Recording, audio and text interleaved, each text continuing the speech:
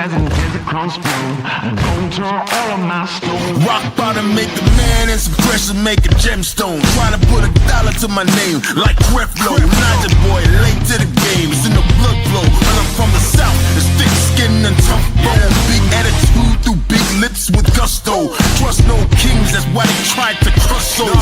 But it's ITBO. When the dust blow, this old head be standing there. No silver, just gold. Crack no books on the hustle. I was born to grind. Yo, scared of your potential. I'm adorned with mine. 30 times around the sun, man. Of course I shine. My legacy will not dwarf with time. And in my daughter's eyes, it's basic. I must not say quit. Every day sees a present like a Rob St. Nick. Walk a fine line between tenacious and patient. I can't slip. I'm fighting clocks and they can't win. I've got bruised souls, cause I'm way grown. Trying to find my way back home. Count my wounds as in desert crumbs flow. I'm gonna turn all of my stones. I've got bruised souls, cause I'm way grown. Trying to find my way back home. Who that soldier in the mirror? Oh, oh. I'm gonna turn all of my stones. Impeccably I flow, hardest raps you know. Breaking status quo, reaping what I sow. Artistry like Van Gogh. Get it from my mama hip, so thick that I need tempo. Personality, spicy body banging like a bongo. Cause black women been it since Timbuktu, since Pharaoh. Sponge rollers and hot combs, lips, cheeks and brow bones. If you ain't for the culture, then please stay out of my zone. These little dummy rappers could never grace my headphones. See, I'm from a place in space where ain't no storytelling, you just had to have been there. If you want the battle, ain't no problem, say where. I got so much experience, I can't even play fair. But I'ma keep evolving and growing and hurting feelings and showing. You need endurance to go in. I got mileage on this pen. I've been busy cause I've been out here schooling all these kids. Took 3 decades to have this glow up that I did. I've got bruised souls, cause I'm way grown. Trying to find my way back home. Count my wounds as in desert crumbs flow. I'm gonna turn all of my stones. I've got bruised souls, cause I'm way grown. Trying to find my way back home. Who that soldier in the mirror? Oh, oh. I'm gonna turn all of my stones. Turn all of my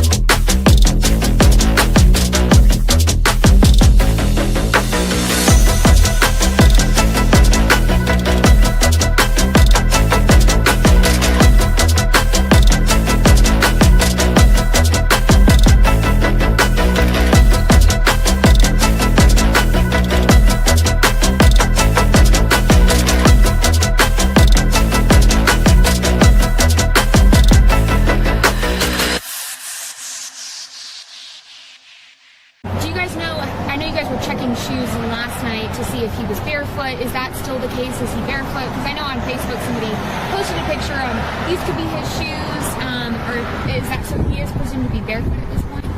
What I can say is that his mom says all of his shoes are accounted for at the house. I'm not going to say that he's barefoot. All right.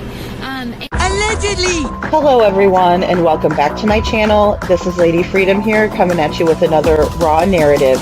Here's a brief disclaimer for tonight's show. Let's watch. That's ignorant!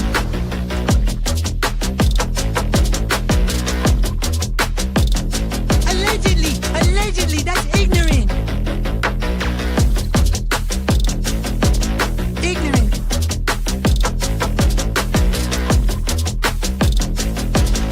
Judgment, Aslı. Chloe, you read my thoughts. You've got the shinin. You mean shining? Shh, you wanna get sued? Judgment, Aslı. You just use that shin of yours to call me and I'll come a running. Suing for what? But don't be reading my mind between 4 and 5. That's Willie time. Hey, yo, boss. You're the better dish, huh? I love him when he does that. Let's watch.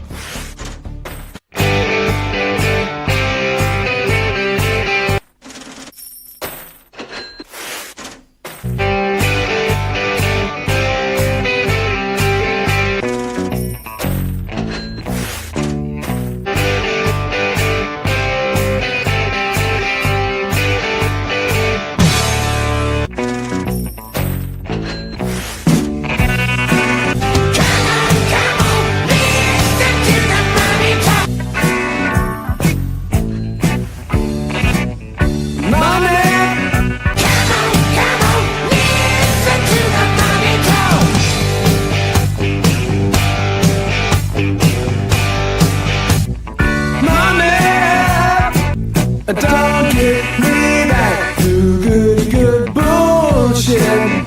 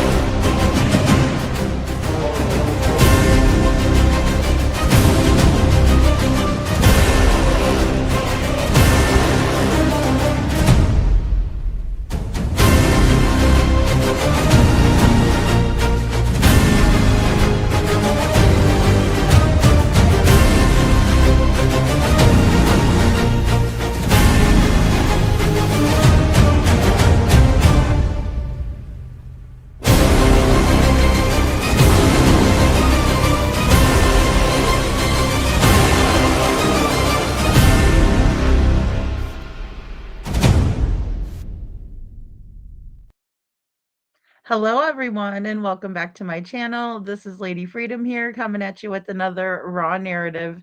And it's so good to see all you guys today. Hey GA64, nice to see you and thank you for all the green hearts. We are Sebastian's army. Thanks for being here. You know, the warrant is interesting, right? Because we all kind of the light bulb all went off at the same time with the warrant. We're like, oh yeah, the one that was called out over the scanner, right? Or what have you. So yeah, I don't know. I I don't usually do this, guys, but I hurried up and downloaded the live and then I added some background music and slapped some filters on it and edited out a couple of parts, you know, but other than that, I'm playing it pretty much the whole thing with music in the background, stuff like that to kind of transform it. But a lot of good information. I have no idea who Nerdy Addict is. I just heard about them a couple of days ago, really. I think it was maybe 4 days ago, if that. But yeah, there's a lot in this interview or this well, it's more of a commentary. It's not even an interview. It's Nerdy Addict and his lady, I believe, from what I can see. I was trying to do some quick research, but I'm running late and then I'm like looking at this and I'm going, "Oh my gosh." Um so let me get it right. Hold on. Okay, so yeah, Nerdbird Mafia, and where did I have that? My thumbnail's so generic, just so you guys know, just very um generic. I'm gonna change it up. Yeah, Nerdbird Mafia, Nerdy and Eva, looks like Eva. So, but I don't know who these folks are. I just know that they talked to Chris Proudfoot, and there was supposed to be some sort of a live stream. There was some disrespect, and then I kind of was, just listening through because he's interviewing people. Like any of us YouTubers up here, where we have, different personalities, stuff like that. I noticed the chat, Elisa. Thanks for being here. That's why, I wanted to kind of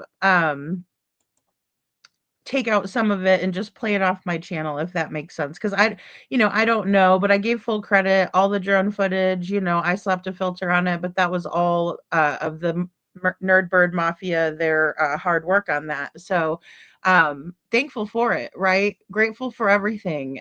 Sometimes things happen unexpectedly, and it's just something that needs to happen. Someone who has some cojones, somebody that can stand up against Chris Proudfoot and the cronies. So because I mean, believe me, when I was seeing some of the people in there, it was people that have stalked, harassed me. You know what I mean? But I mean, I saw some messed up shit the other night. I don't know how, but it brought me into Turtle Island, right? No, I'm just kidding. I clicked on Turtle Island because I do think that that's kind of funny. So I was having a rough day. I was doing Devlin's case. I was doing Sebastian's case. I've been, getting ready for Pigfest and getting everything together. When I go on a trip, I plan stuff and then I get anxiety and then I plan more and stuff. And so I was doing that, and I just decided, okay, Turtle Island's on. That's a light thing, right? It's not heavy like the stuff we talk about. So I clicked in there, and Elevated Truth was like had just gone off on PJ, and I'm like, "Oh fuck." Because I thought, well, at least I would laugh a little bit if I went in there, right? Because Turtle Island's kind of, just like Survivor but YouTube, and it's kind of funny. So so I did guiltily go over there and just listening in the bushes, and I'm like, "Man, I swear I'm trying to get a laugh, but I got drama instead." Hey, Kelly Holcomb. And yeah, Elevated Goof was going after. And you guys all know that's been with me for a long time, and through thick and thin, where, I probably would have like 10,000 subscribers myself at this point. But when you're drugged through the mud and have to go get restraining orders and all this crap, hey, Ebony, hey, Holly S.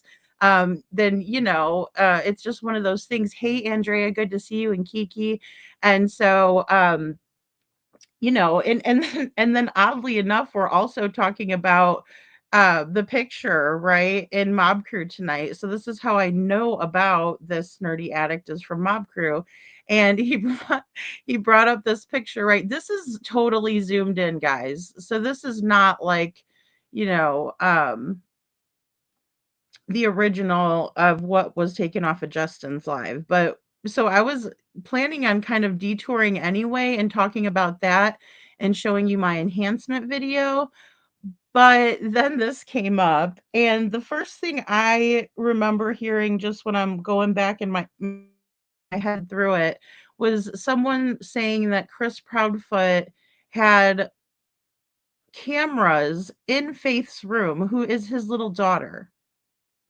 Did anybody because like I just said ew in the chat. Really, really long with lots of W's. Um, because I was appalled. Like I was like, does her mom know that? Although I know she can't really help what happens in his house. Um, but yeah, so I don't want to let the cat out of the bag too early, Alicia, but we're gonna get into it. Yeah, there was a warrant that was called out on the scanner. And it was around the time that Bullhorn Betty and Chris had just finished up court. If I'm not mistaken, it was right before or after everything kind of finished up, right? Yeah, Holly S. I'm glad too, you know. Maybe this will be a bridge of hey, let's get along and find Sebastian, right? Like I preached that earlier today about Devlin's case. Hey, forget me not. But it is hard when you're dealing with the family members, right? It's hard. And no offense to Jessica, and I'm not trying to be rude to her because I'm very proud of her. She's stepping up and taking care of things. Hey, Elisa P. And so, thank God one of the family members is doing this, right? For Devlin. And yeah, I'm going to Pig Fest. Yeah, I am, Alicia. Yeah, I'm excited. Hey, Deanna. Um, I'm excited. Hope Float's good to see you, but I get like, I get nervous and then I like, then I'm like, oh, I need to grab everything and I got to get all my, and then I turn into a bag lady because I get all the bags out, right? I'm like, okay, this is for this. Oh, it's terrible. And I have hair stuff and makeup and crap. Oh God, it's gonna be a thing. And we were supposed to make ribbons tonight, but we'll do that tomorrow. Like awareness ribbons that we can hand out. And this guy, nerdy, was you know, stapling the flyers to the trees and stuff. So I was like, hell yeah, like I mean, I'll take it where we can get it. In Sebastian's case, right? Somebody's out there putting up flyers. I don't care who it is. I don't care if the devil himself was putting up flyers for Sebastian, right? So no, and I'm just joking. I am grateful for Nerdy Addict because there was some good information in there, guys. I only got to scan it. I hate doing this. This is the worst because I don't like putting things up that are sloppy. And I haven't even checked the video to make sure everything's all good with it. Like, I mean, I barely checked it. I'll just say that. So uh but good stuff. Really, really good stuff. Hey Nisi Marie, good to see you. Yeah, yeah, Mob Crew. I know. Yeah.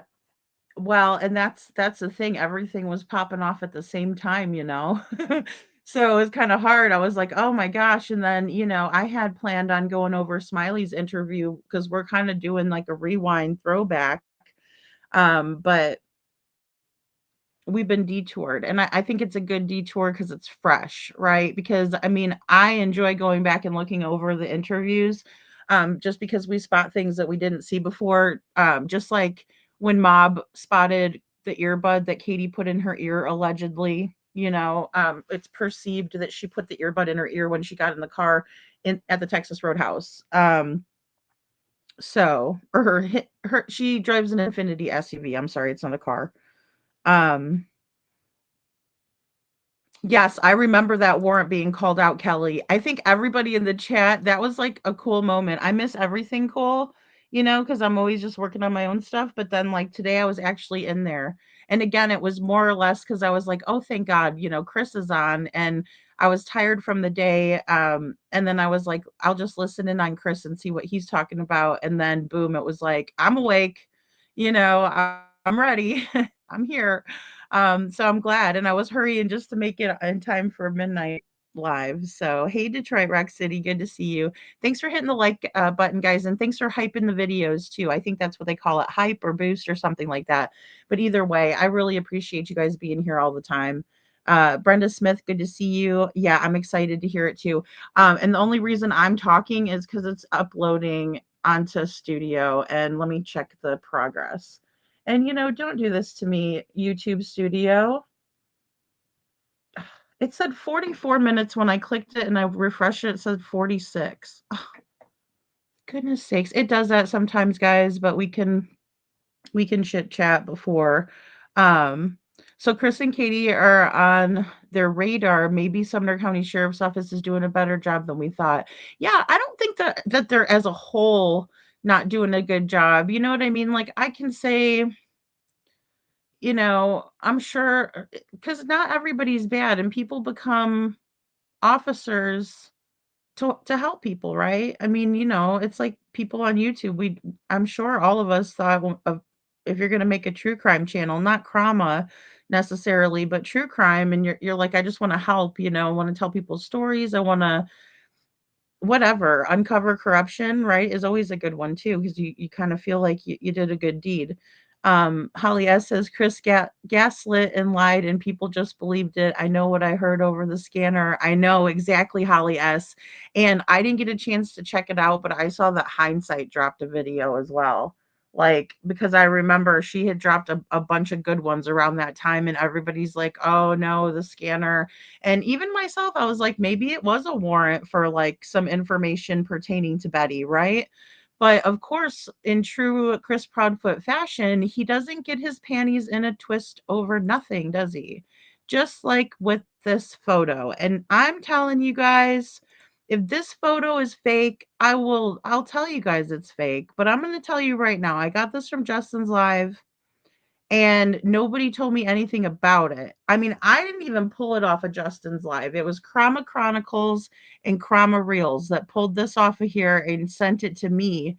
And then I was the only one that worked on it because I was the one that was a creator. I mean, the other one is Grace's Gavel, who's Chroma Chronicles now, but her true crime channel is in the shitter because she is better at being a bully than she is at telling and advocating, the stories of these people, right? We all have to do stuff for entertainment value. I'm a goofball myself. So, I mean, I make fun of my own self half the time. Um, so, I'm not going to spare it when it comes to these monsters with these kids. I mean, it's going to come out.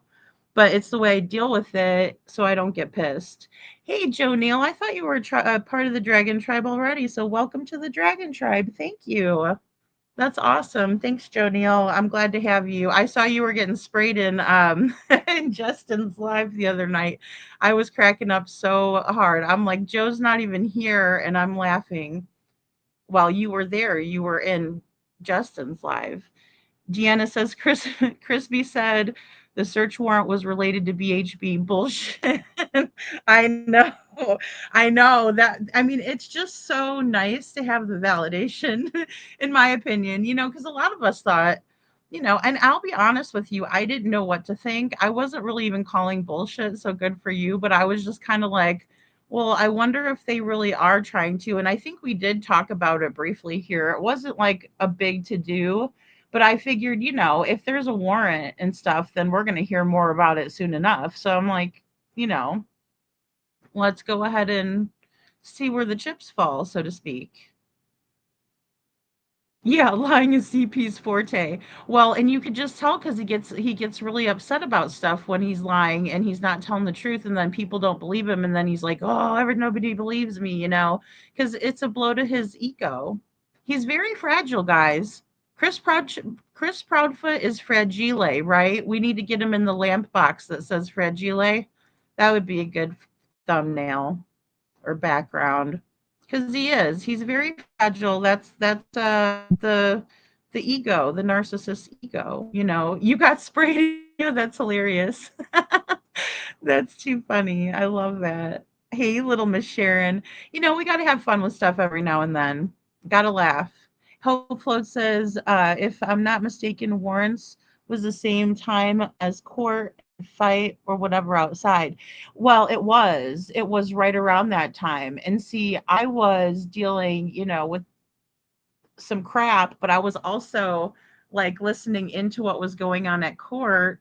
Um, from the people that were there. Like, for instance, I was watching Jay is for Justice because Molly Golightly was on there and she was talking about her court experience. So I'm like, oh, I'll go over there and take a gander at that. Well, then of course, I go over and watch Betty's coverage because she was in it, right? And then the news coverage. So I was watching all of that stuff go on. I even watched Cluminati, and her and I are the best of friends, obviously. So, I mean, I was even watching her, and that's how I found out about Terry Lynn sitting on the opposite side of the pond, so to speak, which is ridiculous. We're all grown-ups. We need to stop with that.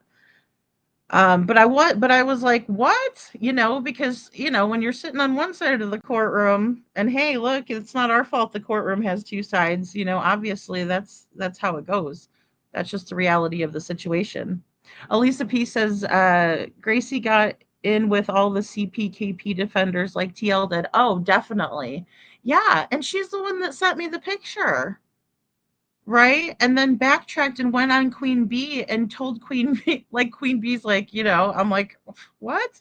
And like, telling her, oh, Lady Freedom did this with the picture because she was upset about it already. So, and I'm like, what? You bitches sent it to me. Are you crazy? Have you lost your mind? Because I'll help you find it. Type of a thing. That's Stanley from The Office, by the way. So, Sebastian left in the car that morning. I believe so. I believe so. And I'm sorry, I can't say your name, Aw, but I'll call you Aw. I'm sorry. Aw Contraire. Is that what I hope I said it right? Um, yeah, I think so too. And the car that we're referring to here is that silver sedan in the morning, right? Because that's the only other car that was in the neighborhood, right? I'm just trying to think logically speaking. I'm not trying to come up with anything on my own here. I'm just taking, the footage from the neighborhood that night in consideration, which we have to. I mean, I can't believe Sebastian wasn't caught on camera footage, especially if he just walked out that door like Katie says he did. I don't think he walked out that door, Katie. I really don't. And your husband going around making promises to be on a show with people and then not doing it is not smart. And then Crabtree, the guy that was, snorting stuff in the woods. I don't know. I mean, I know he's got drones, and I thought he had a boat, but he also had a GoFundMe. So I was like, I thought he's broke. Why won't he sell his boat at least or something? Even though I was in the Florida Keys, man, and I'll tell you what, you need to have a boat out there because you could do all kinds of fun stuff. So it's definitely looking at the boats there. I was disappointed with how the picture was received. Not sure what Nancy Grace's take on it really was really. I don't either. All I know is that somehow Clue got like, and I'm sure it was from SF, but she had the podcast before anybody else did, and she reviewed it. And she was pissed off, big mad, and I'm like, what? Why do you care so much, especially if it's not anything to worry about, right? If it's just Lego Man Chris, pixelated or pareidolia or however, I mean, everybody's got their own opinion. When I posted this picture, I just asked you guys what you thought about it. And Limelit Girl gets all the credit because hers is way fucking better than mine. Hers is the purple one. Mine's the gray one. And I did a whole, different filters that I added to it. That's the video that Nancy Grace was going to play, but then she decided not to. So I don't know if it's really evidence, if she was threatened. I don't know, but I went off on Nancy Grace because she had SF Investigates on, and I posted that on my community wall, and she never, responded. But I'm like, how can you sit there and have Steve Fisher talking about baby Emmanuel, you know?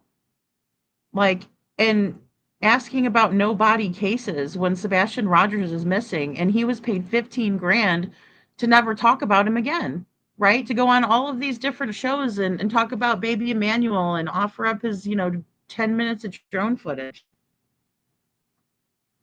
To me, that's bogus as hell. And Sebastian deserves better than that. So yeah, I mean, but I still like Nancy. But that rubs me the wrong way, That's why I won't watch America's Most Wanted. They took out the last of the end of the lights video. When someone goes back to the house, whoever came from the house goes back to the house. I'm not okay with that, And I agree with Chris. I will say, Chris with the Mom Crew, I agree when he says, the lights video from the Nick Barris video is not the original, right? Because it's not. It's not the original. Somebody took it on their phone, right? We don't even have the fucking correct timestamp on it. Sorry, but it just really pees me off. Hold on a second. We don't have the timestamp. Here's the crap that we just got, right? And here I'm thinking they got it from a different night. Well, I didn't realize it's because the cameras were jammed for like days. their cameras were jammed for a couple of days. And so I was like, what the hell is this shit that you guys are putting out, FBI? What the fuck? And I'm like, this is ridiculous now. So, oink oink.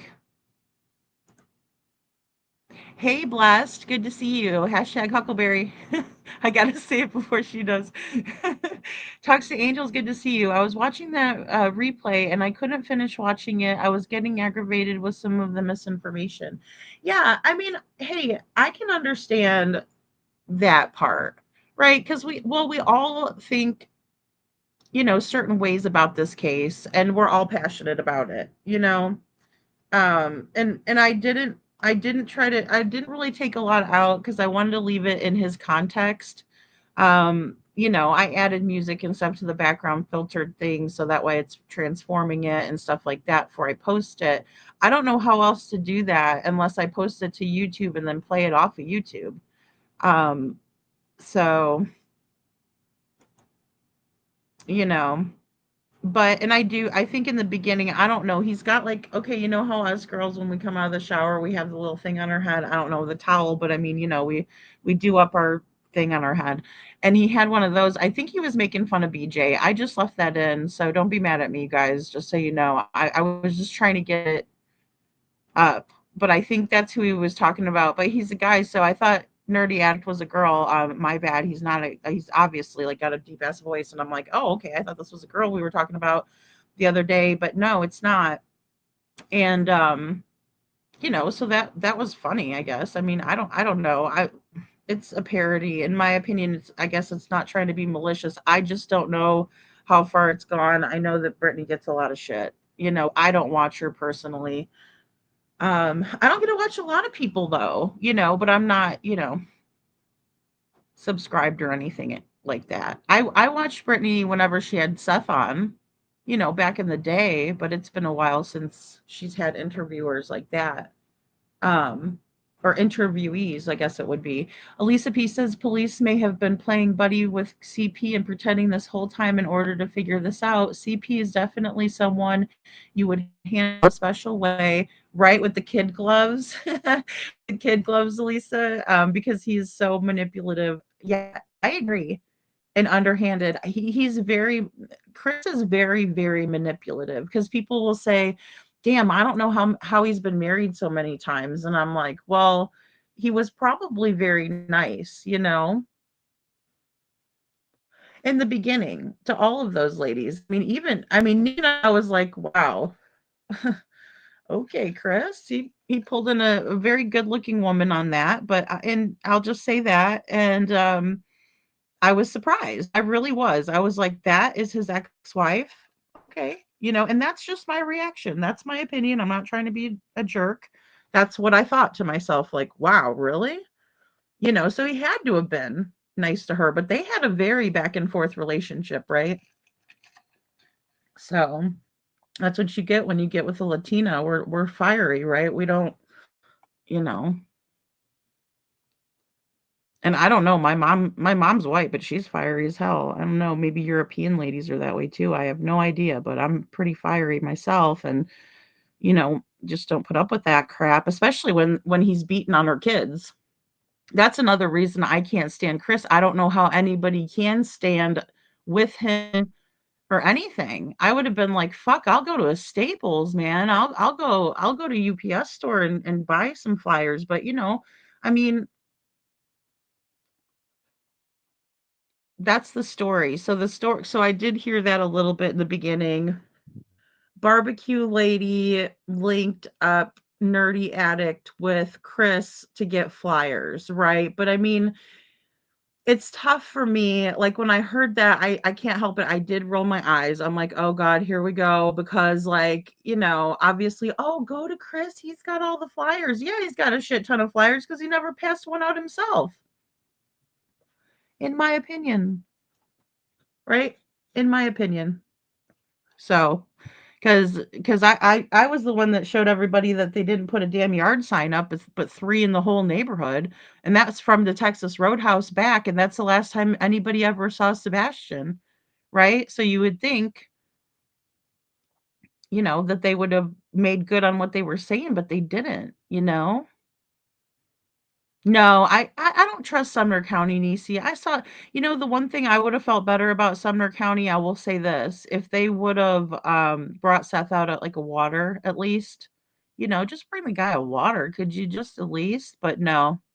Nope. Whenever they walked outside, they just totally ignored him. They would think I was crazy. They'd hide from me. They'd be hiding from me. I'd be like, "Where's my kid?" They'd be like, "Here she comes, fucking psycho."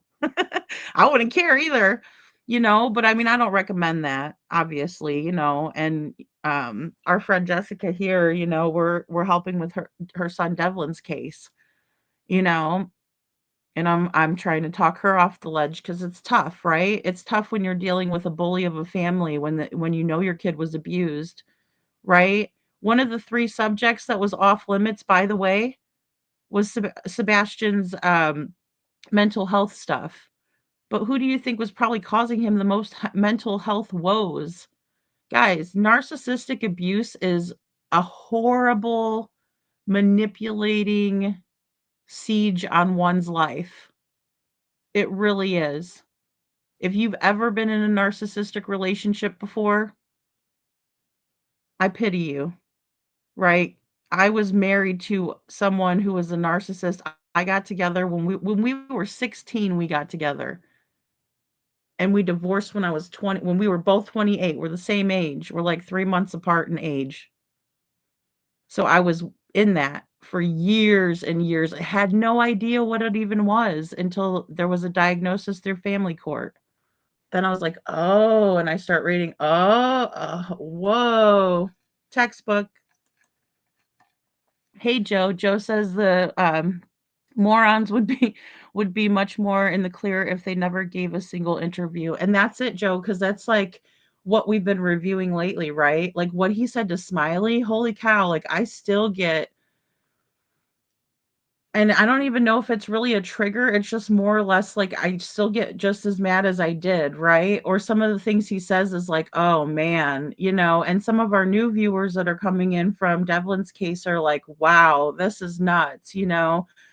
Um, it's just the characteristics transfer over from cases. It's the patterns in true crime that we really need to pay attention to, in my opinion. You know, it's crazy.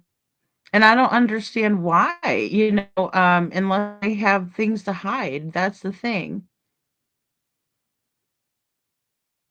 Yeah, no, it's not, and that's the thing about the Idaho 4 is that I asked somebody to send it over because here's the thing, Little Red, I did not originate that photo, right? And this is the photo we're talking about again, guys. I don't care showing it. It's a freaking photo. I mean, Ellie didn't do shit about it, right? This is 2 variations of it. And, I didn't get the photo, or I didn't work the photo down, right? Like messing with the coloration or, anything like that. The one similar video that we've seen is the one that Hindsight posted where it looks like somebody's being carried over someone else's shoulder, so that's kind of where I'm thinking that might have originated from is one of those because it was closer. It wasn't when they were all the way back in the common area. It was further out. Excuse me, further, it was closer to the cameras because they were coming up on the car that was sitting there on Stafford, right? The one that tripped off the motion sensor lights. So that's how come it can be so close like that and so straight on. But I will say that the camera angle was a higher, for it to be so straight on. It is, but I don't know where. I don't know if it actually came from this camera. Guys, there's cameras all over. Those people have $700,000 houses in that neighborhood abouts, right? I didn't run comps in the area. I could, I guess. I'd probably have to have access to their MLS. But I could go up, I can go on Google or excuse me, Zillow, and I can see what, everybody's house is looking like around the area and say, okay, Chris and Katie's house is probably worth about this. I mean, I could eyeball it as I used to be a realtor. So, um, And you can say, and obviously I don't know what updates they've done to the house, things like that have to be considered as well, but a ballpark you could get, you know. I hope they are building a case. I hope we put the public pressure on, and maybe they were being stubborn because they knew. Hey, Kiki. Yeah, and I don't know where the photo originated from, guys. I will tell you that. And I will tell you guys that I talked to Justin afterwards, right? Because it was a big crap show. And Justin was super nice about it, right? He was just like, "Oh, no big deal, everything happens for a reason. We're going to keep working, and that's what we've done.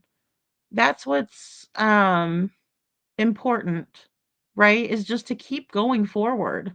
We keep sticking in the past. But I mean, with in terms of the interviews, I think it's smart because we know a lot more now than we did back then, and we can look for things that Chris and Katie have told on themselves for and stuff. So I just think that we see different things. But other than that, I think we need to focus on what happened to Sebastian because, you know, he, here's my thing. I think that he was carried out of the house that night, right? I think the flashlight video shows that. I think he was put into the getaway car, right? And this is my theory, and this is a nutshell of it. Put into the getaway car, and Katie went back to the house, pretend like, she was sleeping, probably cleaning up, probably pacing the floors, probably freaking out, right? Oh, damn, I meant to put the car up. Sorry, there we go. Yeah, she's pacing around. She's freaking out, right? And then she calls, and or if everybody already knew what they were supposed to be doing, because by golly, Kiki showed it on her live this morning, right? That the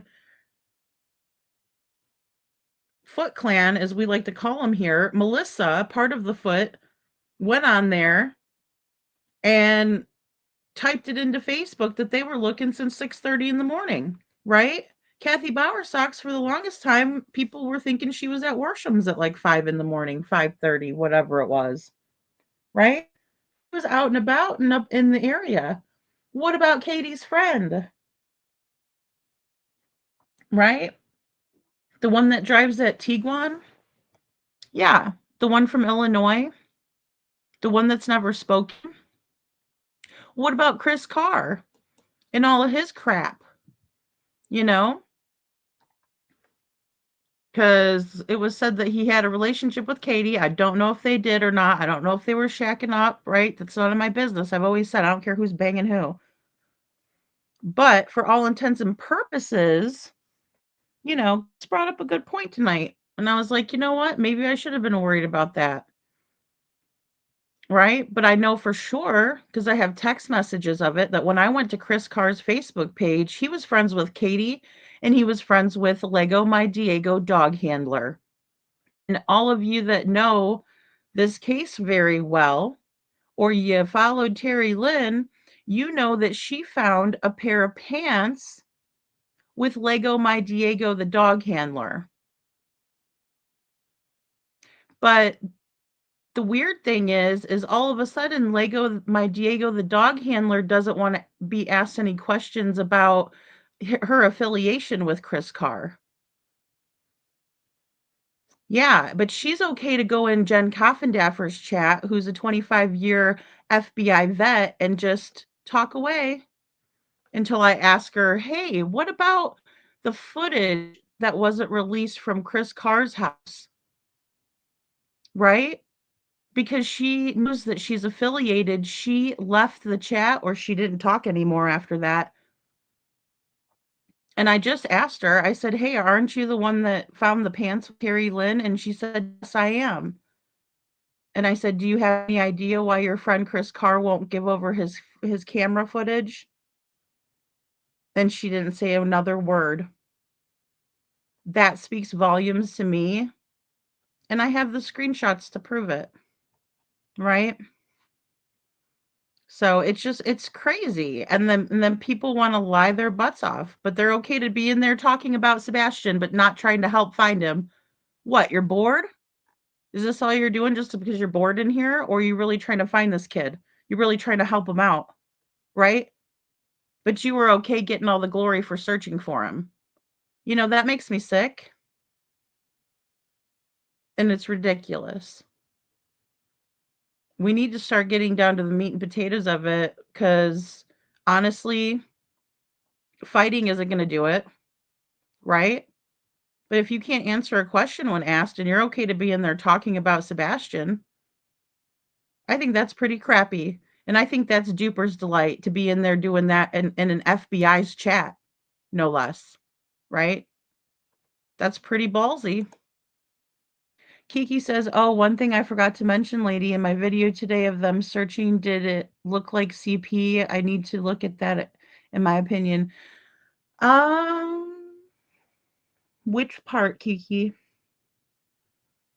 In the video about them searching? I'm sorry, you're gonna have to refresh my memory on that.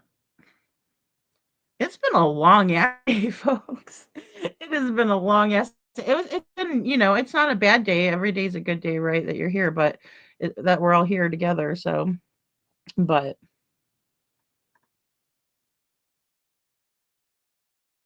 I'm actually American, Joe. Like my dad is Mexican, but he's born here. So, whatever they call that, Mexican American. But that's why I have, you know, a good tan. Um, Lover Girl says Andrea, one sister, made a few weird Facebook posts, but otherwise none of them have spoken out to my knowledge.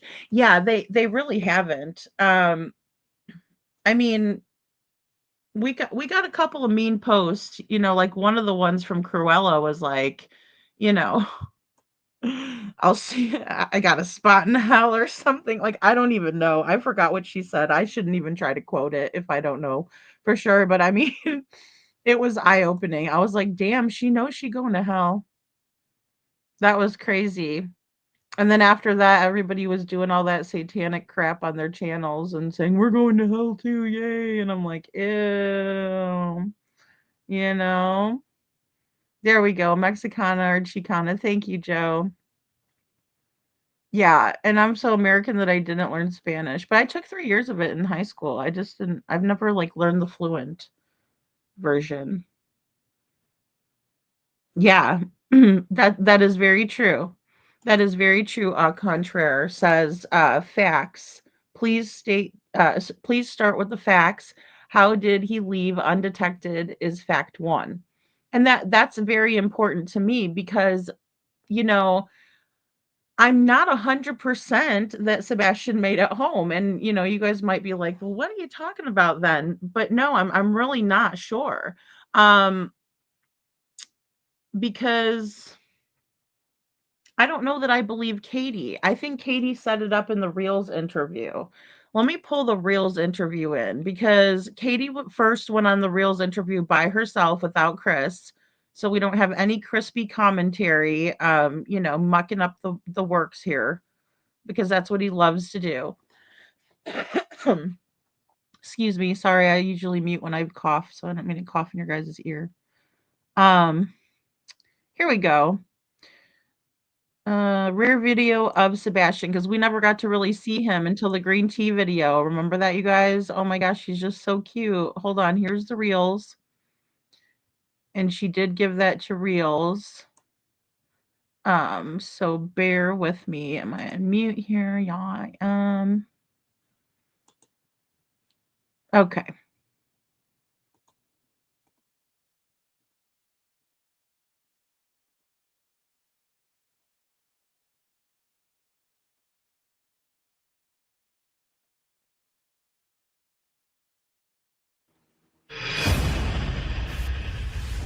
Teenager.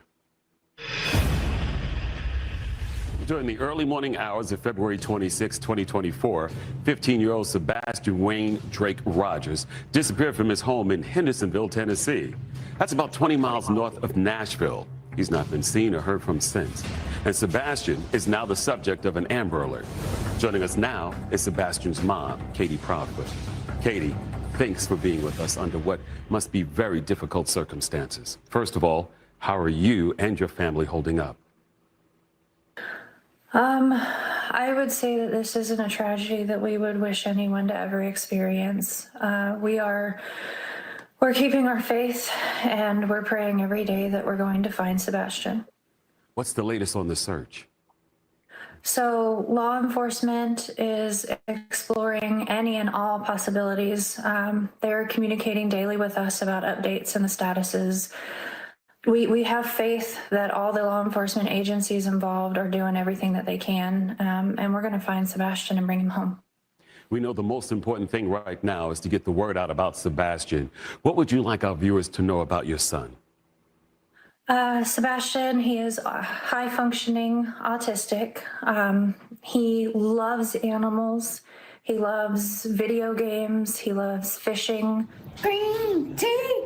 You're so goofy. He's typically a very, very sweet boy.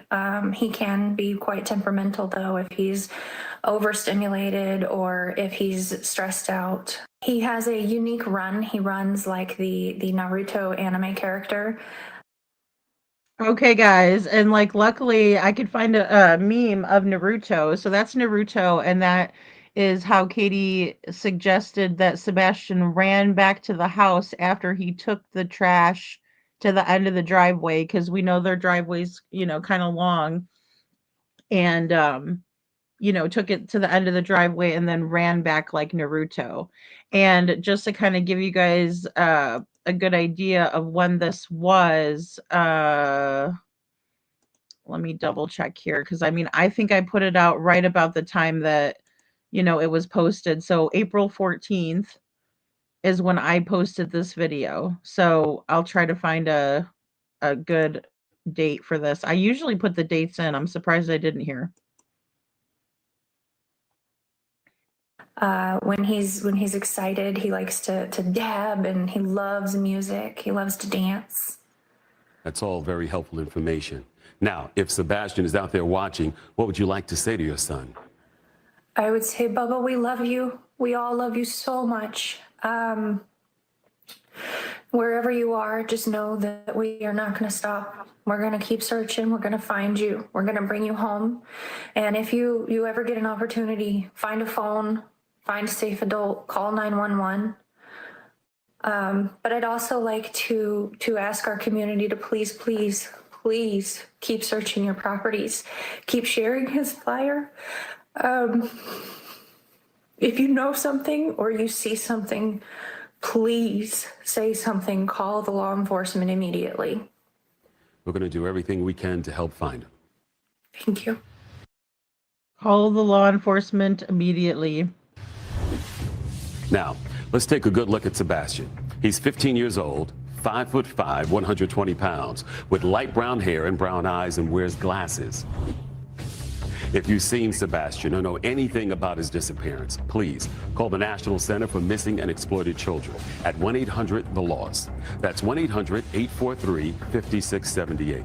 And you can also reach out to the Tennessee Bureau of Investigation at 1-800-TBI-FIND.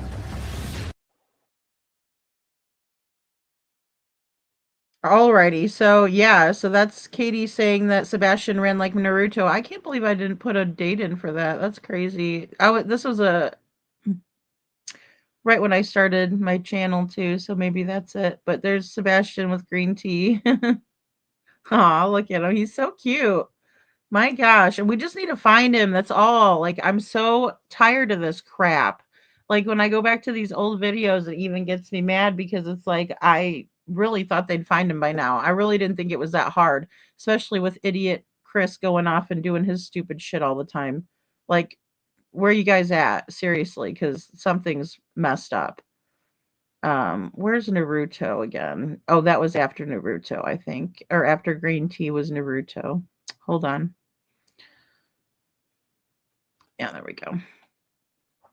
Okay, so, and to my knowledge, the conversation with, well, we had been talking about the trash can video, right? Like, people wanted to see the video. People were wondering about seeing the video, and I agree with that too, Joe. Yeah, what matters are their words after that night. Yeah, I agree with that too. I mean, because they're the only ones that would know, right? Like Chris does put himself there when he talks to Katie on the phone for as long as he did, right? Because whatever transpired during the time of 9:30, right, roughly, until the time they got off the phone around midnight is what they've always really said. Then, he could hear everything that's going on, or Katie could tell him. So like the thud or the bang or whatever, the sound, the noise that came from Sebastian's room that night around 10 p.m., Chris would have been on the phone for that, right? So and he never recounts it from his point of view. You guys ever notice that too? That, he recounts it from Katie's point of view, and it's weird in my opinion, because you would think he would be like, "Yeah, I heard the noise too," or all of a sudden Katie said that there was some kind of a noise in Sebastian's room, right? He never speaks of it as if he was on the phone with her when it happened. So did it even happen? Or is that bullshit? Right? Or is it just something that really bad happened and that's why they're so nervous about it and they can't get it right? Because he's got carpet in his bedroom. So how was there a thud or a bang? I mean, a noise I get, right? Well, what did the noise sound like then, right? And Katie said a thud. That's what she told Nancy Grace. Hey, KJ Mack, you know? And, I don't know if there was some sort of a swap, and I'm thinking there may have been. But then again, it did take Katie, I'll say it shouldn't take her 30 minutes to get home from the roadhouse. That's one thing I'll say about the swap that could have happened. She would have had plenty of time to do it. And why did it take her so long to get home? I'm wondering if the thud was a lie. I mean, and I don't know, but it's changed over time, and people have really stuck onto it as a timeline event, obviously, because there's so many holes in her timeline, and then you hear about a thud, you know? So then we're like, a thud, or for those of us who heard it early on in Chronicles of Olivia, it started out as a noise in Sebastian's bedroom.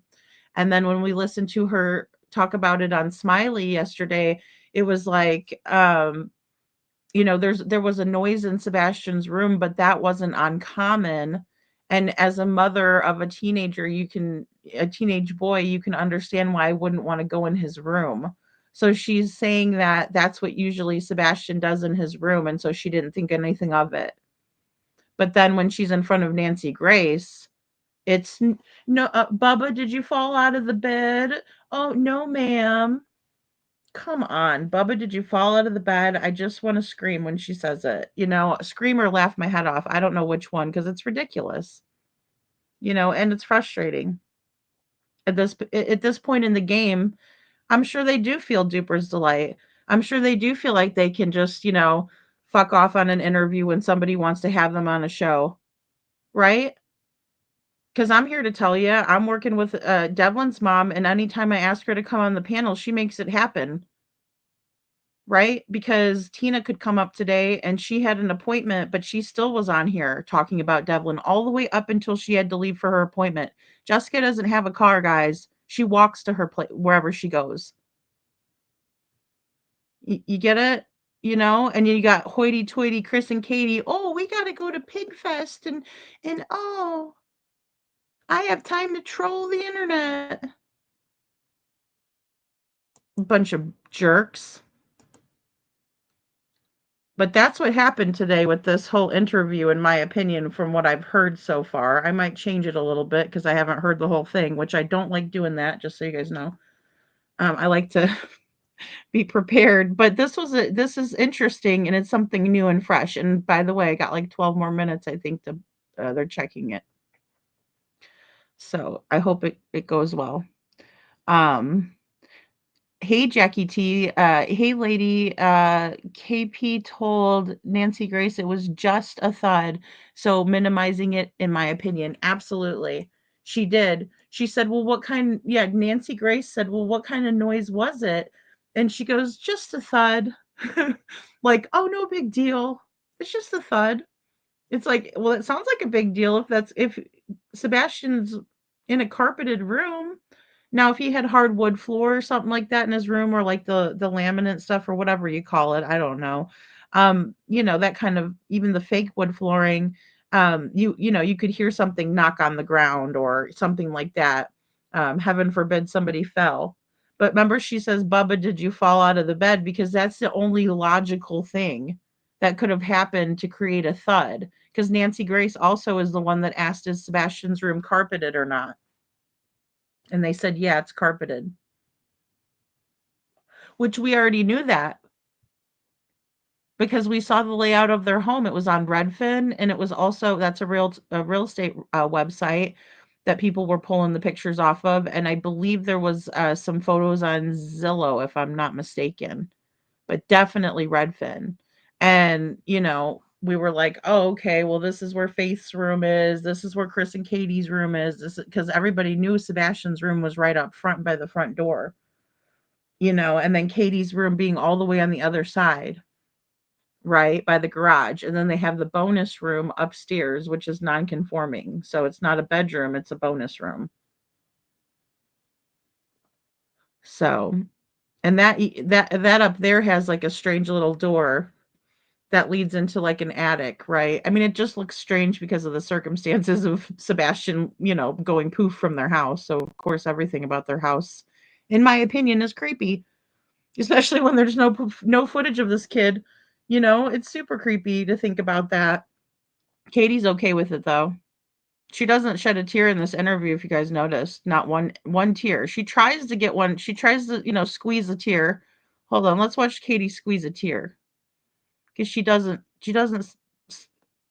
not crying, you guys. I mean, this is right when Sebastian's gone missing. Keep searching your properties. Keep sharing his flyer. If you know something or you see something, please say something. Call the law enforcement immediately. We're going to do it. Call the law enforcement immediately. And she gulps. One big gulp. Right?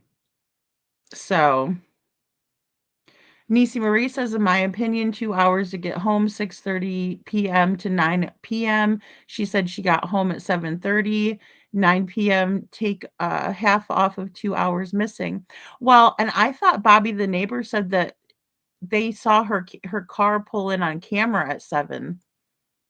See, so that's where I'm confused. But and the thing is, Nisi Marie, is that we can't believe half the crap that comes out of her mouth. I mean, look at her. Like, I don't know. She doesn't look distraught, in my opinion. She looks like she might be on like some sedatives and stuff. And don't get me wrong, I might be on some sedatives too if my kid was missing. I mean, your nerves are worked, and then you're going on public platforms talking to people, and people are watching everything you do. I mean, yeah, it's going to be a little nerve-wracking, I would say. So yeah. And I'm a big person when it comes to like talking to a counselor and stuff, and that would be the time that you would need somebody like that, in my opinion. I mean, I'd seek out help um from everybody, but Katie doesn't quite seem to do that. She seeks out help from the trauma channels, and let's go on there and party and act silly and make fun of Sebastian that he doesn't smell good, but he's a boy and he's a kid, and then you don't have him shower before school on a long day of going having him run all over the place. So what do you expect? Because I stink if I don't take a shower. So do you, Katie. Your shit stinks too, by the way.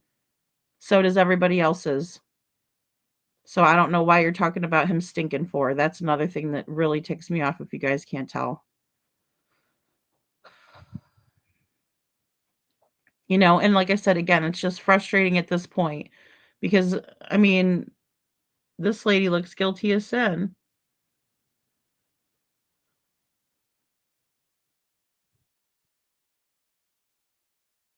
And I don't know, Jackie. It might have, it might have. And then, she told Ellie it was a bang. And Ellie's not even worried about the bang, right? They just talk about it as if it's no big deal, right? Brandon Carter. Oh, by the way, there was a bang in Sebastian's room. Really? But his window was locked. His window was locked, wasn't it? Detective Carter? Windows only lock from the inside, Detective Carter. Golly. Detroit says she never mentioned that CP heard it over the phone. He never says she said anything about it when she was talking on the phone with him allegedly. Yeah, and I think so too, Detroit. It's weird, right? Because, like, say you and I were talking on the phone and you and I were talking about us talking on the phone, I would be like, "Well, I heard Detroit say this," or in the background, I could hear, Detroit's son, right, doing this, right, or something like that. But he never talks about it as if it was a true event that actually happened. Never. They never talk about their phone conversation as if it was an event that actually happened. What they do is they say, basically, at this time, yada, yada, yada. And then we were off the phone at 12, yada, yada, yada. Right? We got on the phone at 9:30 and about, I told her to put the dogs up and go to bed. That's all we hear about it. Oh, we told her to put the dogs up and go to bed. You know? Or we know that he was supposedly in his, delusions ordering Katie around. That's not surprising, you know? Hey, Coffee Crime and Cats. I know. I don't know. Because she's not crying, right? Unless she was crying her eyes out before she got up there. And I'm not going to say she wasn't. I wasn't there. We also kind of noticed that Katie had some redness on under her eyes too. Like this kind of looks like a shiner to me, or something had happened, or I don't know. But we analyzed that too a while back, you know. So KG Max says that's right. CP never mentioned hearing any conversation about them taking over, or excuse me, talking over Bubba falling out of the bed. Right, KJ Mac? And with his need to take over conversations, he would have. I think so. If it was a true event, they would have had more detail about their conversation, And then don't forget Katie's saying that she was studying for school. She was, on the phone with Chris. I think at one point she said she had the TV on, right? Which we know. I mean, I can say that a lot of times I'll have YouTube on in the background. Before YouTube, I would have the TV on for background noise or music or something. So, I mean, she could have had music on while she's studying. I put music on when I study. So I'll just say that. But everything else, it's like you wouldn't be studying and talking to Chris because how could you concentrate, right? Is he just sitting there listening to you read your book from DeVry, right? And business administration. That's what she told Nancy Grace. Nancy Grace said, "What are you going to school for?" She said, "Business." I'm like, what the but she does that all the time. She's so nervous that she can't even correctly say words that are just regular words. Chris mispronounces words. Katie says things like, Sebastian doves animals. He doves them. And it's like, wow, Katie, stupidity leak or what? But I think she's just so nervous that she's going to get what's important wrong, that she gets everything else wrong too. What the hell is doves animals? And the hate channels don't have anything to say about that? I thought you guys were haters, you know? Oh, no shit. Lover Girl says Nerdy Addict just posted on X that Katie lied to people about her phone being broken instead of admitting law enforcement seized it with that search warrant. What the fuck? Oh, yeah. All right. I'm trying not to get my hopes up because I've got them up too many times that law enforcement's actually going to get on it. But I'm going to tell you, thousands of people are going to know about Sebastian because I'm going to wear his shirt. And I don't care if I stink, Katie, I'm going to come up right by you. Maybe I'll put some Swiss cheese in my pocket for you. Gosh, I mean, a mother doing this, guys, I'm here to tell you, it's night and day when you deal with a mother who actually wants to find their kid. Detroit Rock City says we just have to be careful because they can use it against Lady Freedom's channel. Yeah, I mean, thanks, Detroit. They're crazy as hell. I mean, somebody told me to get a body cam. They said, "I wish I could send you a body cam." I'm not gonna say who said it, but they're like, "I sent you a little bit for Pig Fest, but I wish I could send you a body cam." I'm like, "I'll be all right." You know, I'm tough. I'm a tough girl, you know, maybe even a broad. Uh, Elisa, Elisa says anybody too. I could be wrong, but I just don't have that feeling here. Well, and you know, and that's the thing. It's tough, Joe. Joe, stop. I'm so mad at Cash Patel, you know, and don't get me started. Just don't get me started on that. You know, he's a normal person. Oh my gosh. Okay, guys. So I think this let me load it in there. Yay. Oh my god. And if I have anything messed up in here, just please bear with me because you know I was trying hard to get it um in order for us to watch it. I gotta put it here. I won't put that guy in there. Um Why not? I'm just gonna choose this random thumbnail, so I might change it later, but that is kind of funny, a funny thumbnail. So there we go.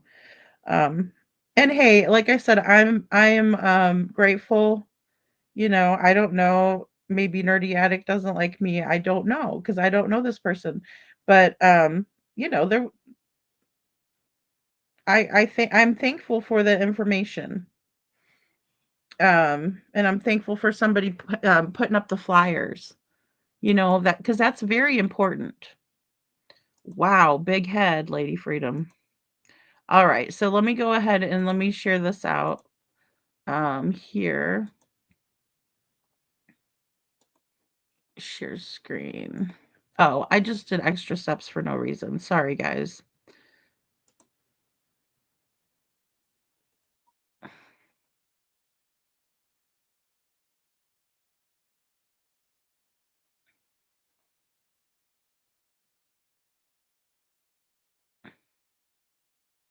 All right. Oh, sorry. Hold on one second. I don't know why it does that. This is the channel Nerdy Addict, right? 10K subscribers. And I just grabbed this really quick because, you know, shout out and courtesies. So there we go.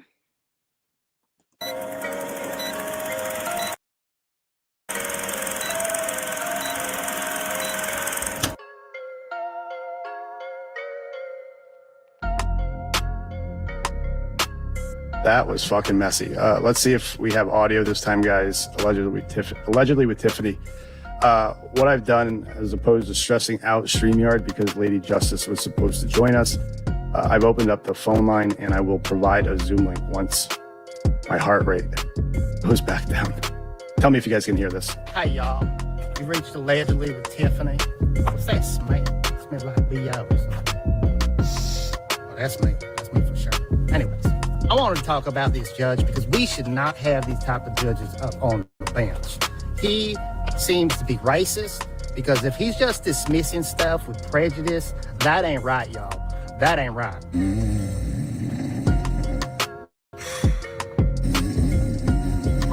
What's that smell? It smells like B.O. Well, that's me. That's me for sure. We have audio working. Thank goodness. We are going to go right into the featured video. It's about 10 minutes long. You guys should hear audio this time. Once we do that, I will start breaking down the visit. There's some stuff here that has not been disclosed until tonight. Lady Justice, if you are listening, telephone line is up on the screen. That will be the easiest way in about 10 minutes, but I will try launching the Zoom so you can join via video too. So with no further ado, guys. So here's some pretty cool stuff, guys. I just switched his music out for mine, right? But this is his footage of him driving through, which is pretty cool. It looks a lot like Missouri, I have to say, with the rocks and stuff like that on the highway. But nevertheless, very cool video of the area. And I don't know which highway that is. Maybe 75? I don't know. Dabbing.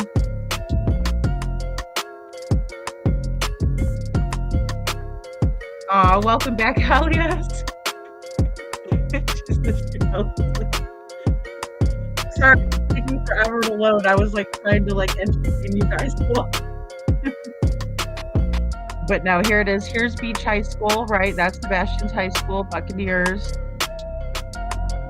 You know, and those of you who followed Terry Lynn, she had a reunion. So we did get to see the inside of the school. They have like animals. They have like programs for, you know, girls that like to do hair, all kind of stuff. Right, and then we got the fire station, which we talked about. The fire station, Shackle Island fire station had the mobile command center set up, and that's where they have the command center.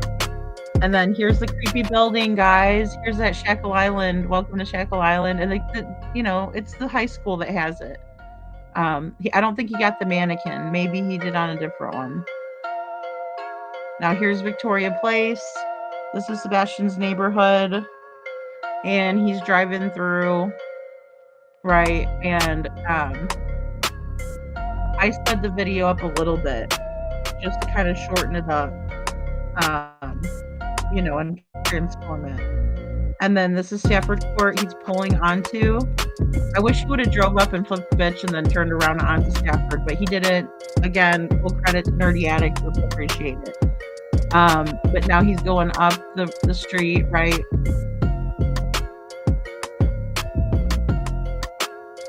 There's Sebastian's yard sign. There's the camper. I don't know why he has the pop-ups out in the driveway. That's always strange to me. He has the pop-outs up all the time. Like whenever he's parked in the driveway, it's weird. Right? Does he go out there and stay in the camper or something at night? I don't know. I've just wondered that because a couple of creators have drove past their house and he's had the pop-outs out. Pop-outs up, sorry. Or out, maybe. I don't know. Either way, you typically don't have those, you know, if it's sitting in your driveway, if you're not in it. So. I know, me too, Jackie. I love that name.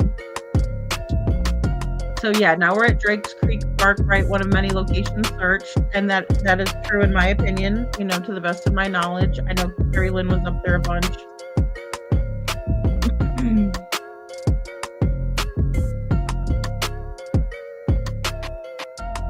Right, and it's a nice area. I mean, you know, like I said, it just reminds me too much of Missouri, and it's like, ooh.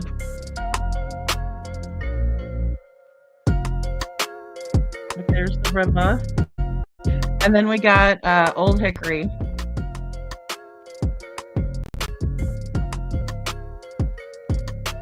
Lots of places to fish. We know Sebastian liked to fish. The body will collect at the dam, right? That's what usually happens. Yeah, it was down there, so yeah. Yeah, so. All right. I appreciate it, man. Have a peaceful day.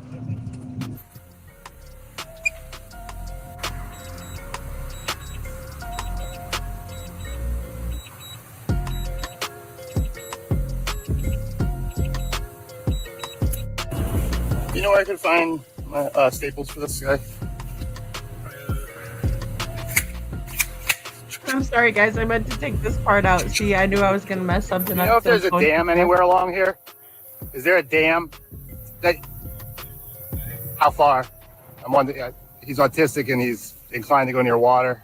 I'm trying to figure out where the dam is. I work for At Night Intelligence, but the night is a K. My probation officer calls me a nightmare with a K. Good morning, Faye. Keep going this way, past the marina. I'm not sure that way, but if you go here and make a left, go down. Do you know what what's the dam's name? Old Hickory. Old Hick? Old Hickory Dam. I appreciate it, man. Have a peaceful day. This is the street behind Stafford Court. Someone said to check some extensions on the construction, but there's nothing back here.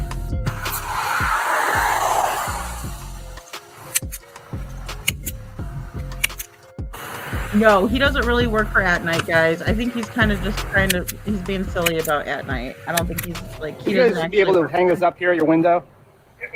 Thank you. I work for At Night Intelligence. That's night with a K. My friends call me Sir Render. My probation officer, he says that I'm a nightmare, but with a K. I appreciate it.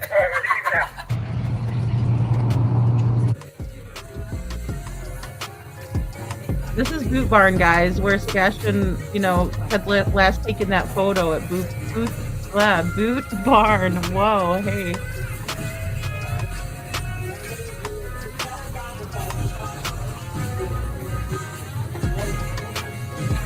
There's all kinds of cowboy boots, work boots, hiking boots. You work here? I have a quick question. There's a missing boy from Hendersonville, and I assume this was taken in a boot barn. But you guys don't sell those kind of sneakers here, right? Was he in here? That's what I'm saying. I think so, but he's holding up a pair of shoes. We thought it was Boot Barn because that's the logo, right? Yeah. Yeah. That's the store. That's what I figured. But you guys don't sell sneakers like that. Why would he be holding up sneakers? Well, we. No, Kiki, this isn't a whole joke. No.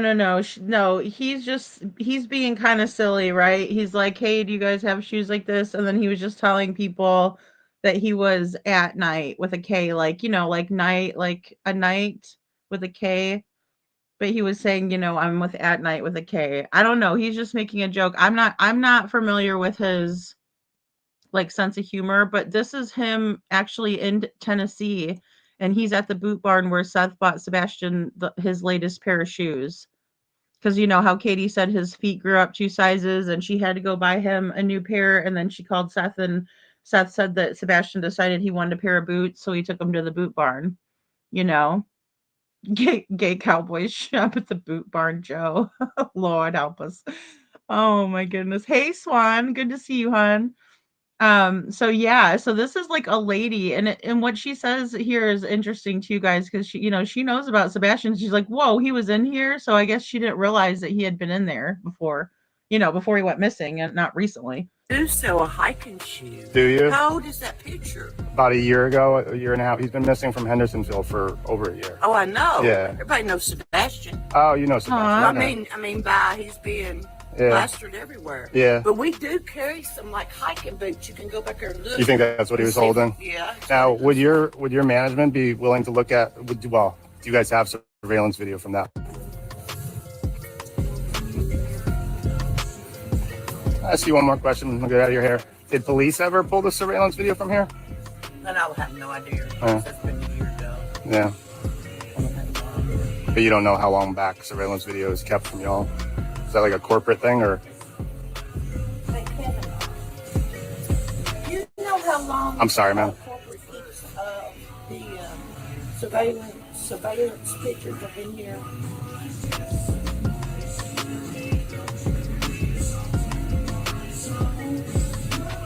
Like, I'm in tech. Sometimes they'll move it to the cloud if they're running a local storage. So I don't know. Every company has different policies, though. Some will only hold it for like a week, and after 30 days, nothing. Thank you.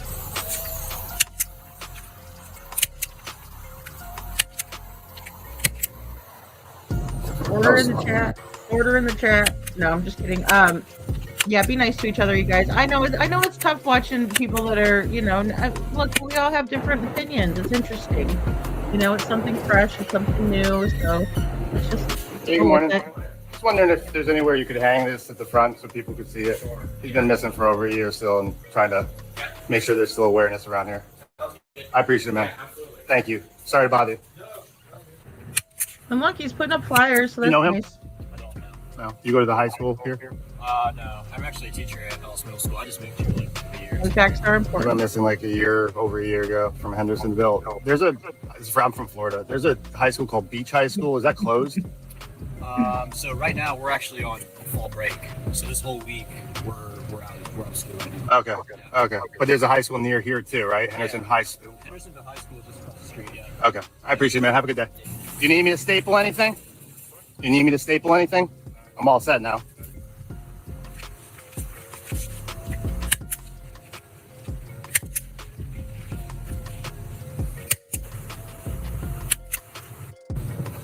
It's too steep.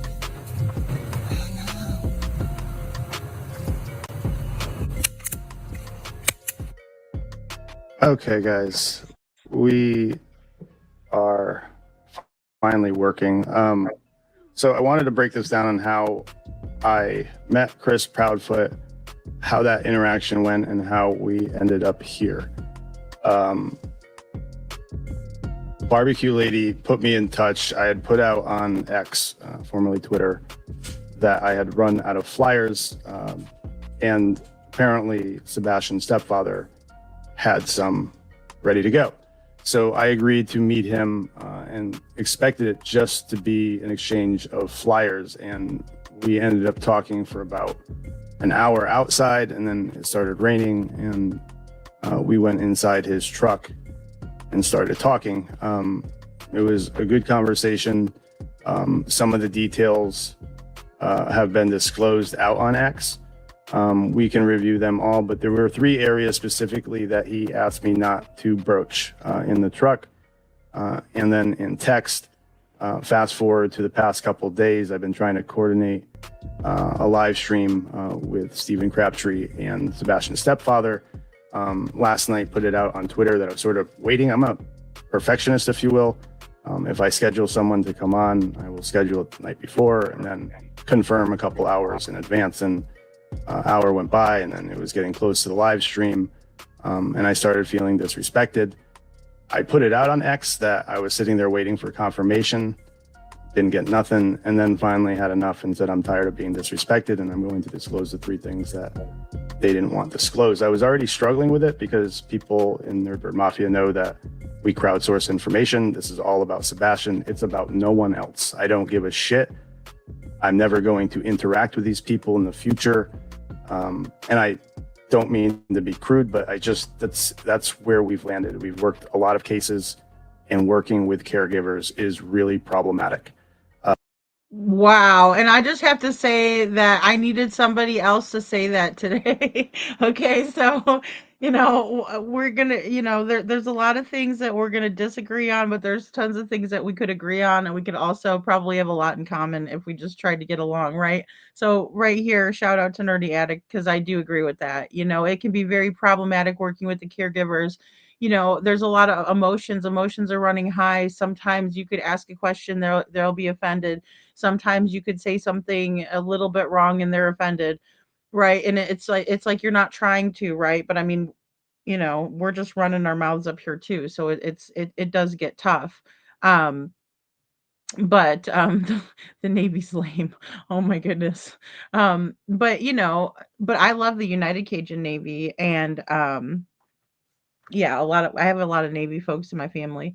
But I will say that it is problematic. So, I mean, as a creator, in my opinion, it's like we have to go where the facts lead us, right? And we have to keep it about Sebastian. He deserves that. He deserves it, right? Look at his face, guys. Do you think he's gotten the best? Because I don't.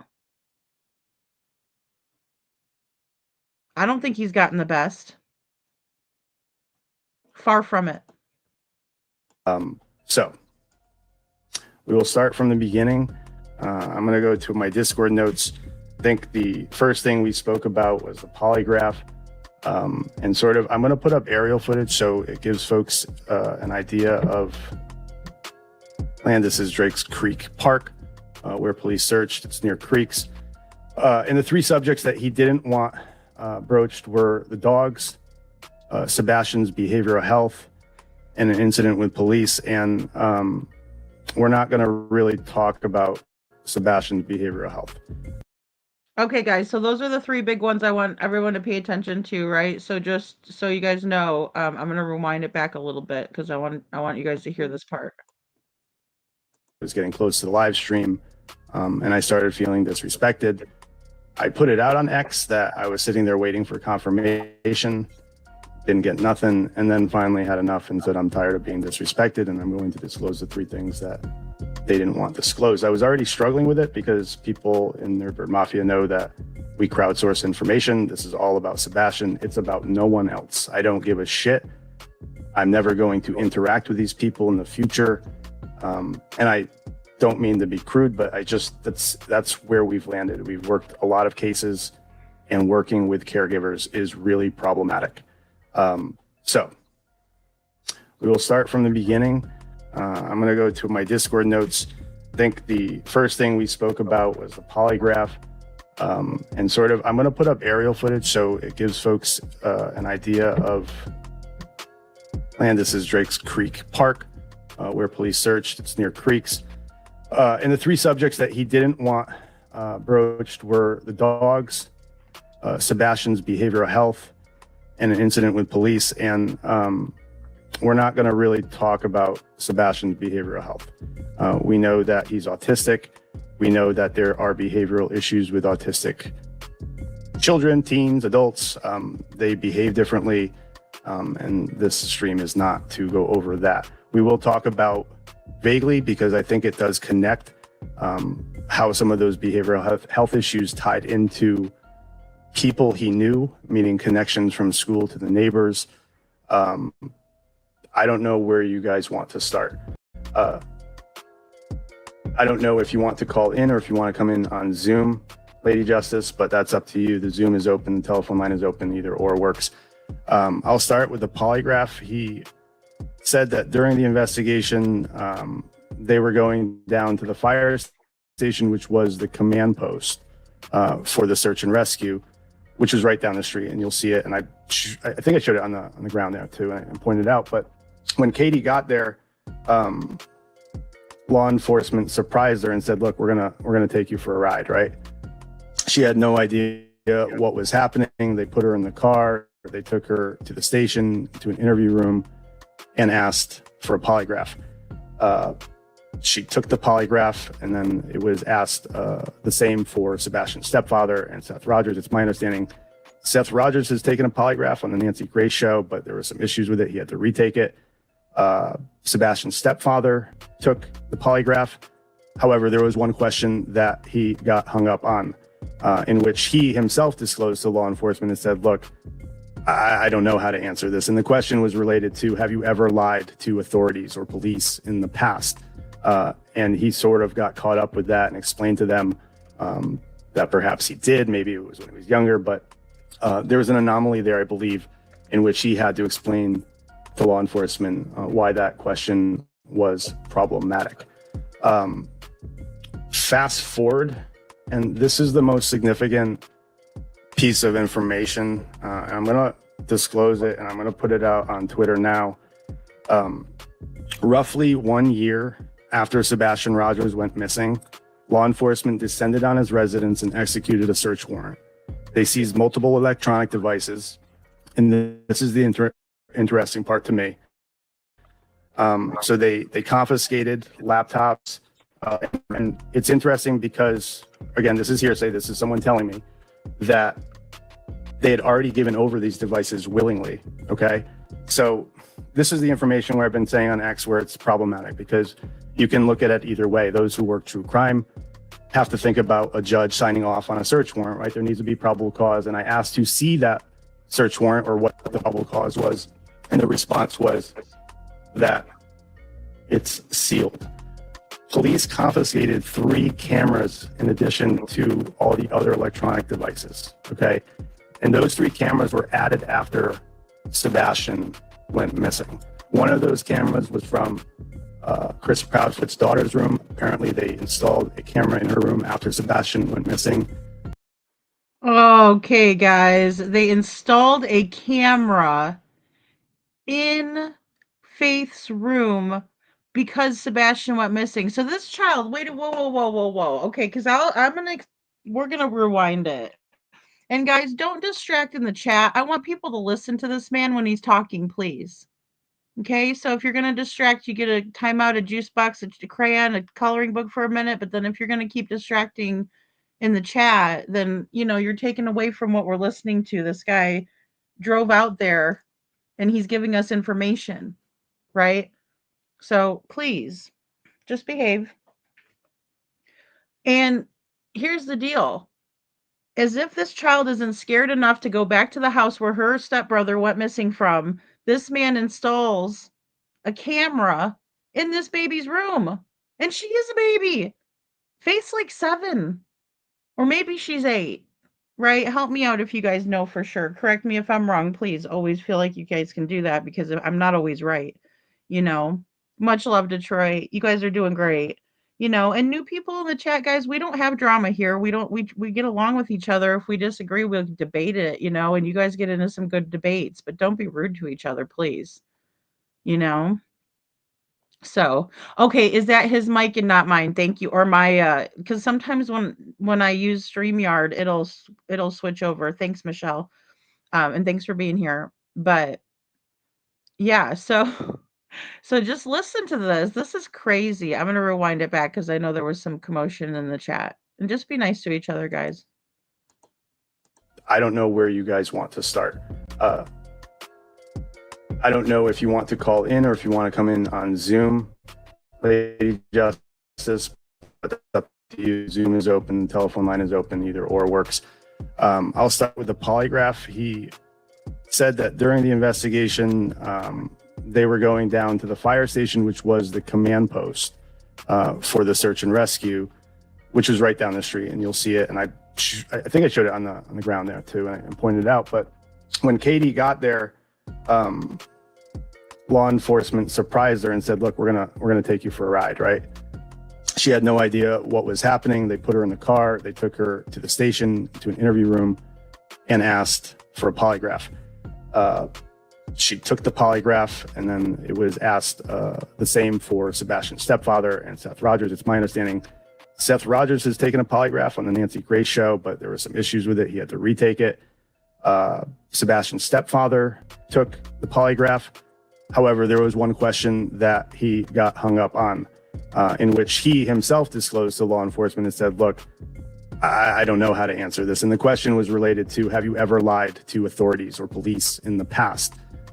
And he sort of got caught up with that and explained to them that perhaps he did. Maybe it was when he was younger, but there was an anomaly there, I believe, in which he had to explain to law enforcement why that question was problematic.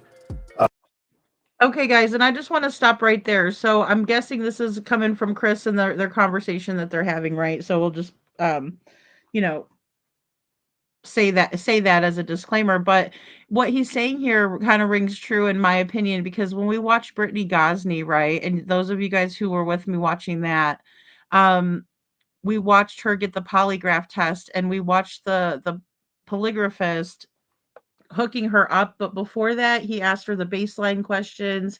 He explained the polygraph in detail. Did a really great job, guys. If you ever want to see how a polygraph is conducted in Ohio, you know, check out Brittany Gosney. You know, either on Law and Crime, I think that's one of the places I got it from, or in my live stream, you know, where we go over it. And I mean, we went over hours and hours of interrogation, and that what I think Katie should have been put through, and Chris too, and even Seth, honestly, because they're the parents, right? And you know, but Seth was put through like a 3-hour process with Nancy Grace, and again, Nerdy saying here that there was an issue with it. Yeah, Seth fell asleep during his polygraph, right? Because he was, you know, they try to put you in a calm position, right? And he ended up falling asleep, so that does change it. Now, we've never heard Chris come out, of course, or be honest about an anomaly in his testing. And what Nerdy's saying here is that apparently there was some sort of anomaly when asked about lying to law enforcement. Now, guys, that could be from when you're a third grader, right? Or something like that. And you know, you whatever, stole a cookie from the cookie jar or something, whatever. I mean, I'm just saying, you know, that could just been some high school stuff where you and your friends got into, you know, some sort of trouble, and you know, you lied to the cops, right? And that your brain's going to remember that. So it doesn't necessarily have to be pertaining to Sebastian's case, but I will say it piques my interest.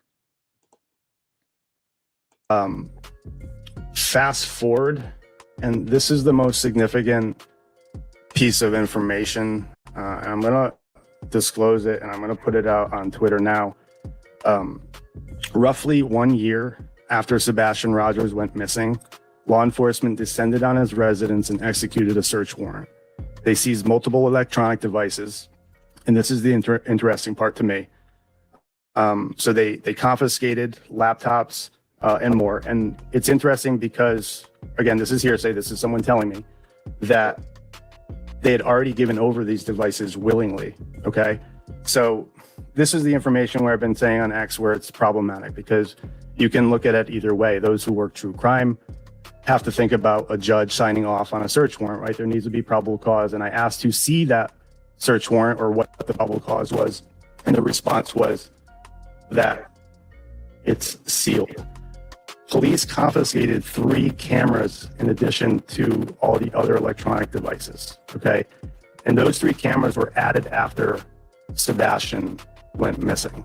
One of those cameras was from Chris Proudfoot's daughter's room. Apparently they installed a camera in her room after Sebastian went missing, and 2 other cameras. People are saying I'm choppy. Could be bandwidth, I don't know.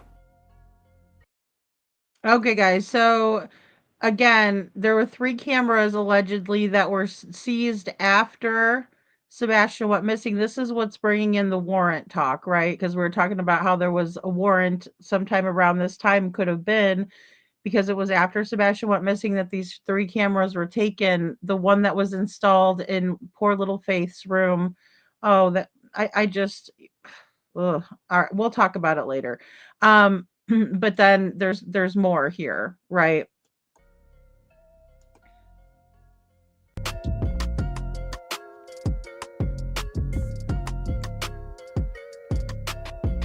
Is that better? Yeah, I see it. Choppy voice. Is that better? Thank you, Indy. Okay. So they confiscated 3 cameras that were added in the home after Sebastian went missing, which was interesting to me. One of those cameras was placed in Chris Proudfoot's daughter's room. I believe she's 8 years old. Police confiscated those cameras with the search warrant that was executed. I don't know what evidence led them to obtain a search warrant from a judge. We know that's sealed now. Yeah, Kate, which part do you need repeated? I'm going to put the link in for Brianna. So let me just get the link for Brianna here, guys. If you want her to join. Okay, so police executed a search warrant 1 year after Sebastian went missing at the residence. They confiscated electronics. They confiscated 3 cameras that were added after Sebastian went missing. So 3 cameras were added inside the home after he went missing, and police felt the need and had a warrant to seize those devices. One of those cameras was inside the daughter's room. I don't know. I sort of ran this by Eva when we were talking and said, is that normal? Is it not normal? It depends on your parenting style. So I don't want to judge that, right? Some parents want to keep an eye on their kids, and that's interesting. It's also I think it's disgusting. And the reason why, and I'm not trying to just, jump on nerdy. He's more than welcome to say his own opinion on his own channel. And I'm not saying anything or throwing shade at his opinion. But let me just say this. I'm here to tell you, you have a little girl that's getting dressed in her room. You have Katie, who has had SA in her past, and that we're not sure what was going on with Sebastian, because when he was at Chris and Katie's, he was using the bathroom in his pants, and Seth had to take all of his underwear from Chris because Chris gave all of his underwear to Seth, according to Seth, right? So let's just consider that really quick. But not only that, you have a mother that's not that. I'm here to tell you, if another woman put a camera in my daughter's bedroom, oh my God, you guys, oh my God. No way in hell, let alone her dad doing that to her. Oh, there would be major issues. There would be major issues in the family court system. I'd be turning that bitch upside down. And that's all I'm going to say. so interesting because I don't know. I asked his dad, like, do you trust Katie? And his response was, I trust her with my 8-year-old daughter, right? But then the fact that they had to put a camera in the room just sort of struck me as odd. So that was the first piece. The link should be there for Lady Justice when she joins. I should see her. Hey, there you are. Okay, let me put you on the screen here. Not my face, please. Oh, you could turn off your video before I put you up here. But actually, no, I think folks can hear you. I don't even need to put you on the screen. Can everybody hear Lady Justice? Wait a second for the chat to respond. Go ahead and And see, guys, I'm sorry. Usually I edit this stuff out. This is so sloppy. I'm so sorry. Hope Floats has a great point here. I just got a little out of sorts for a second about that because that grossed me out. The minute that I heard that, when we were on Mob Crew earlier, we were listening, and all of a sudden he switched over to Nerdy, and that part came up where it was like there was cameras found in Faith's bedroom. Like I seriously said ew in the chat, right? Like the very first thing that came to my head, like it literally made me sick at my stomach to think that Chris and Katie had, oh my God. As if this child is not traumatized enough going to their house, knowing that her stepbrother went missing from there. Disgusting. Hope Floats says CP got in trouble before he went in the Navy. I heard that as well, Hope Floats, and I think that's a good point and something to consider, that maybe he was telling, somebody something. Thanks, little Miss Sharon. Thank you. You guys are doing great in the chat too. I appreciate you guys holding down the fort for me because I haven't listened to this, so I'm just like trying to really pay attention to what he's saying so I can get some good commentary out for you guys as well. I'd go scorched earth about the cameras. KJ Mac, oh girl, I would, I'd be like, people would be like, she is friggin' nuts, and I'd be like, you're damn right. I mean, I'd throw a fit. I really would. It makes me, it just makes me want to text my daughter and be like, what do you think about this? What do you think I would do if I found this out? She'd probably be like, you probably go nuts, right? Because it's unacceptable, right? This little girl gets dressed in there. Where does she go to get dressed for her bed, right? When she goes to bed and she puts her little nightgown on, why are they watching her undress, right? That's the first thing I think of, and that would enrage me. You know, it's an infringement on her privacy. She does not live with them. Those are not her parents typically. She calls another man daddy. We heard that last night from Chris Proudfoot's own mouth, you know? So I'd be a raving lunatic. That's a good one. Coffee, crime, and cats. A raving lunatic. I'd be raging. You know what I mean? Like I'd be a raging lunatic. I mean, just, a savage. I'd be like, because it's just wrong, you know? Yeah, and that's the problem, Elisa, and that's the thing about shoulda, woulda, couldas, or I would, if it was me, I'd do this.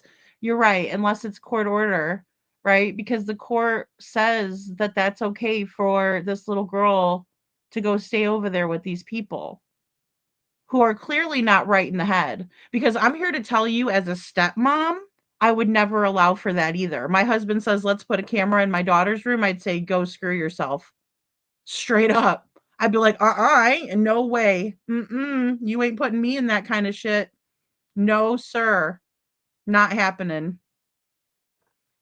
Not gonna happen. That's not worth the price of eggs in China, Mr. Chris. Nina needs to know this, Sandy. Absolutely. This is what I said in chat too earlier today. I said, does Nina know this? In her daughter's bedroom. I mean, I'm infuriated just thinking about all of the things that could go wrong there, right? All of that is completely messed up. And not only that, she does Faith deserve to be in an environment where she feels like she's under a police state? Highly disgusting. I just wouldn't. I wouldn't do it as a step parent. I wouldn't do it as a mom of my daughter. I wouldn't do it as any of it. What is it accomplishing? Right? I mean, here's the thing. There's cameras all over the neighborhood. If Sebastian walked out of the house willingly, his window would have been open first of all, or he would have been caught on the Ring camera from across the street going out the window or out the front door, either one. You know? I would go through the courts. I would, you know? Oh, maybe Nina was asking for them to put I know, I don't know. I don't know about that. I mean, it's possible. I would be livid. I just would. That's just my opinion. Like because of the history, right? For one, and for two, that's not my daughter's. I'm her mom. First of all, if I'm going to put a camera on somebody, if same thing with putting hands, right? I don't put my hands on my daughter. Why are you gonna put hands? 8 years old, you know? Newborns, like with the Nisi Marie, exactly. Because I will say that is something, because like babies stop breathing and stuff in the middle of the night, and it's easier. Um, back when my daughter was a baby, the technology was a baby monitor that you could hear the baby's heartbeat.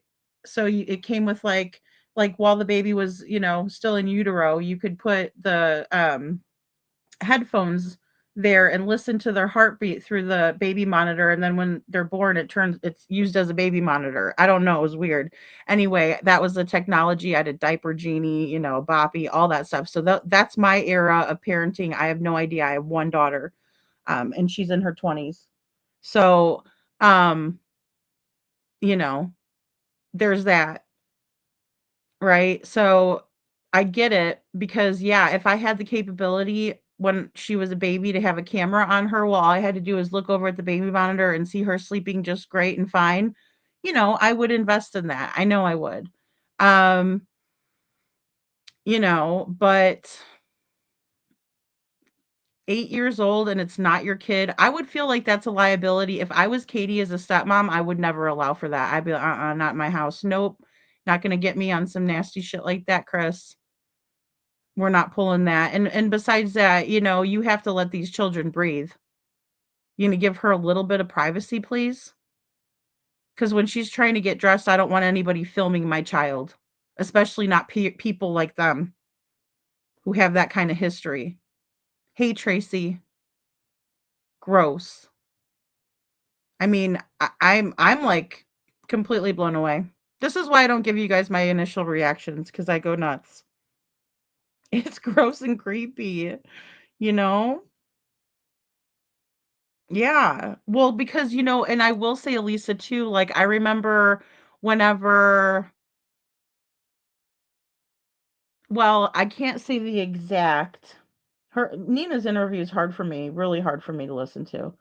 Um, but I do remember her talking about the cameras and her saying, Christopher, don't you have cameras in your house? In your house. So maybe she was aware that the cameras were there. That just popped into my brain. Uh, Faye says you can put a camera outside the wall, showing the. Well, that's true. Yeah, why not put it outside or like maybe a hallway camera? I don't know. Mm, cameras inside of the house is far for me, you know? The RSO grandma. Yeah, exactly. Oh, yeah, let's FaceTime with the kids, even though she's a pedo. Guys, we're dealing with that in Devlin's case too, where it's like, "Oh, don't talk about my brother that way." Talk about your brother what way? He's a chomo. Get out of here. I don't care about nobody with the kids. You kidding me right now? You know?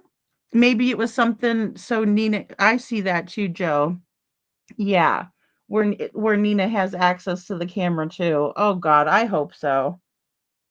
I mean, that would be the only acceptable thing, but I still don't know why they would need that in her room like that to make her feel. What are they gonna do, watch her play in her room with her dollhouse or something? I don't know what she likes to do except for I know she does beautiful ethnic dancing with her tribal stuff. Like, I've seen, videos, and pictures of her in, like, those beautiful dresses and stuff, like Southwest style.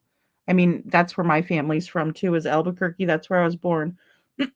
So, I'm very familiar with that culture.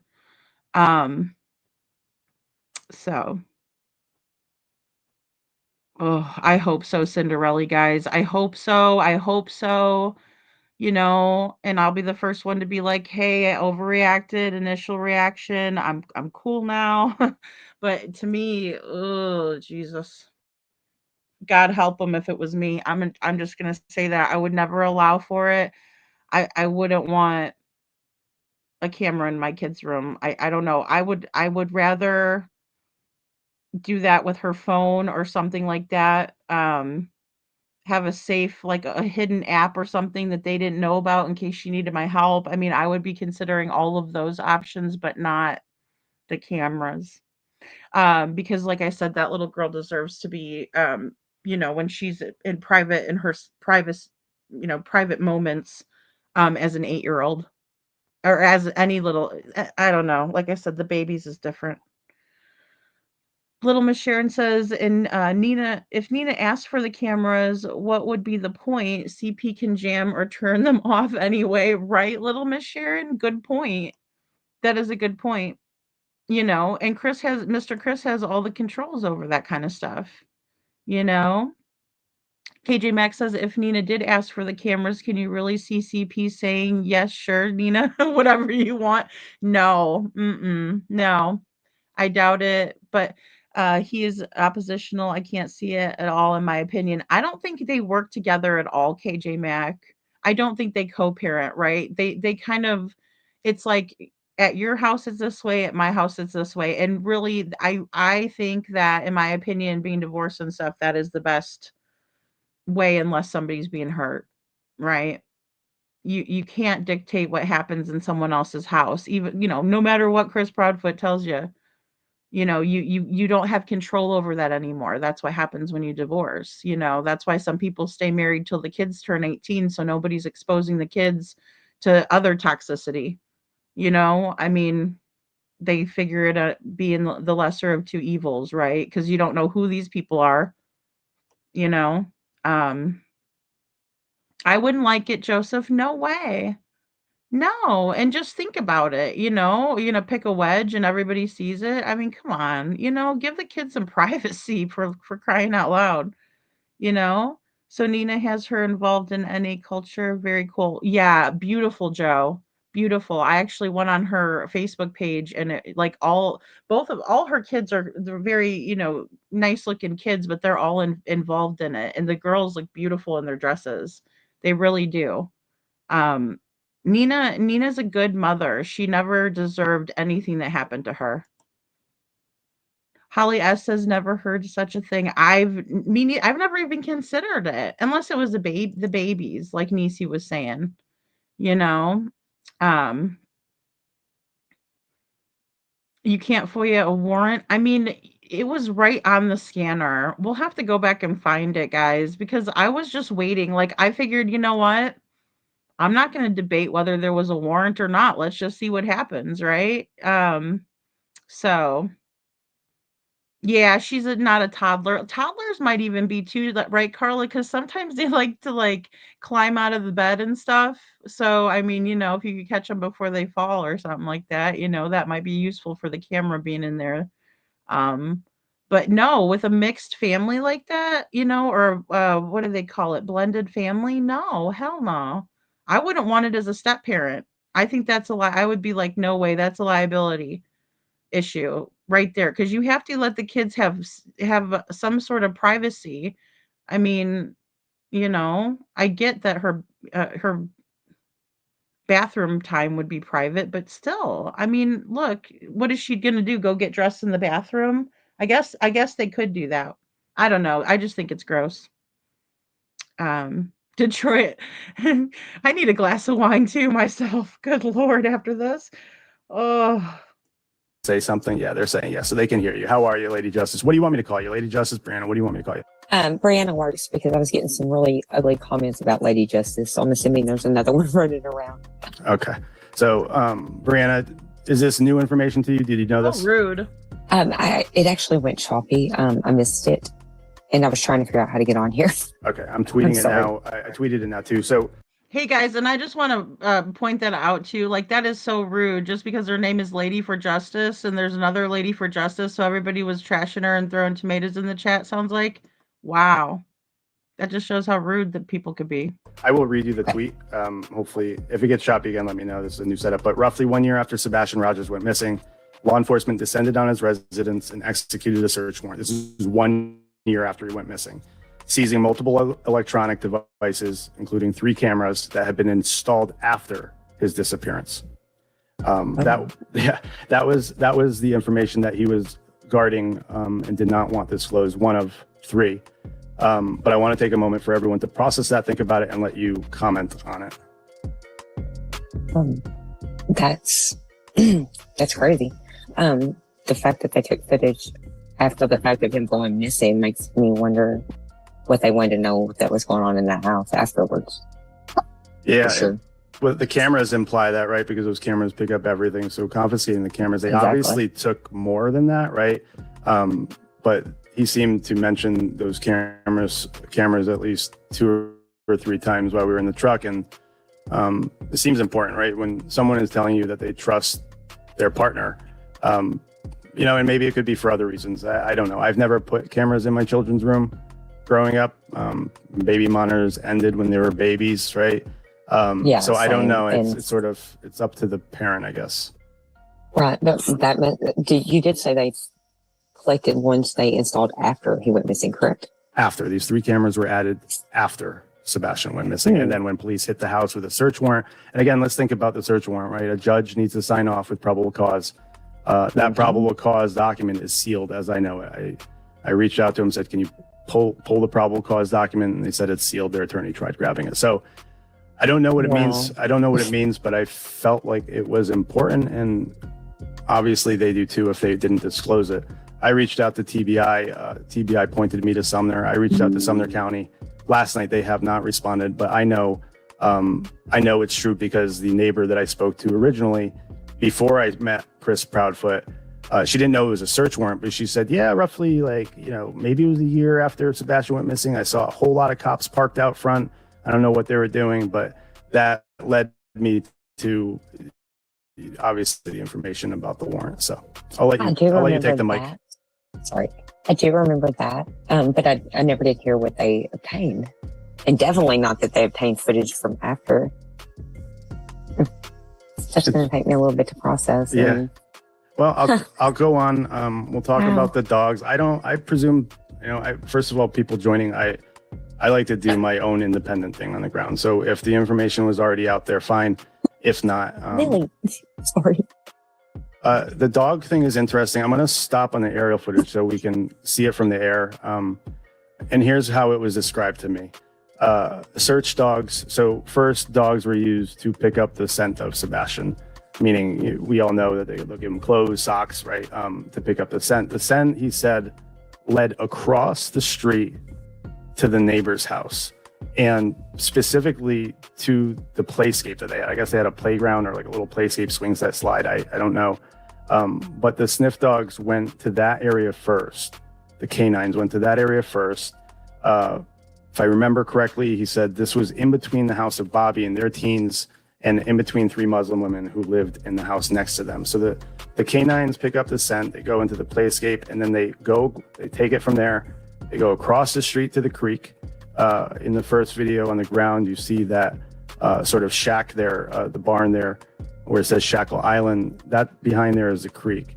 He then says that the canines continue the scent down the creek at some point, and I don't know where, but it's somewhere between the creek and Old Hickory Dam, which is why I showed it. It switches off to cadaver dogs. Cadaver dogs led to the dam. Now, I had a whole lot of questions for ChatGPT because I don't know if someone drowned 6 months ago, if cadaver dogs are going to pick up on that scent or not. I'm not a canine specialist. I'm just relaying what he disclosed. So again, the canines that picked up his scent went across the street first in between the 3 Muslim ladies' house and Bobby's house with the teenagers. It then took them to the creek across the street, and then dogs, both canines and cadaver dogs, then followed it and stopped at Old Hickory Dam. So I thought that was interesting for a lot of reasons. I've worked water cases before, Connecticut, Riley Strain in Tennessee. Usually the dam is the most interesting area for a deceased person because they're going to get hung up there. Now, what's interesting is that he told me that the water was exceptionally high at this time of the year. And when it happened, I think if I remember, he said 10 to 12 feet higher than normal. It doesn't sound like they were able to reduce the water levels to properly check the dam. He also... Right, guys. So, do you guys remember that part? And if you guys need me to rewind it, because I know we're talking a lot and I know this is new to all of us. So, if you need me to rewind it, just let me know. But I do remember that. And then also in the Riley Strain case, they were burping the river, right? They were trying to they were churning it up at the dam. And so that is the most interesting place in at the river, right? Because that's where people are going to get hung up if they are in fact in the river and you know flowing down the river. And I was doing a lot of research on that subject because I was like, man, if Riley did fall in there or someone pushed him in there or whatever, then and he's in the river, then he'll come up in about 10 days, right? Either they'll find him floating, which is I know that's it's horrible, guys, but yeah, they'll either find him floating or, you know, he was going to get caught up by the dam and when they burp the dam he would come out. So, um yeah, really, really sad stuff, right? And dangerous.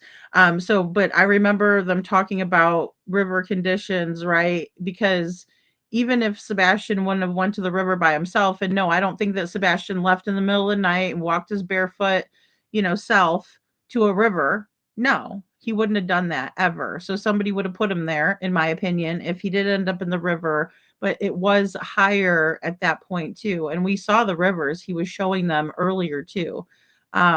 So uh Carla says, I remember them saying the dog went to the neighbors first. Makes sense if he was flashlight number one. Yeah, Carla, I agree. I agree. You know? Yeah, and Faye, he has tried to do that. Could you imagine? I wonder what he would have said if he actually came up on the panel, right? Because now that he didn't come up on the panel tonight, Nerdy says he's going to talk about the three things that he did that Chris didn't want him to talk about since he was disrespected, right? Um, so, but what I wonder what they would have talked about otherwise, just some bullshit, right? Would this guy have see the thing is that like Elisa P was saying, this guy doesn't sound like a bullshitter to me, and he doesn't sound like he has time to listen to any bullshit either. So maybe Chris understood that. Hey Nano, good to see you. Thanks for being here. So, maybe that's why the coward didn't do the interview, right? I thought he was respectful. Looks like he's disrespectful. Also said that there's contention between Sumner County and TBI. Sumner County believes that, we'll just summarize, but they believe, Sebastian ran away, slipped on a rock, and drowned and died. Whereas TBI doesn't believe that. They believe a different scenario here. So I'll let you guys. Whoa. Wait a minute. Did you guys hear that? Sumner County thinks he slipped and fell on a rock and died? Hold on. Oh, Lord. Here, and when it happened, I think if I remember, he said 10 to 12 feet higher than normal. It doesn't sound like they were able to reduce the water levels to properly check the dam. He also said that there's contention between Sumner County and TBI. Sumner County believes that, we'll just summarize, but they believe, Sebastian ran away, slipped on a rock, and drowned and died. Oh my gosh. How weird. How weird is that? So they were truly operating under the assumption that Sebastian walked off, even though they have no evidence to prove it. They still to this day think that? That's crazy to me. Hey, Ann Reynolds. Hey, Girl Mom 2. Thanks for being here. Thanks, guys. Welcome in, everyone. What the hell is this? Joseph Rapp. Hello. I'm astounded. I seriously didn't listen to this beforehand, guys. I just tried to kind of, go through and make sure people were talking about subjects so I wasn't, putting in extras, and I even left those in because I was going too fast. My Lord. You don't think that Sumner County thinks that? I wonder, is it and I wonder why that narrative is being pushed, Girl Mom 2? Girl Mom 2 says that really makes me mad, and no, Sumner County doesn't think that. Wow, because I'm like, what? You know? Oh my. I'm just like I'm astonished right now. I don't know what to think. That's why I always try to process this stuff before I come up here and blab away. Oh my lord. Oh, but you guys are like, no, bull crap, bull crap. Oh my gosh. I know, me too, Nano. It's like, come on already. We need Sebastian to be found. It's enough is enough. There's no way he just walked to the river, slipped on what rock where? Now I'm thinking river, but he obviously it's got to be if he drowned. Oh Lord. I don't think they're that. No. And not only that, look, Craddock is, military and he went to Northwestern and he's not stupid. He's not. I mean, even if I make fun of him, he's not stupid. Um, book smarts is different than street smarts, guys. I'll say that, and common sense factors in there too. What LE is pushing that the neighbor behind the Proudfoots. Well,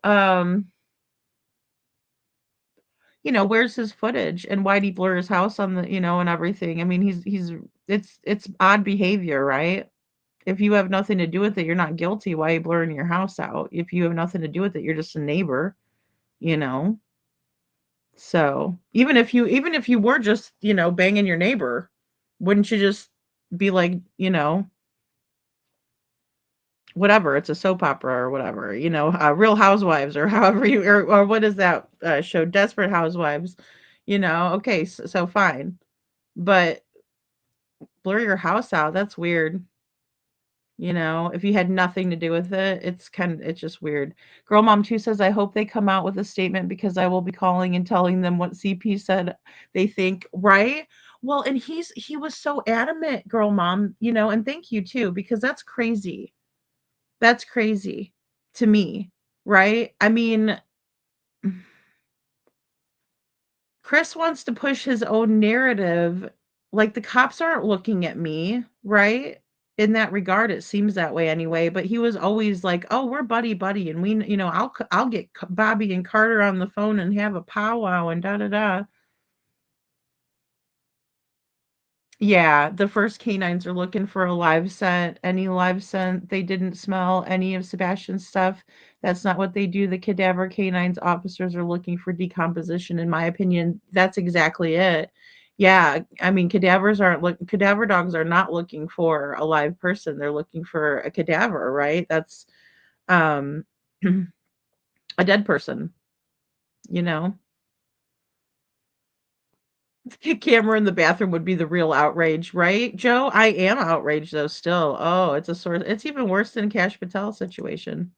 We're at a full, full alert. And couponing, good to see couponing says when CP told Trey and Narc Divers about the dogs, he didn't mention anything about the damn uh TI Trey. Well, and see, he didn't though, but there was oh my gosh, the dogs.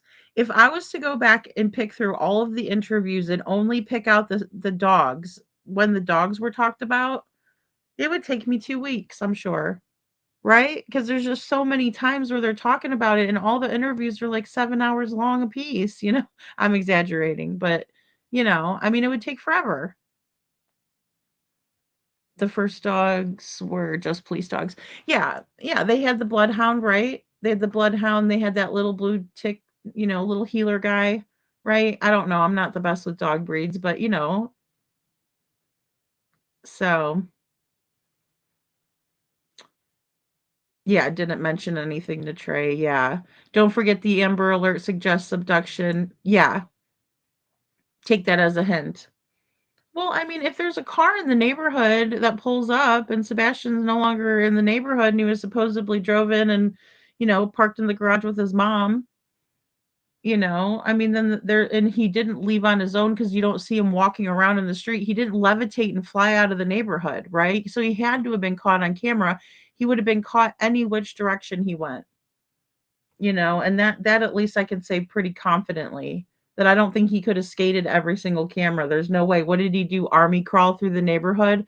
It doesn't matter. We still would have saw him. We saw the damn cats around the neighborhood and the guy walking the dog, everything. They weren't sent specific, Elisa P. Right.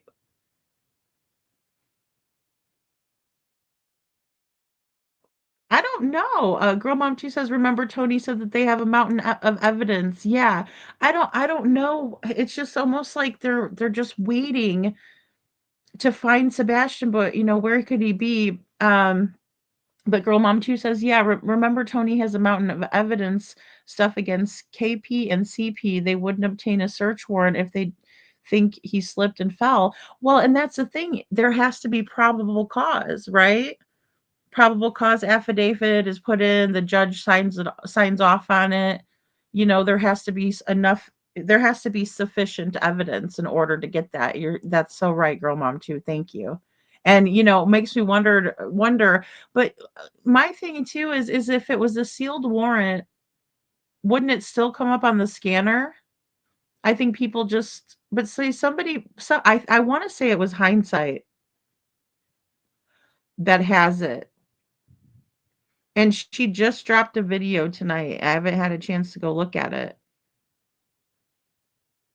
Yeah, they tracked the ground disturbance. Yeah. Yeah, and the scent dogs were brought in on day 4, right? They brought the divers in around day 5 because yeah, I remember that. We were going over the first 7 days interviews and stuff, and I have that where they were running that bloodhound. And those dogs are not, they're looking for someone who's alive, right? Bloodhound, searching for someone that's alive. Cadaver dog, that's a dead person.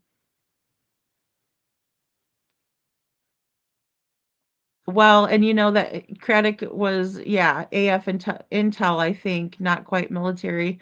Well, and see, that's true too, Joe. Like he's not like a frontline infantry kind of guy, right? Um, yeah.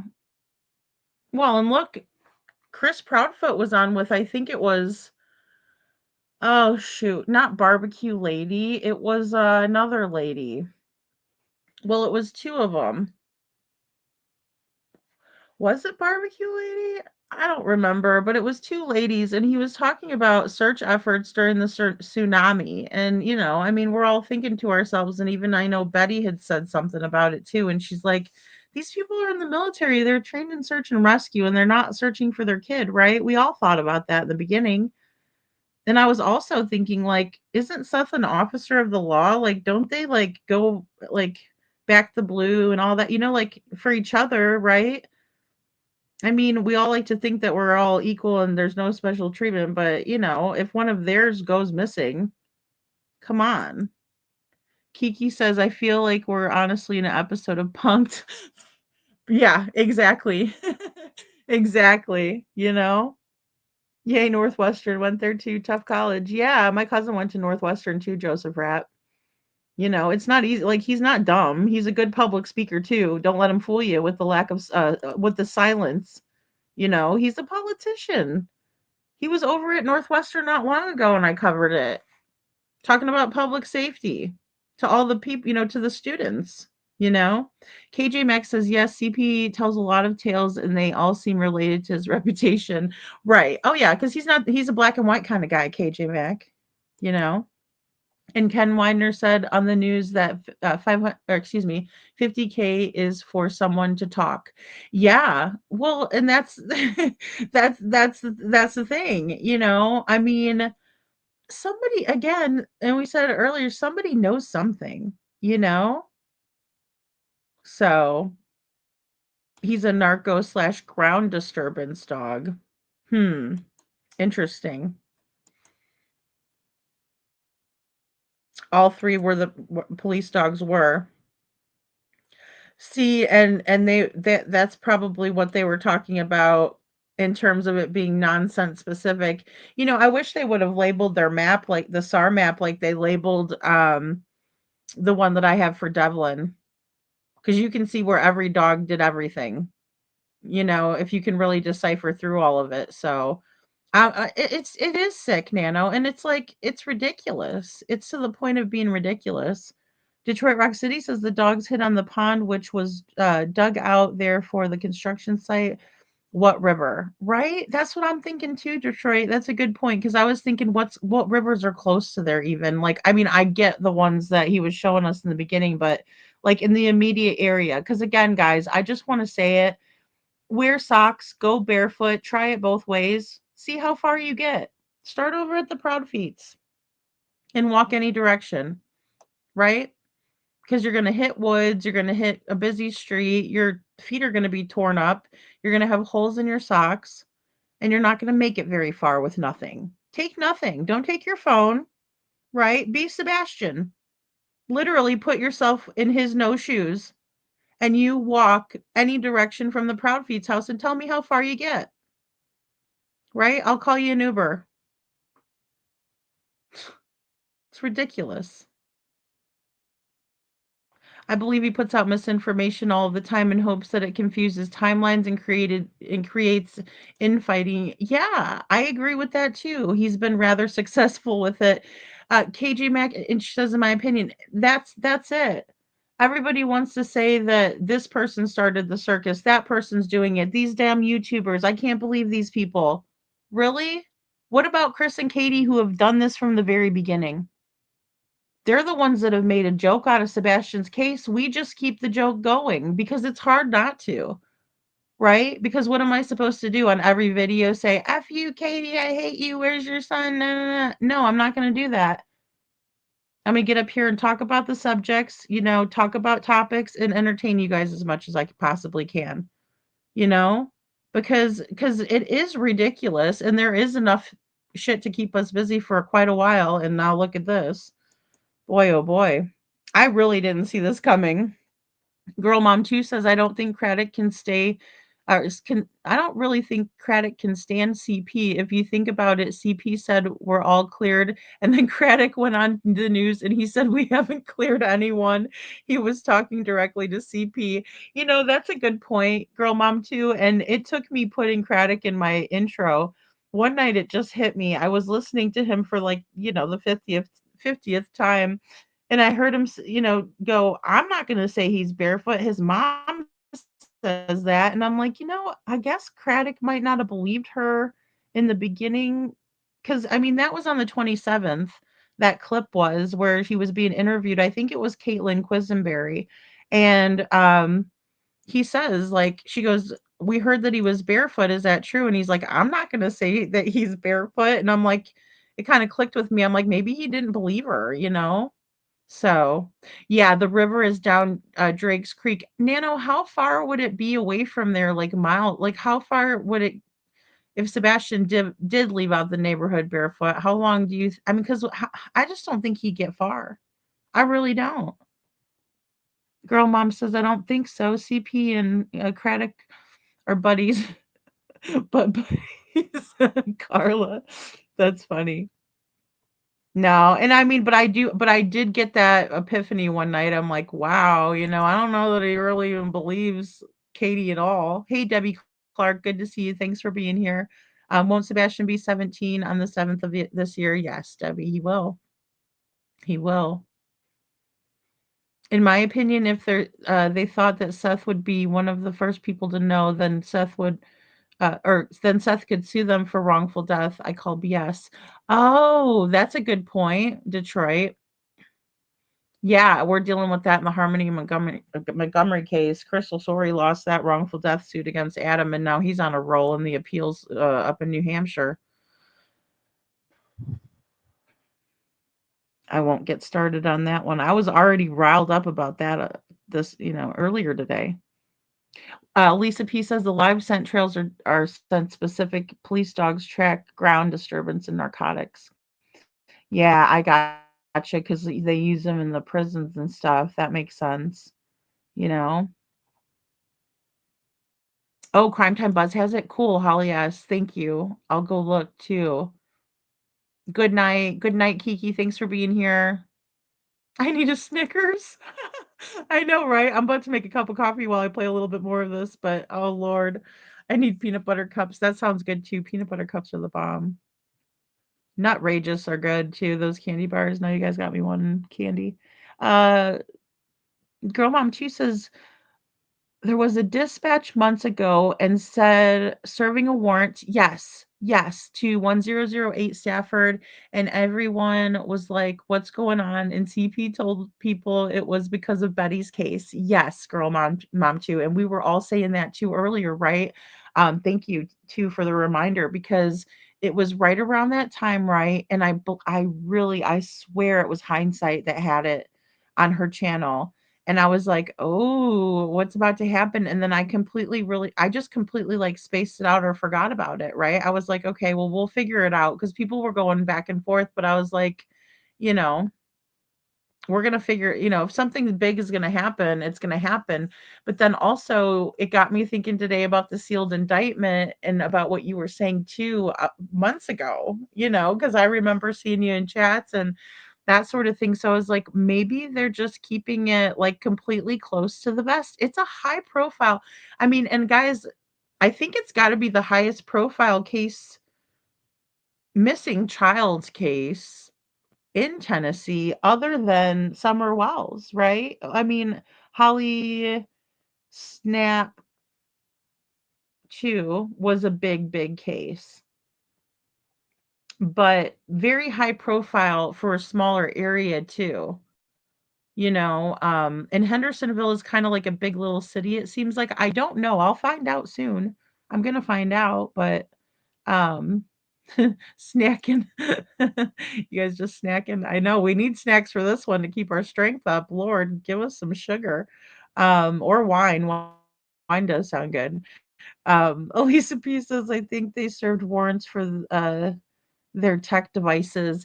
Well, yeah, I remember that too. But people were speculating on that very thing.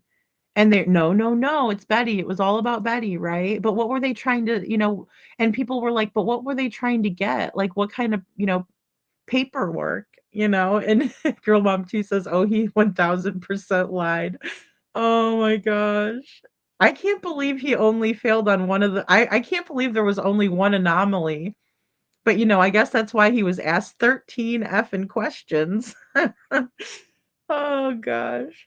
Every time I think about that, it makes me laugh. He's comparing how many I mean, at what point in your life do you think that you're gonna be comparing you and your spouse and your polygraph, uh, question amounts or whatever, "She only got asked this many questions. I got asked 7." Oh, Lord. And Katie being asked only 5, that's so friendly.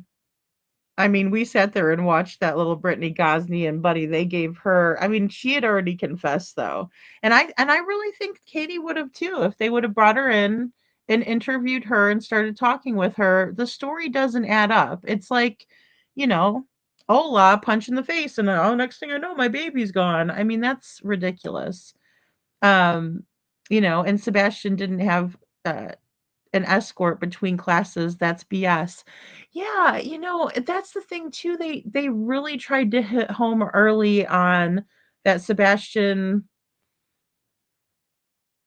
like, wasn't as bright and had many more issues. Even the behavioral stuff gets me.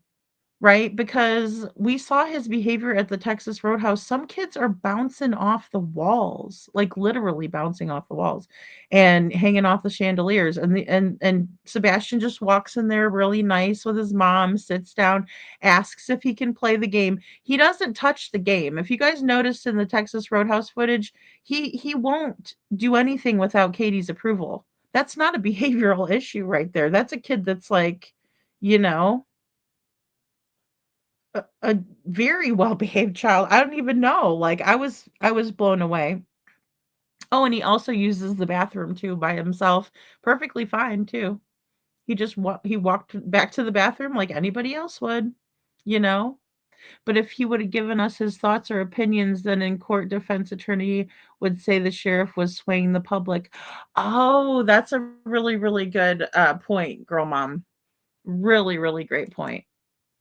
Yeah, and that's the thing that they need to consider that we don't, right, with the court of public opinion, but it's true, you know?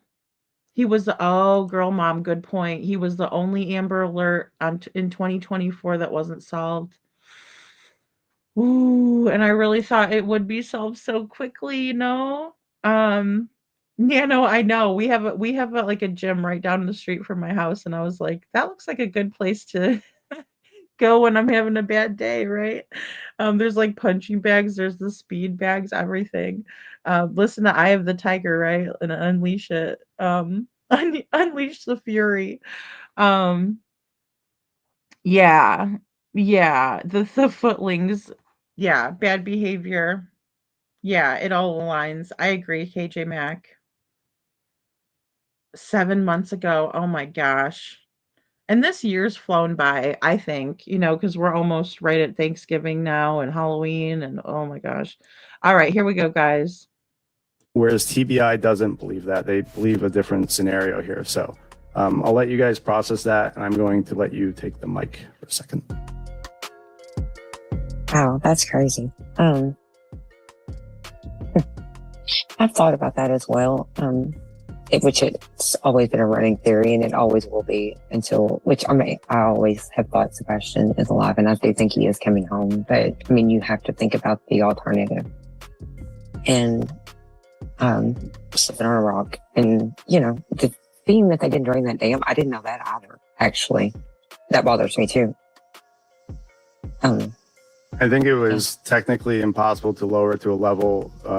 I don't know if the Army Corps of Engineers maintains that dam. Typically in other states and areas they do.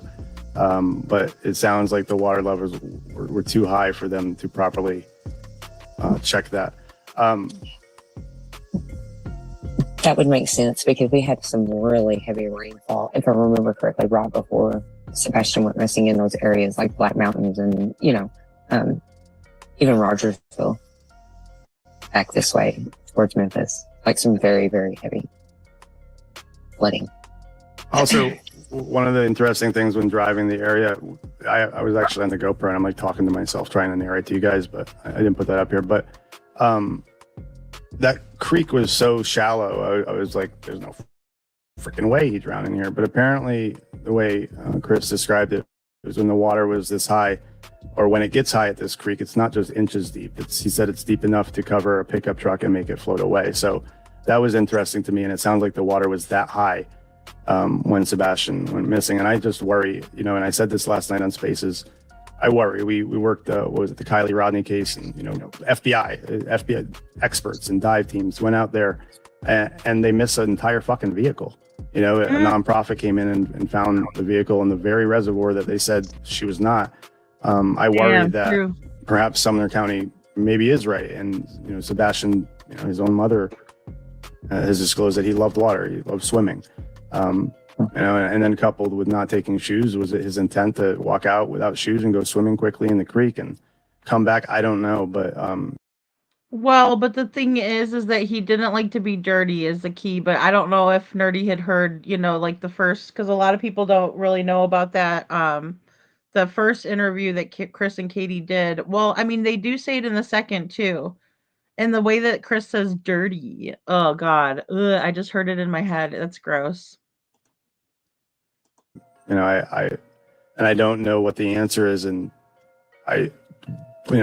Old Hickory Dam sits next to the lake. You saw the sign that I posted, like 237 drownings in that lake. And I just worry that given the absence of information, the absence of Sebastian, that perhaps it is a drowning. I remember in the Riley Strain case in Nashville, everyone kept thinking something sinister happened, and ended up after a couple of days, it wasn't. He drowned. Mm-hmm. I guess I can. And didn't the dog hit on that retention pond first?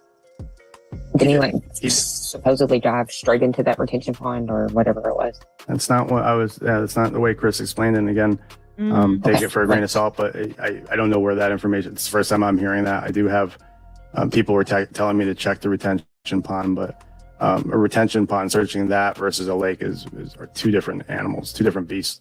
Definitely. So, and someone's asking in the chat, am I sure? Yeah, there was a massive search on the ground. I don't know if people realize how massive the search was, and I know how far away the creek was, and I asked myself the same question.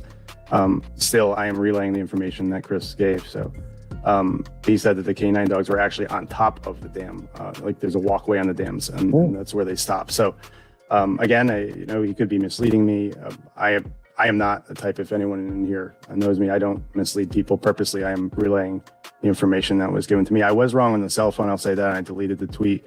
I think, as I understand it, and Irina can correct me if I'm wrong, but he asked me to remove it, and I did because it sounded like it may have gotten confused. Sebastian had a couple, he had numbers pre-programmed on his phone, and when police started searching, there was an unknown number.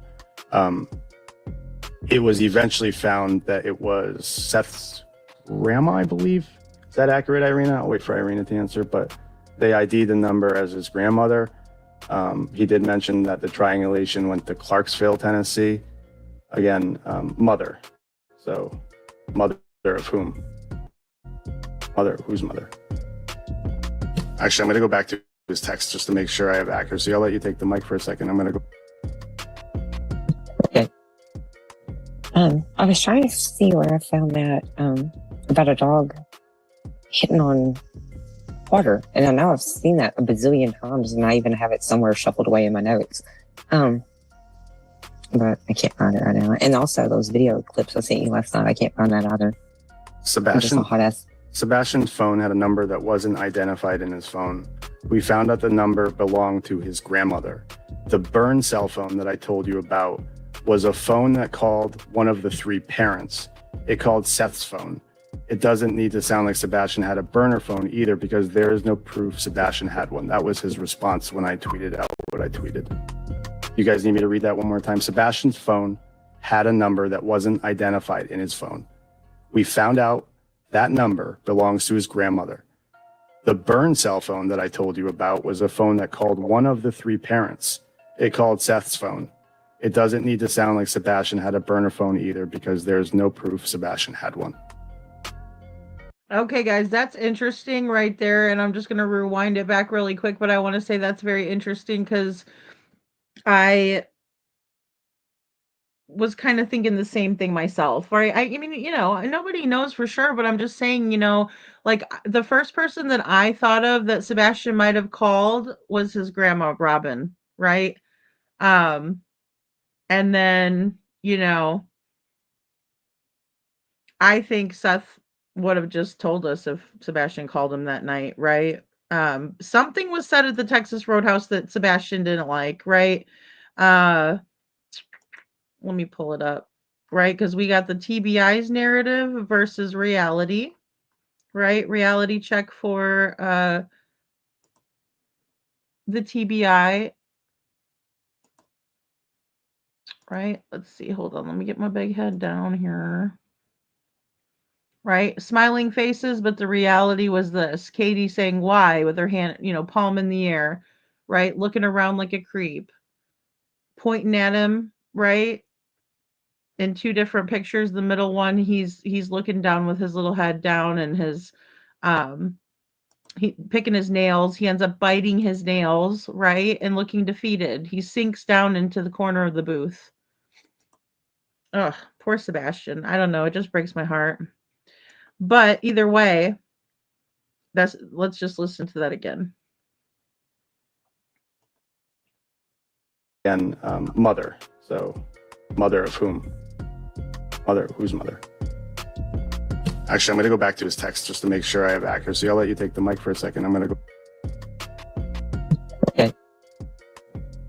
I was trying to see where I found that about a dog hitting on water, and I know I've seen that a bazillion times, and I even have it somewhere shuffled away in my notes. But I can't find it right now. And also those video clips I sent you last night, I can't find that either. Sebastian's phone had a number that wasn't identified in his phone. We found out the number belonged to his grandmother. The burn cell phone that I told you about was a phone that called one of the three parents. It called Seth's phone. It doesn't need to sound like Sebastian had a burner phone either, because there is no proof Sebastian had one. That was his response when I tweeted out what I tweeted. You guys need me to read that one more time? Sebastian's phone had a number that wasn't identified in his phone. We found out that number belongs to his grandmother. The burn cell phone that I told you about was a phone that called one of the three parents. It called Seth's phone. It doesn't need to sound like Sebastian had a burner phone either, because there's no proof Sebastian had one.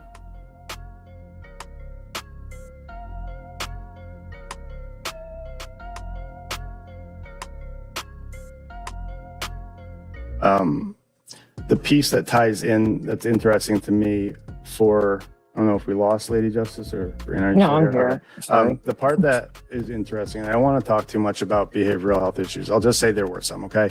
And one of the behavioral health issues led to Chris Proudfoot having to go to Sebastian's school. I think Chris said the last time he saw Sebastian was on the 2nd. And I believe, if I'm correct, it was at Beach High School. Sebastian had a behavioral health issue with a teacher, acted in a way that wasn't appropriate with the teacher, and he got called down to the office for a sort of parent-teacher conference, if you will.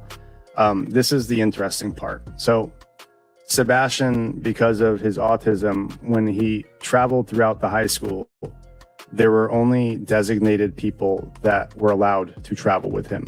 Meaning, when he went to a class or to the library, there were only a couple individuals that were authorized to transport him from one area of the school to another. That makes sense to you? Apparently, on the day that this happened, Chris sat down in the conference room, and Sebastian was walking with a girl, an older girl who wasn't authorized to walk him through the hallways of the school. It turns out that girl was dating one of the teenagers that lived at Bobby's house. I hope I have that right, because I don't know who the fuck Bobby is, besides hearing his name and knowing. Oh, Bobby's a female. Oh shit. So guys, again, this is a reaction. I'll rewind it too, but damn.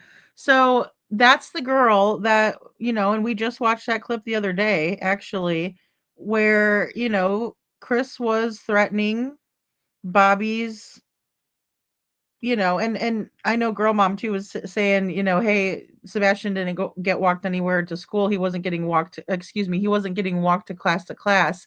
But according to Chris and what he told Nerdy was that this girl was the same girl that's Bobby's son's girlfriend, right? That Chris went off on in the middle of the road, and then, oh, you're the one that has the Facebook thing for Sebastian. I'm going to go to your house and talk to your parents, I would have been like, yeah, go talk to my dad. See how well that goes over. Detroit. The girl that CP threatened. Yep. Yeah. One of many, one of many, Yeah, he doesn't know about Bobby, right?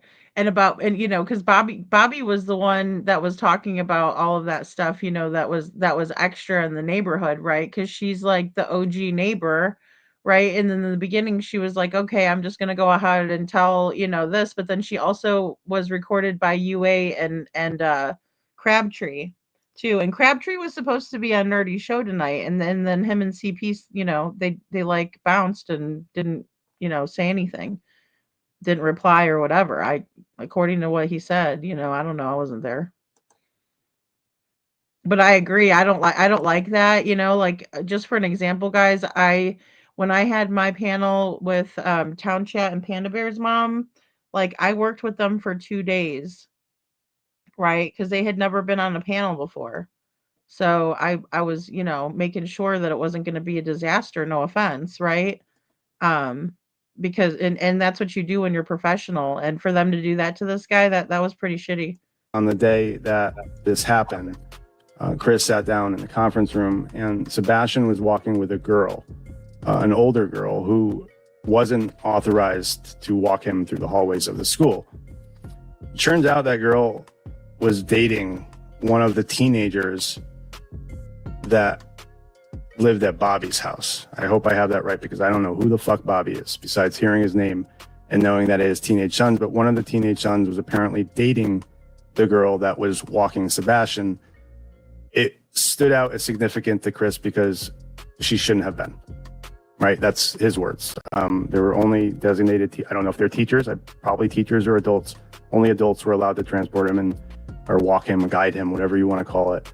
And he noted that this girl, he said, actually, when I saw Sebastian walking with her, Sebastian was giddy. He was laughing, talking to her.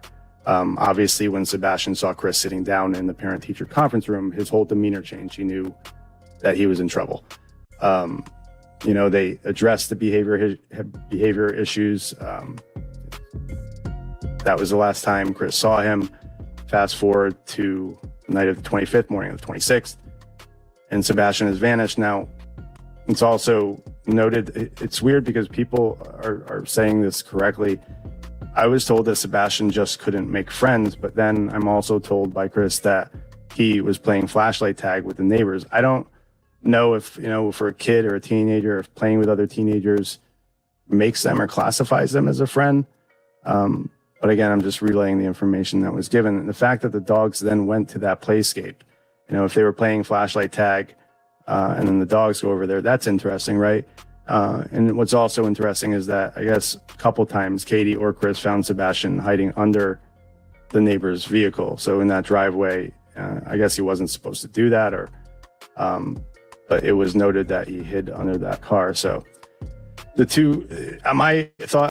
Wow, guys. So Chris is still pushing all of this. Isn't that crazy? I'm sorry. I just had to pop in there. Hey, Kylie's Nail Candy. Good to see you. Oh, man. No, he's pulling all this shit up again out of his ass. Blowing smoke. I'm just going to say that because that's ridiculous. Sorry, guys. I was making a cup of coffee and then I had to run over here real quick because I was like, oh, hell no. But see, that's another thing, more confusing distractions in my opinion, right? Elisa P, he did not hide under the car, right? Because I thought he did at first too, and that's one thing in my video that I just pointed out recently. I was like, hey guys, but because we're going over the old interviews, and instead of me posting them again to my channel, I'm just going over the videos where I used to do the memes and type in stuff before I'd go live, right? I used to just make videos, and so we've been going over them, and I pointed that out in the video. I'm like, hey guys, this is one thing that I got wrong in the beginning. Sebastian was never under a car. They got the wrong kid. Da, da, da. I said all of it. But here's Chris telling Nerdy some shit like this, and what is this? It's crazy, Nano. Because and actually, it's weird because it's either the second or the third day.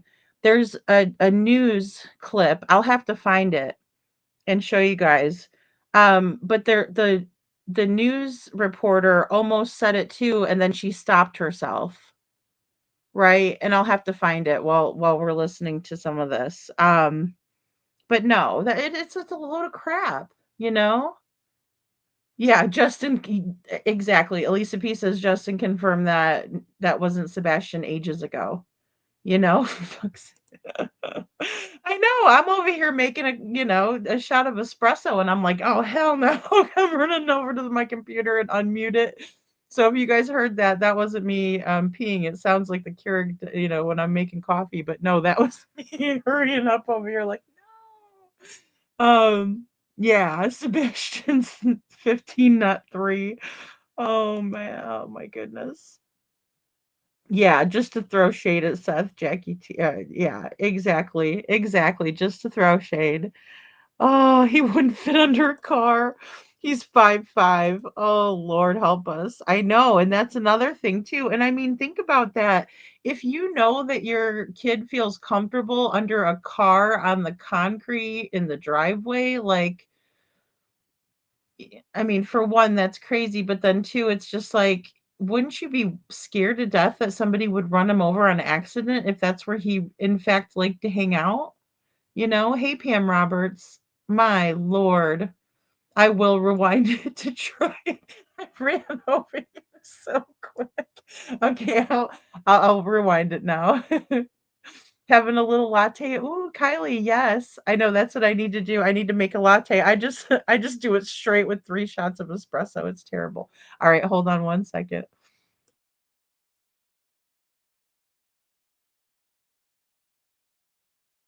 That he was in trouble. They addressed the behavior issues. That was the last time Chris saw him. Fast forward to the night of the 25th, morning of the 26th, and Sebastian has vanished. Now, it's also noted, it's weird because people are saying this correctly. I was told that Sebastian just couldn't make friends, but then I'm also told by Chris that he was playing flashlight tag with the neighbors. I don't know if, for a kid or a teenager, if playing with other teenagers makes them or classifies them as a friend. But again, I'm just relaying the information that was given. The fact that the dogs then went to that playscape, if they were playing flashlight tag and then the dogs go over there, that's interesting, right? And what's also interesting is that I guess a couple times Katie or Chris found Sebastian hiding under the neighbor's vehicle. So in that driveway, I guess he wasn't supposed to do that, but it was noted that he hid under that car. So the two, my thought, again, this is pure speculation. Sometimes teenagers can be brutal.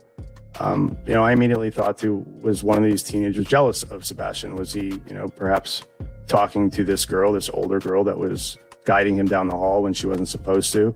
And in between the 2nd and 25th, more stuff happened while Chris was gone. I don't know, but putting the information out there, I feel is important. So I'm going to stop for a second. I'm going to go to chat because I have not looked at it since running out to the car and switching out the Mac for the PC. So Nikki Jax is not Bobby's kids. Let's get clarity here on whose kids. Bobby's name kept coming up, but I was assuming they were Bobby's kids. Do you know who they are, Brianna? Whose kids, whose teenagers that he played flashlight tag with?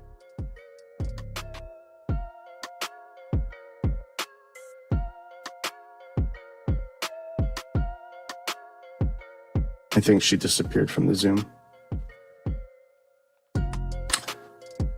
Bobby's boys are homeschooled. They were home all day.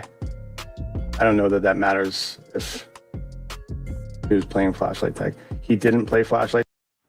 Okay, so really quick, guys, I just want to say that it does make the most sense because, SF was pushing that Sebastian could have went out and played flashlight tag with the kids in the neighborhood that were playing flashlight tag, but I don't think it was really flashlight tag. I think it was someone looking for a cat, in my opinion. Tag. So why would Chris Proudfoot say that was something they did? So I asked about the lights. Chris Proudfoot said 300% the lights. I don't care what others say. Chris said that the first pair of lights were from a neighbor that were bringing the trash down. Someone here is saying that they didn't play flashlight tag. I don't know how you'd know that, but again, I'm just relaying what Chris said. So Bobby said her kids played flashlight tag. Said her kids played flashlight tag. And Chris is saying that Sebastian played with them as well. Never played flashlight tag with the kids per the parents. So again, Lisa, that is not the information that was given to me. So I will wait for Brianna to pop back on. Exactly, continue Elisa. reading chats. People seem to think that some of this information was out there 10 months ago. Great. I assume some of it was. I've heard a lot of talk or chatter about the dogs too. I think the most relevant information that we didn't know, maybe you guys did. I haven't seen it publicly out there. And if it was public, the media would have reported it. So the search warrant was the most relevant piece of information for me. How did law enforcement know there were 3 cameras in the home because they executed a search warrant, Marley. 1 year after Sebastian went missing, they executed a search warrant at the home.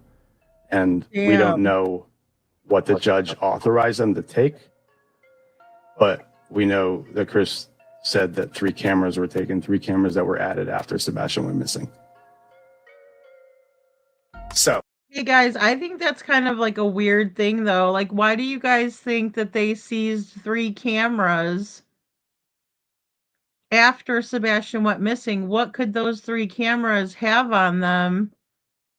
I mean, unless they thought that they were, that they hid them somewhere or something like that, and that they were old cameras. But what information would be on them to, pertaining to Sebastian, is one thing. And then the 3 cameras being seized, what else was seized from the home? A year later, an execution of a warrant.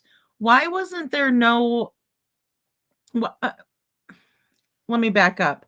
How come his house wasn't properly searched with a warrant to begin with, right? It's weird. You know, I know it's tough though, Elisa P, because like it is problematic. He said it in the beginning. It's problematic, right? You're trying to get to the bottom of it, so you give people a chance to talk to you and tell you what's going on, but you can't stop them from bullshitting you. You know, it's tough. Um, it really is. Sebastian didn't play in the neighborhood either with anybody. That's what's sad. You know, that's what's sad. So there's so much dirt details going to be revealed. Joseph, I mean, but the thing is too, and I'm wondering, I think Katie's interview talking about things that are problematic, Katie's interview, right? Where she has the oh shit moment when she says he would have turned 16, you know, and then she goes, oh shit, and then she breathes, you know, that she starts her Lamaze breathing, you know. Ugh, Katie. Cameras were taken, 3 cameras that were added after Sebastian went missing.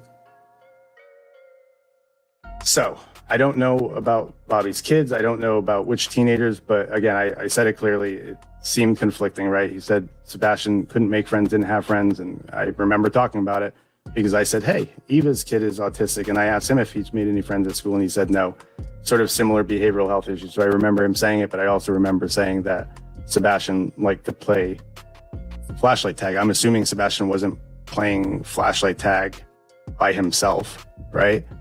So I'm assuming that he played with the kids in the neighborhood. I'm going to open. I don't know what happened to Brianna. I'm here. So sorry. Do you know if he played flashlight tag? Who the teenage boys were? He did. I've heard about the flashlight tag. I have heard it is this Bobby, the neighbor. I have heard it was her son and friends that played the flashlight tag. I've not heard if Sebastian actually did or did not confirmingly play.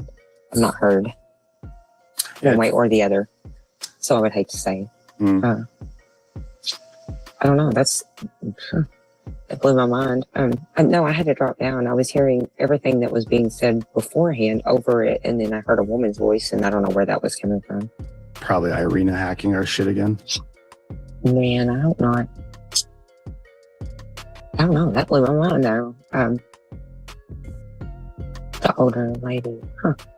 I guess for me, like I'm a logical human, and so if I can't imagine Sebastian going and just laying down on their vehicle, right? Why, No, Chris? absolutely not. So I would assume that's part of a game, right? If I'm hiding from flashlight tag, that seems like a good hiding spot. So I would think that it's true. I don't know.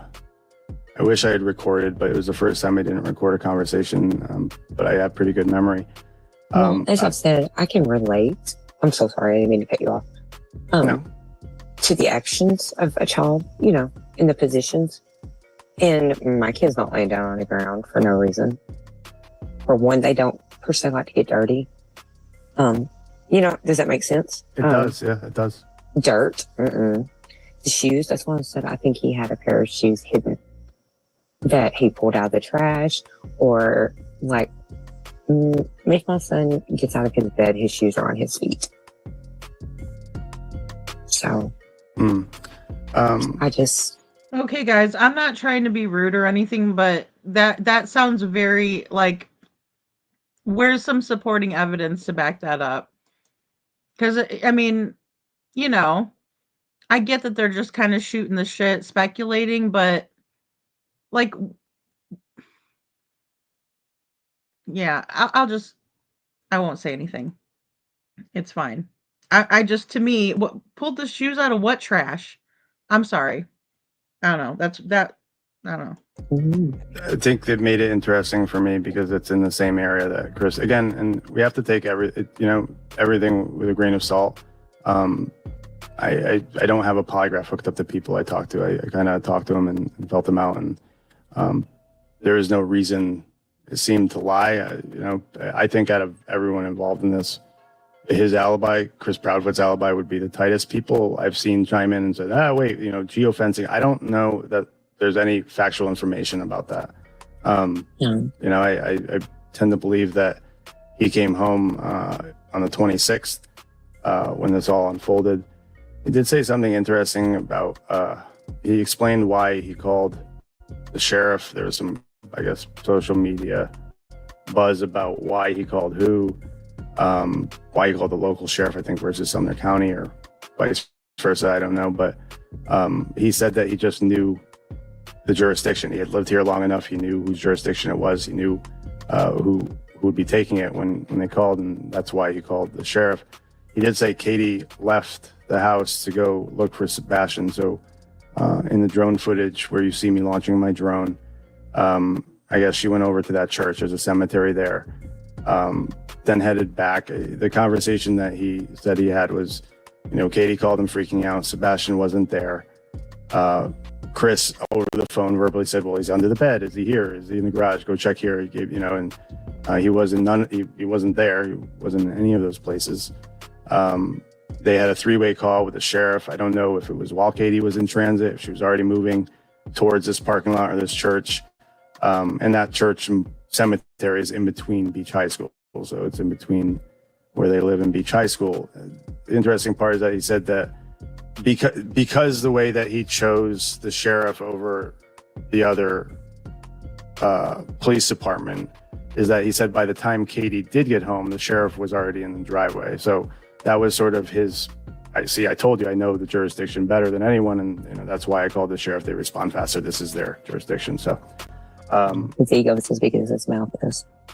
Damn, and Chris is still on that. Look, he's talking to Nerdy, a couple days ago? I don't know exactly when, guys. Like I said, this is the first time I'm watching this, but wow. He's still on that. Oh, I gotta over-explain why I called my friends instead of the 911 dispatch. Oh, what a jerk. Yeah, I saw that too. I saw that with the sort of, I said it yesterday when I said I'm disclosing this information. Like I said, I confirmed. I knew he was seeing my tweets because he's texted me on previous nights and clarified or given clarification. He knew that I was waiting, and then as soon as I said I was disclosing, he called my cell phone 60 seconds later. So he was already blocked by that time. But he may have an ego. I don't know if it matters in this case. What matters is bringing Sebastian home. Absolutely. I don't know if any of this information helps. I think this is like, and I said this last night on Spaces, it's baffling. The reason so what you're seeing on the screen, this is aerial footage of behind the fire station where the command post was. To give folks an area of the wooded area, obviously it's pretty dense, but it seems like there's some sources of water down there with that fog there. Typically water on the ground will do that, but without going into the woods, I don't know. I believe others have spent an enormous amount of time digging through these areas and looking for Sebastian, including Stephen Crabtree and more. Given how I know Crabtree's done a lot of blow in those woods. No, I'm just kidding, guys. I'm just teasing. All right, so allegedly, in my opinion. Now I just want to say I slapped a filter on this drone footage, but he's got a really nice drone, obviously. Like or his girl does, right? Because they're two of them have the channel. It's not just Nerdy; it's his girl too, Eva. And so somebody has a really good drone, right? Because I mean, this is way better than SF's drone. Man, I mean, they could get on Nancy Grace if they turn this drone footage in, yo. All right, I'm just being a jerk. much resources were deployed to look for him initially. People pointed out how much miles is in between the home, this creek, and the dam. Yeah, there's 7 miles in between. It's a long distance, but apparently police felt the need to follow that trail all the way and did a massive search, not just in the woods and caves, bodies of water. It seems like they did the right thing, but again, I will point out we've seen other cases where the car was right there in the reservoir. The FBI dive team specialized in doing what they do, dived and came back up and said, no, nothing here. And we've also seen when they turn 18, they come home. So I think that's it. I asked him, like, in his heart, like, what do you believe? Like, what do you believe in your heart happened to him? And I think that's the number one answer, right? Is that he's probably being harbored somewhere, that perhaps someone in the family maybe is keeping him safe somewhere else. I don't know. What? Chris thinks in his heart of hearts, right? And that's assuming that Chris has a heart, right? We'll give him the benefit of the doubt for the sake of the conversation. Hypothetically speaking, if Chris had a heart, that's what he would come up with? That someone in the family's harboring him in a safe location? What a dick. All right. And then, he's going to show up when he's 18. My ass. Here we go. I'm sorry. Were deployed to look for him initially. People pointed out how much miles is in between the home, this creek, and the dam. Yeah, there's 7 miles in between. It's a long distance, but apparently police felt the need to follow that trail all the way and did a massive search, not just in the woods and caves, bodies of water. It seems like they did the right thing, but again, I will point out we've seen other cases where the car was right there in the reservoir. The FBI dive team specialized in doing what they do, dived and came back up and said, no, nothing here. And we've also seen where when they turn 18, they come home. This is a great. You know what? I'm sorry. The other person on the panel is I can't with that one. I'm sorry. That's wrong. Wrong again, in my opinion. I'm just, I'm not trying to trash anybody, but Lord Almighty. So no. In my opinion, I don't think so. Right? I just don't see that. I just don't see that at all. Right? But I have to agree 100% with what Nerdy is saying here in terms of look at all of these cases, like even little Kylie, not Kylie, I was going to say Kylie Anthony. I'm putting those two cases together, but yeah, with Kylie Rodney, the same thing, like he's saying, that was the example he used, but even with little Kaylee Anthony, right? She was right by the house, right? Right by the house. And, arguably people could move the body or whatever, but in the same way, they were missed. And again, just recently with Travis Decker, and, thankfully the animal scattered his bones around so we could have found him, but they're in dense woods and things like that. They could miss, Sebastian could have been missed, even with all of the efforts. And I agree with that 100%. We're all human. There's always room for error, right? But then again, we do have to remember this is Tennessee. It is, some rural, some forest, pretty dense forest. The animals could have, sure. I don't know. It's hard when we talk about this with Sebastian. And that could have happened right here. And then that would be easier to find because there's more opportunities when something's scattered than if it's in one spot. So I'm just going to say that. Oh, Sebastian, man. So I think that's it. I asked him, like, in Chris, in his heart, like, what do you believe? Like, what do you believe in your heart happened to him? And I think that's the number one answer, right? Is that he's probably being harbored somewhere. That perhaps someone in the family maybe is keeping him safe somewhere else. I don't know. Go ahead.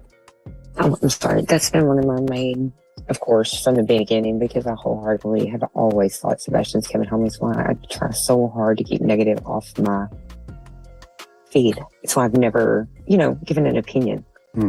Because I don't want that out there. What good does it do? It does absolutely zero good. It doesn't help that baby. I'm not going to find that baby. The best I can do is help bring awareness. I asked him, but I appreciate you guys. Yeah, I asked him some stupid questions because while I was there for a few days, like, you see these huge lawns, right? And as you drive around, I was hearing gunshots, and it's Tennessee. People have guns and people shoot, especially when it's not in this neighborhood here, but a couple of streets down, there was gunshots. And I asked him, is it possible, like, he walked away and walked in someone's yard and, perhaps his behavioral health or, his behavioral issues arose and someone shot him? I have no idea. I'm hoping for the best, and my mind is still sort of spinning over what happened. The fact that people bring up that, Old Hickory Dam is 7 miles away. Yeah, so is Drake's Creek Park. That's about the same distance, and police did a massive search there. The idea was that perhaps he walked over to that area and then went into the water over there. They covered a huge. Well, and also, guys, and I will just rewind back just a teeny bit too. I do want to point out that Ken Weiner came on day 4 and on the presser, and he said, I've been researching, children who can walk and walk and walk. Yeah, those children were wearing shoes, though, Ken. Not no disrespect, but he didn't make it 7 miles with no shoes, right? He just didn't. And how would he get away from their watch? I mean, they watched every move that kid made. He had to ask to fart. I mean, come on. Amount of distance in between the house and other areas. What happened? The fact that people bring up that Old Hickory Dam is 7 miles away. Yeah, so is Drake's Creek Park. That's about the same distance, and police did a massive search there. The idea was that perhaps he walked over to that area and then went into the water over there. They covered a huge amount of distance in between the house and other areas where they searched. That's just what it is. Right. And if he walked away, depending on what was driving him, I mean, adrenaline can drive you, you know what I mean? Like, exactly. Yeah. To all ends. I mean, I don't really know. You've given me a lot more to think about for sure or not. Because that's a couple of things I didn't know that really are important. They are important. I don't know how, we've all thought about it. I don't know how, but it feels like it is important, the details. I think the search warrant for me, why, right? Because if they, in fact, did hand over every piece of, basically the way Chris presented it was they all handed over their phones willingly, all three, right? Katie, Chris, and Seth. He said that his phone took the least amount of time, meaning Chris's, to image. So when people don't know what occurs during this process, police will tie a device into the phone and take a backup of it, right? They don't have to take the physical phone. I think Chris said something like 7 hours. I could be wrong, 8 hours. Katie's took like 10, maybe. It was in the middle, and then Seth's phone took the longest. Now, that could be for various reasons. It could be because Seth had a different type of phone, right? iPhone versus Android. It could mean that Seth just had that much more data on his phone. And that imaging process took longer. Yeah. So I don't know if it's necessarily meaningful. But yeah, they willingly handed over everything, even car chips. And, he described a moment when the FBI team identified with their Wi-Fi sniffer that there was something, broadcasting nearby on the network. And it turns out there's a device in his truck or RV that was broadcasting and putting out a Wi-Fi signal. It sounds like they really put the effort in to willingly give police what they wanted. But that raises the question of why did police then feel the need to obtain a search warrant from a judge, right? And then to execute it, and then to take devices that were not even present or in that home when Sebastian vanished. Those 3 cameras were added after. That part blew my mind. And that's not just. Wow, guys, that was really, really smart. And I think that's why it's hard to listen to this lady that's about to talk. Again, I've never watched this before, but yeah, I think it's, because this guy's very logical, in my opinion. Never heard him before, just saying. Here, I'm cringing though to hear what this lady has to say, that, the one that says that Sebastian just pulled some shoes out of the random trash somewhere. It kind of sounds like that idea came out of the random trash somewhere too. Easy to do. Not just a judge is not just going to sign off on a warrant like that for no reason. He's going to have a good probable cause, especially the statute that they have. And don't come at me. They've been in the military because they do have a statute. Oh, she's nervous. Okay, guys, wait a minute. Now I wasn't trying to throw shade to begin with, but look, okay, she's nervous. She's one of the feet people. She's a Foot Clan. So that's why she's like, oh, you see how quiet she got all of a sudden? Yeah, she's nervous. She's like, don't come for me. Okay, now I get it. Okay. Let's just back it up a little teeny tiny bit there. That could be for various reasons. It could be because Seth had a different type of phone, right? iPhone versus Android. It could mean that Seth just had that much more data on his phone. That would be my guess. the imaging process took longer. Yeah. So I don't know if it's necessarily meaningful. But yeah, they willingly handed over everything, even car chips. And, he described the moment when the FBI team identified with their Wi-Fi sniffer that there was something, broadcasting nearby on the network. And it turns out there's a device in his truck or RV that was broadcasting and putting out a Wi-Fi signal. It sounds like they really put the effort in to willingly give police what they wanted. But that raises the question of why did police then feel the need to obtain a search warrant from a judge, right? And then to execute it, and then to take devices that were not even present or in that home when Sebastian vanished. Those 3 cameras were added after. That part blew my mind. And that's not just easy to do. Like, not just a judge is not just going to sign off on a warrant like that for no reason. Like, he's going to have a good probable cause, especially the statute that they have. And don't come at me. They've written in the military because they do have a statute. Like, they're well respected. It's just is what it is.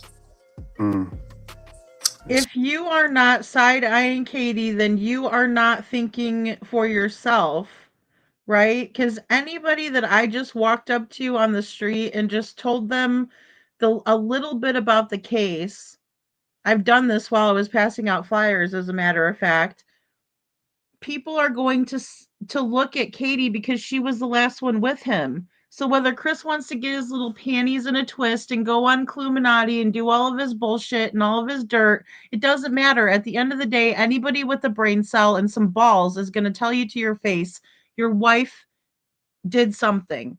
If she was the last one with Sebastian, there's no footage of the kid. All the windows and doors were locked. Come on. I'll go back to Detroit. It's ridiculous. Come on now. His phone took the least amount of time, meaning Chris's, to image. So when people don't know what occurs during this process, police will tie a device into the phone and take a backup of it, right? They don't have to take the physical phone. I think Chris said something like 7 hours. I could be wrong. 8 hours. Katie's took like 10, maybe. It was in the middle, and then Seth's phone took the longest. Now, that could be for various reasons. It could be because Seth had a different type of phone, right? iPhone versus Android. It could mean that Seth just had that much more data on his phone, and that the imaging process took longer. Yeah. So I don't know if it's necessarily meaningful. But yeah, they willingly handed over everything, even car chips. And, he described the moment when the FBI team identified with their Wi-Fi sniffer that there was something, broadcasting nearby on the network. And it turns out there's a device in his truck or RV that was broadcasting and putting out a Wi-Fi signal. It sounds like they really put the effort in to willingly give police what they wanted.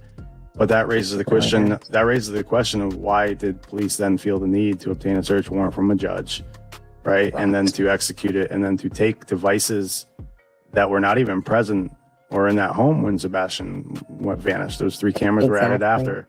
That part blew my mind. And that's not just easy to do. Like, not just a judge is not just going to sign off on a warrant like that for no reason. Like, he's going to have a good probable cause, especially the statute that they have. And don't come at me. They've written in the military because they do have a statute. Like, they're well respected. It's just is what it is. It's certainly interesting. And with at the same time, like, in my mind, like, people can use that as they wish, right? That's interesting. But it's been a long time since February 2025, right? He said it was about a year after, and we still don't have any arrests. Here we are in October, right? So the fact that they executed could make it say, police and a judge think that something's going on here. But then everything was taken that was taken, and there's still no arrests or no person of interest, right? So it really depends on your lens, how you're receiving this information. And I mean, I'm going to be honest. I've shifted mine just a little. Like, how could you not? Yeah, well, I mean, especially if you're in true crime, to your point, right? Exactly to your point. Everyone knows that it's difficult to go into someone's home and to take devices means that something was spelled out in that probable cause that made a judge sign off on it and allowed them to do it. So Again, you could say, okay, well, a lot of time has passed and there's no arrest, but a lot of time passed in between the time Sebastian went missing and the year that police descended on the house and executed a search warrant. So there's time to hide stuff, there's time to conceal stuff, there's time to delete stuff. So I don't know how to take it. I don't think, and I'm going to continue saying this, and I said this last night in Spaces, I don't think that Chris has done anything nefarious here. I don't. Okay, guys. So I'm just gonna stop right there because I will say I do think that this guy has more of a true crime vibe than a Krama vibe, right? Krama is, bullshit in my opinion, and it there's no place for it around, but we all have the freedom of speech and like the platform that we work hard on, right? So people that do that, in my opinion, it's their channel. They do what they want on their channel. If I don't want to watch it, I don't go over there, right? I don't cross paths or whatever. But I will say that this guy seems a little bit more on the true crime space. I don't know him, right? But it seems like he's a critical thinker. And if I was in this position, I probably wouldn't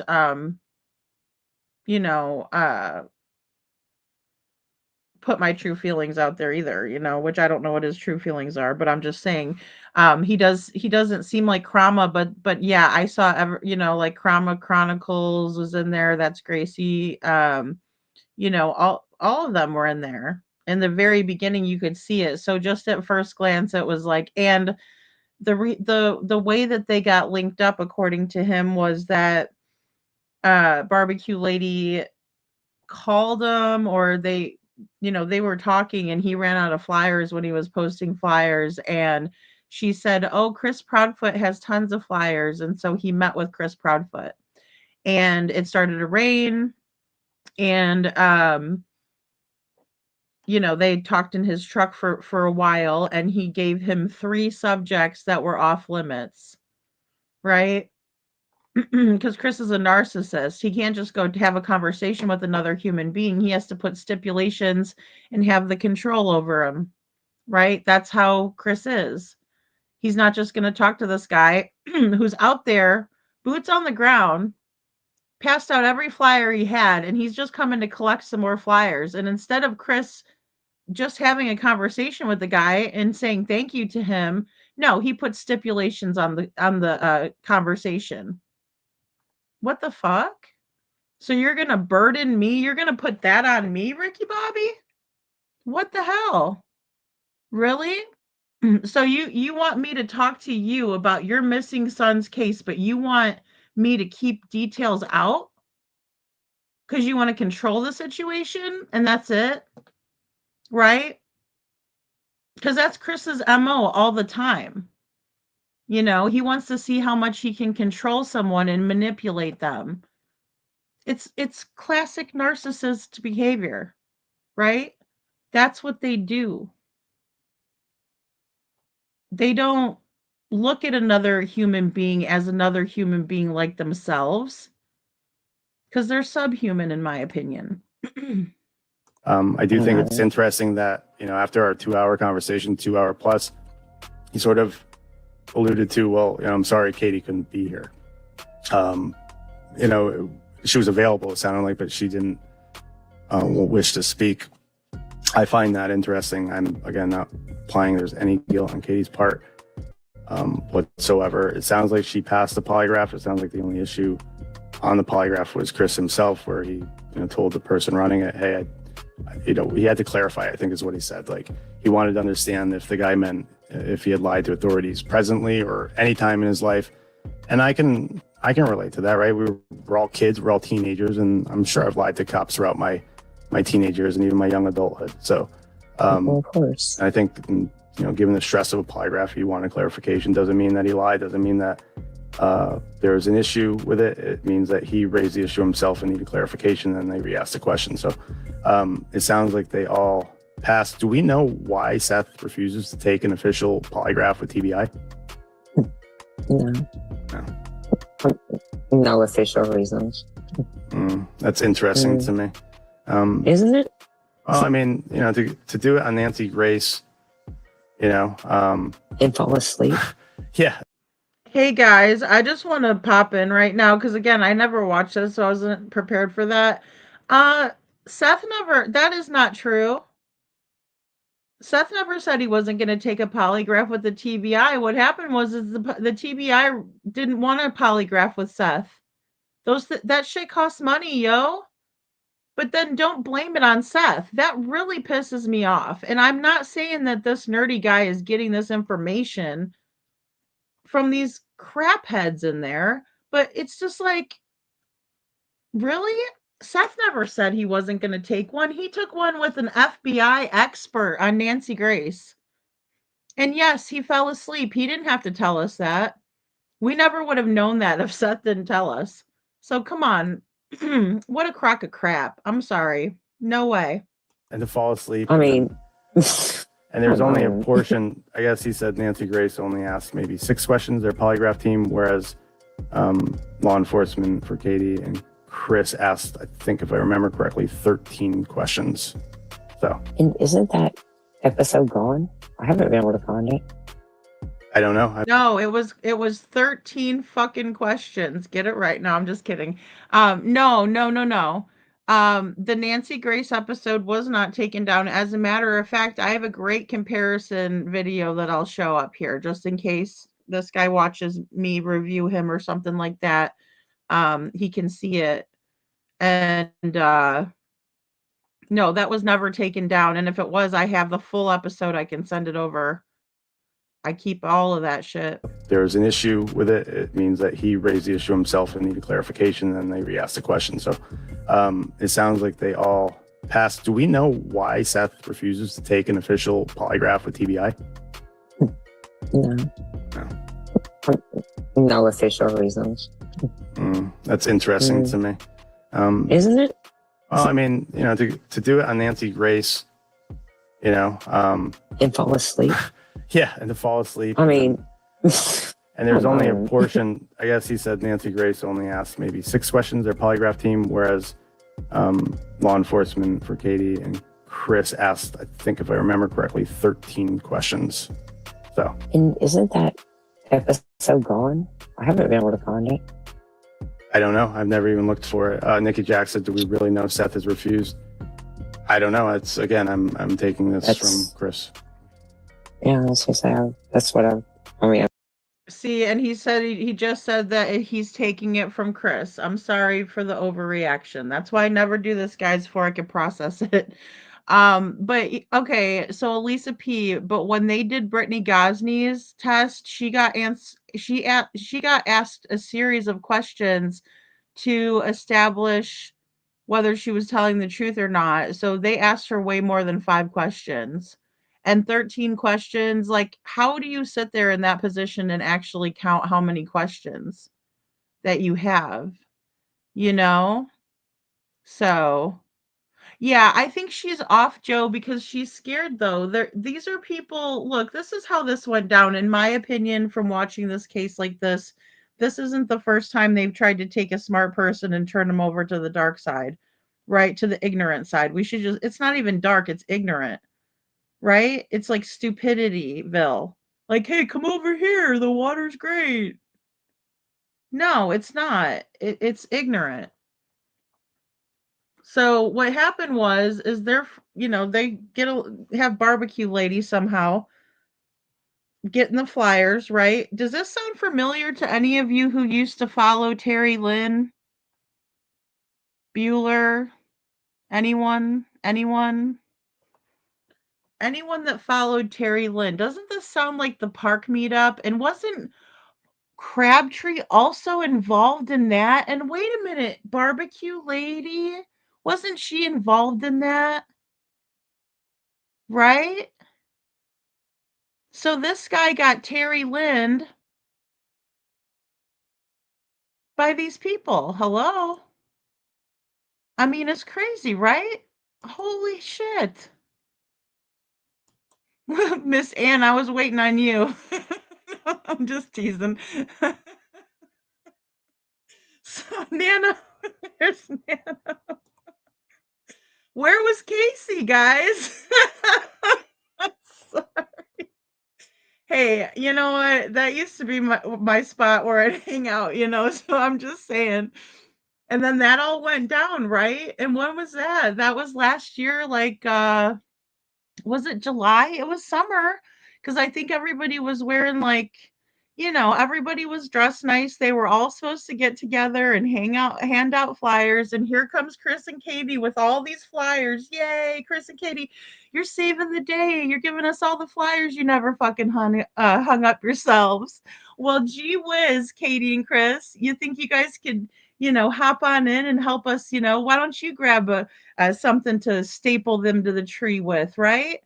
But no, instead they just come over there and drop them off, and then we're supposed to believe that we're, everybody's great, right? And then let's turn around and blame Seth. You know, that's the whole deal. It's, hey, come over here and be friends with me. See, I'm a nice guy. I'm not a monster like I portrayed myself to be.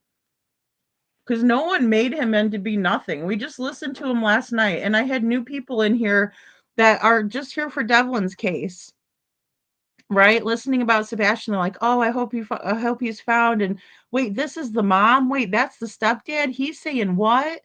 I mean, these are people that are completely new. They've never watched my videos before.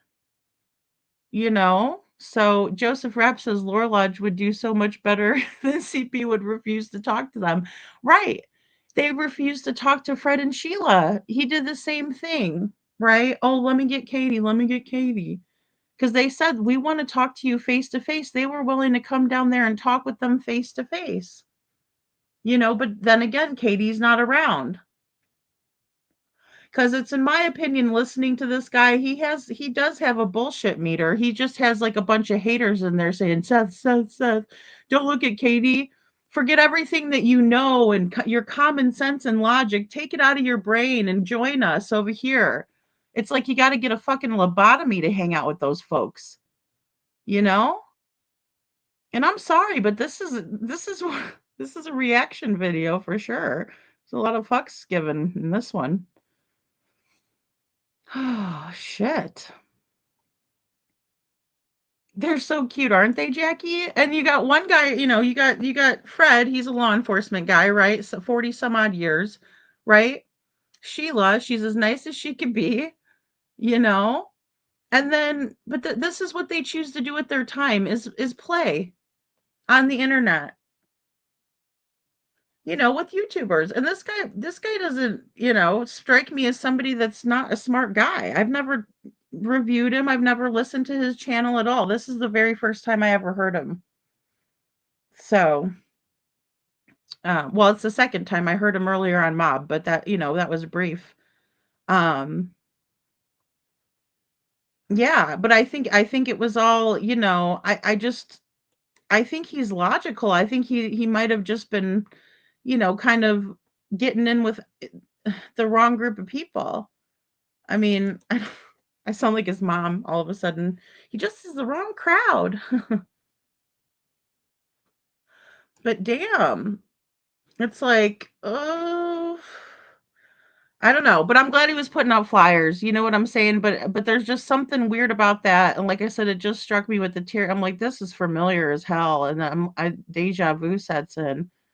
And I'm like, where's the rest of the, because Crabtree was supposed to be on his show with Proudfoot tonight, or at least Proudfoot was supposed to be there. He mentioned Crabtree. But again, he doesn't seem to have had all the background, right? Like, I wonder if he ever saw the video where Crabtree was out there, sniffing lines, because, I wouldn't want somebody on my show that I, knew that was, sniffity jiffity in the woods while he's looking for a missing kid. And this guy doesn't strike me as that type either. He seems like a pretty straight shooter, in my opinion. First time I ever heard him, snap judgment here, but. I've seen it multiple places. Yeah, I think I've heard that before too. Where would I say somebody's going to misscrew it and twist it and throw it somewhere? Yeah. But this is the first time I've talked on this case. And so I do appreciate you letting me. Well, I appreciate everything that you've been doing for it too. I figured that some of this information was probably repetitive. They took the GPS and OnStar, his RV had Wi-Fi. They took that to analyze as well. I'm trying to read my notes here to make sure I haven't missed anything. Chris, know, though, you bringing up that new information, for a long time, I thought, LA's always going to hold, stuff close to the vest. But I've always thought, is it that they have A, B, and C, and they just can't connect it to X, Y, Z? Like, do they know? You know what I mean? Like, and they just can't put that little. I don't know. And you see what I mean, though? yeah, no, I know exactly what you're saying. And that year in makes me wonder even more now. Like, my brain is going 900 miles an hour. Yeah. My notes initially, so when I immediately got out of talking to him, I wanted to do a brain dump for our folks in Discord. So I'm just reading some of this stuff. It said the light is 300% a flashlight from his neighbor that took trash down to the road. The same boys where Scent started used to play flashlight tag with him. Once Sebastian was found hiding under the car. The Scent dog first picked up the scent at the creek, and cadaver dogs followed to the old Hickory Dam.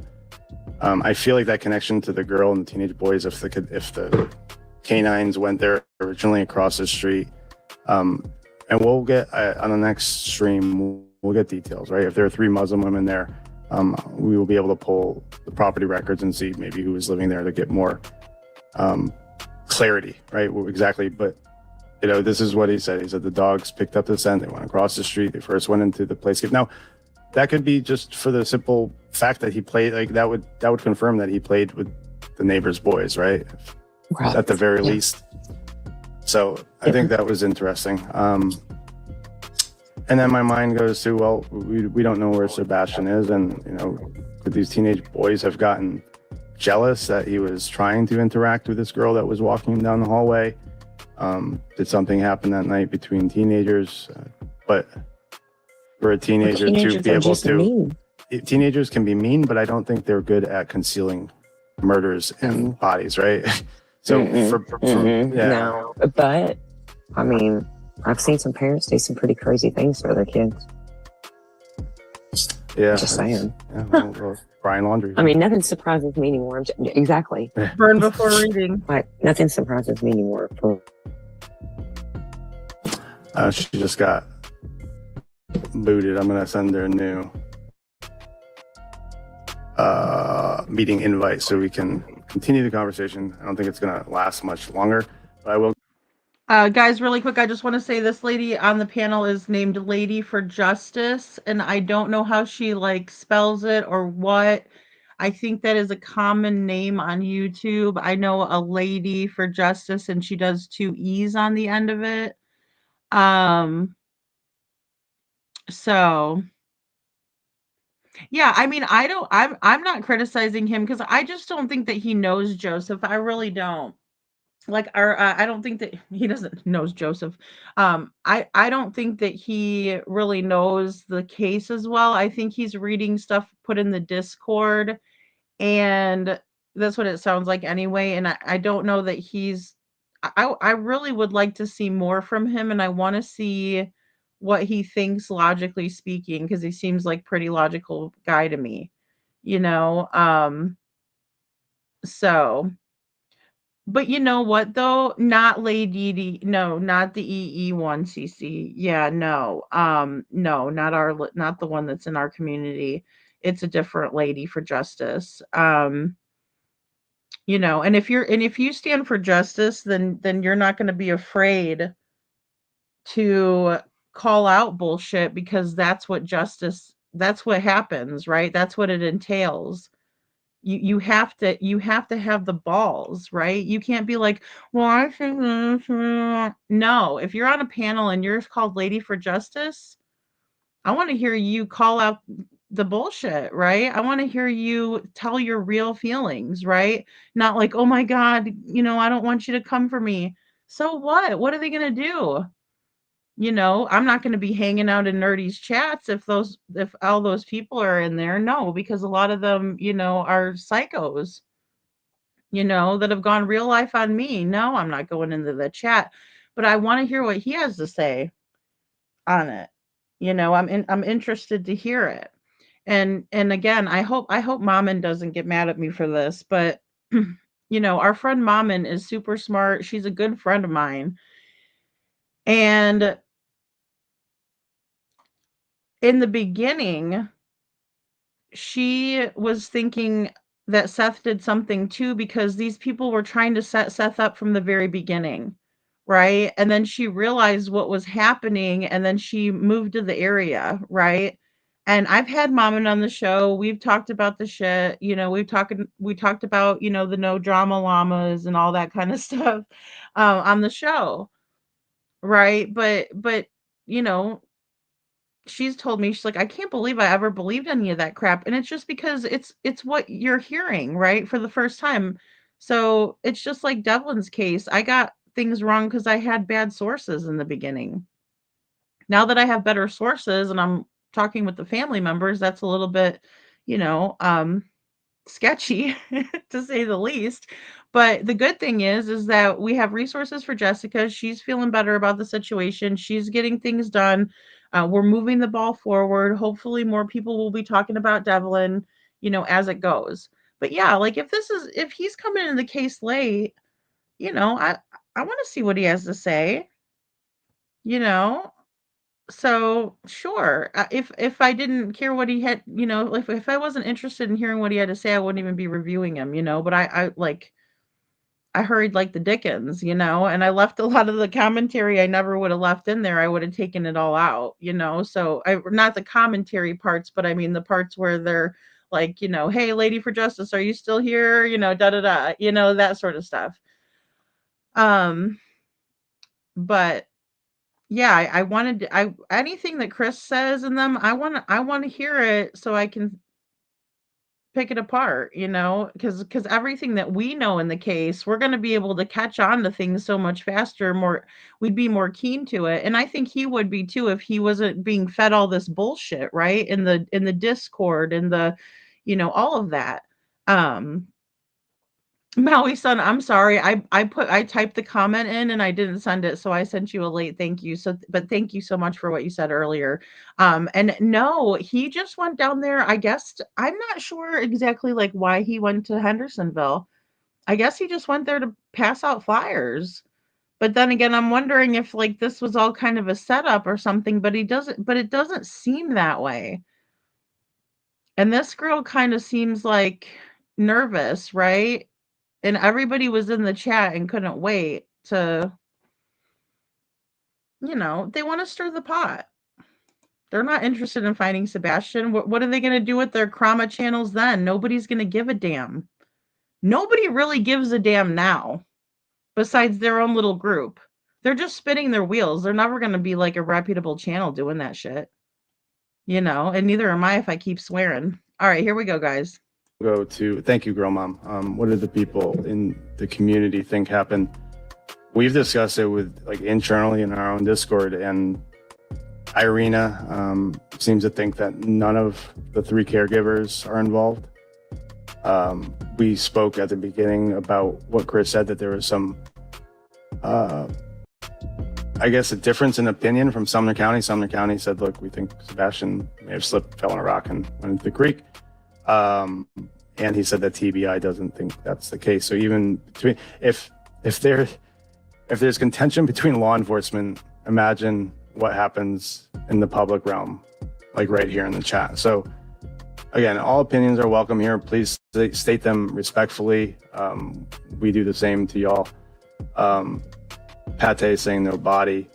But again, if police are disagreeing on what happened to Sebastian, then expect this divide here and divisiveness with true crime sleuths and the public. There's going to be a divide there. I don't know what happened. I'm going to start this meeting real quick so she can come back in. Brianna, I'm sending the link into the chat for you again. We have a 40-minute time limit on Zoom. Again, this wasn't the way that I wanted to do the live stream, but we've had all sorts of fucking technical challenges from YouTube. From starting it, YouTube went down, and then we had some audio issues, and then we ended here. So it is what it is. Chris Proudfoot, so Choo Choo's mommy, Chris Proudfoot, the way he conveyed it was that there's 2 different agencies, well, multiple agencies, the FBI is here too. So, but Sumner County, he said, believes that Sebastian had an accident, right? They believe that Sebastian maybe walked away, slipped on a rock, hit his head and drowned. He says TBI doesn't think that's the case and that their opinion differs, although it didn't really go into what that would be, what TBI thinks. All I know is that the two agencies don't agree on what happened to Sebastian. That's unusual too. Yeah. Well, yeah. I personally, I tend to lean away from that. I don't know why. I guess just because I still think he's with us. Like, I do too. I feel in my heart that he's. I do too. Yeah, I want to state that because if people ask what we think in the community.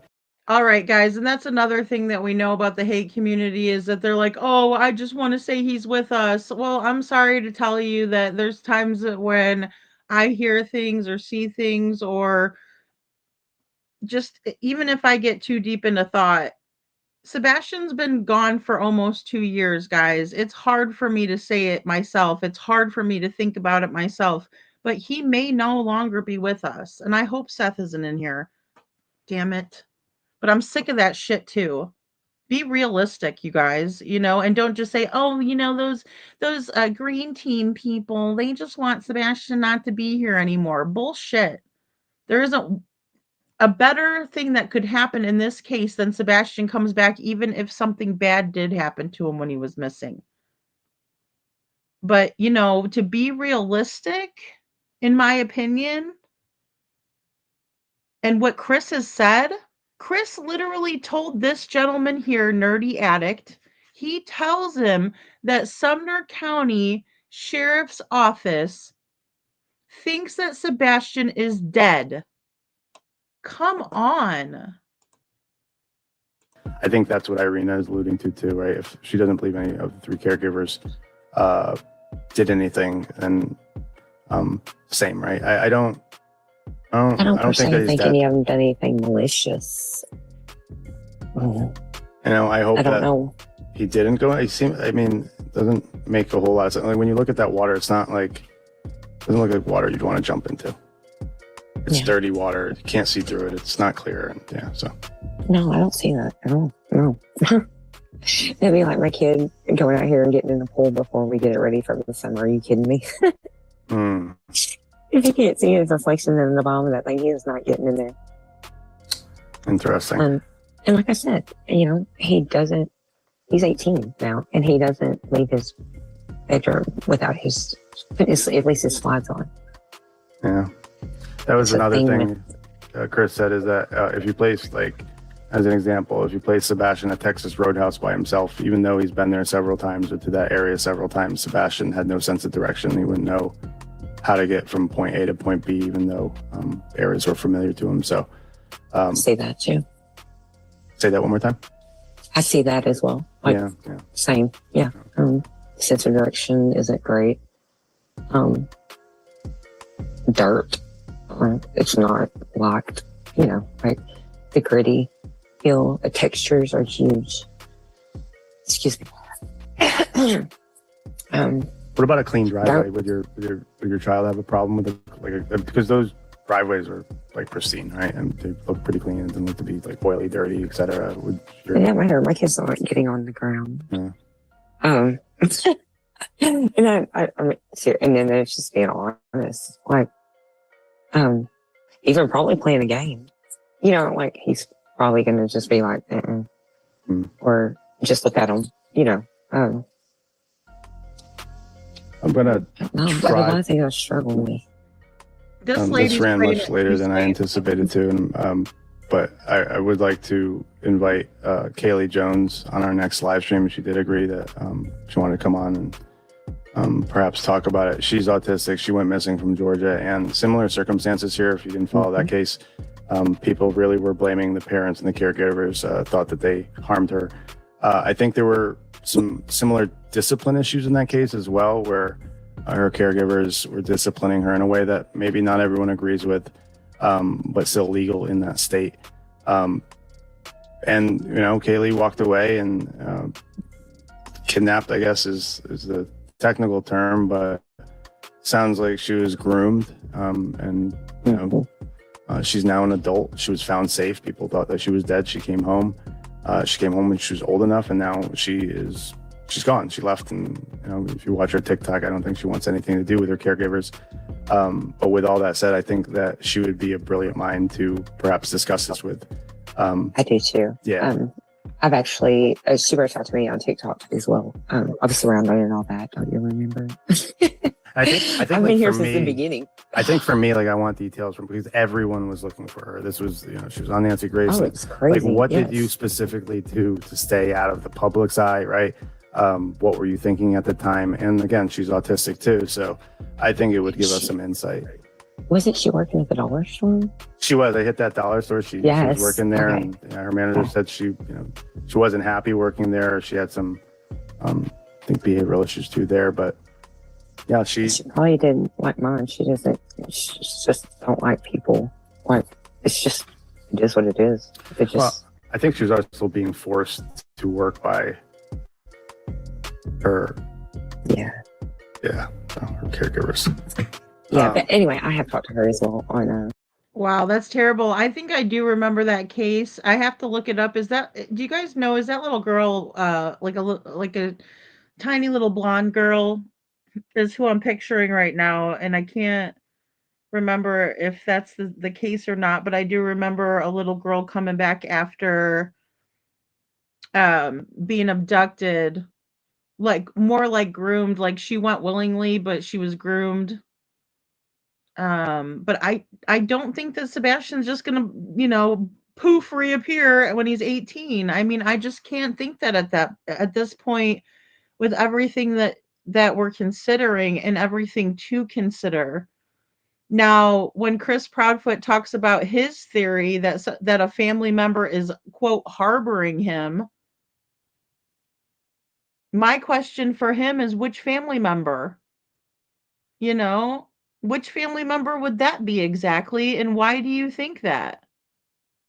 Right? Because how did the family member get them? Because you said the 3 a.m. lights don't have anything to do with Sebastian's disappearance.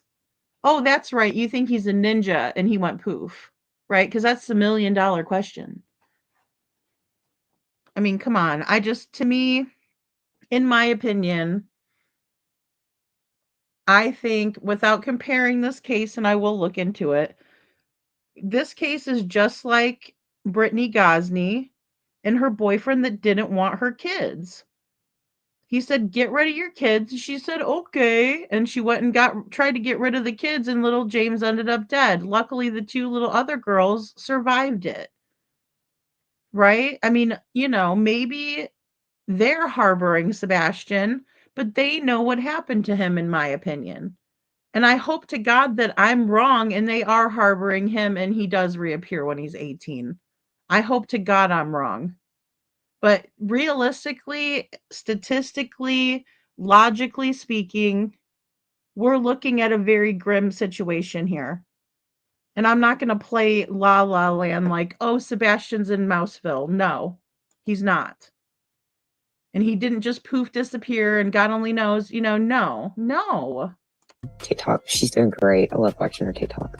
Gotcha. I just want to go to the super chats for a second. So I typically, we don't typically have this many people in here, but Kramer Chronicles, did you speak with Seth or try to? No. And again, I want to clarify that it wasn't even my intent to speak to Chris Proudfoot. My intent was I didn't reach out to anyone. If I wanted to knock on his door, I would have knocked on his door. I was there to do this independently the way I always do them. And the reason that I do that Kramer Chronicles is because we've worked other cases.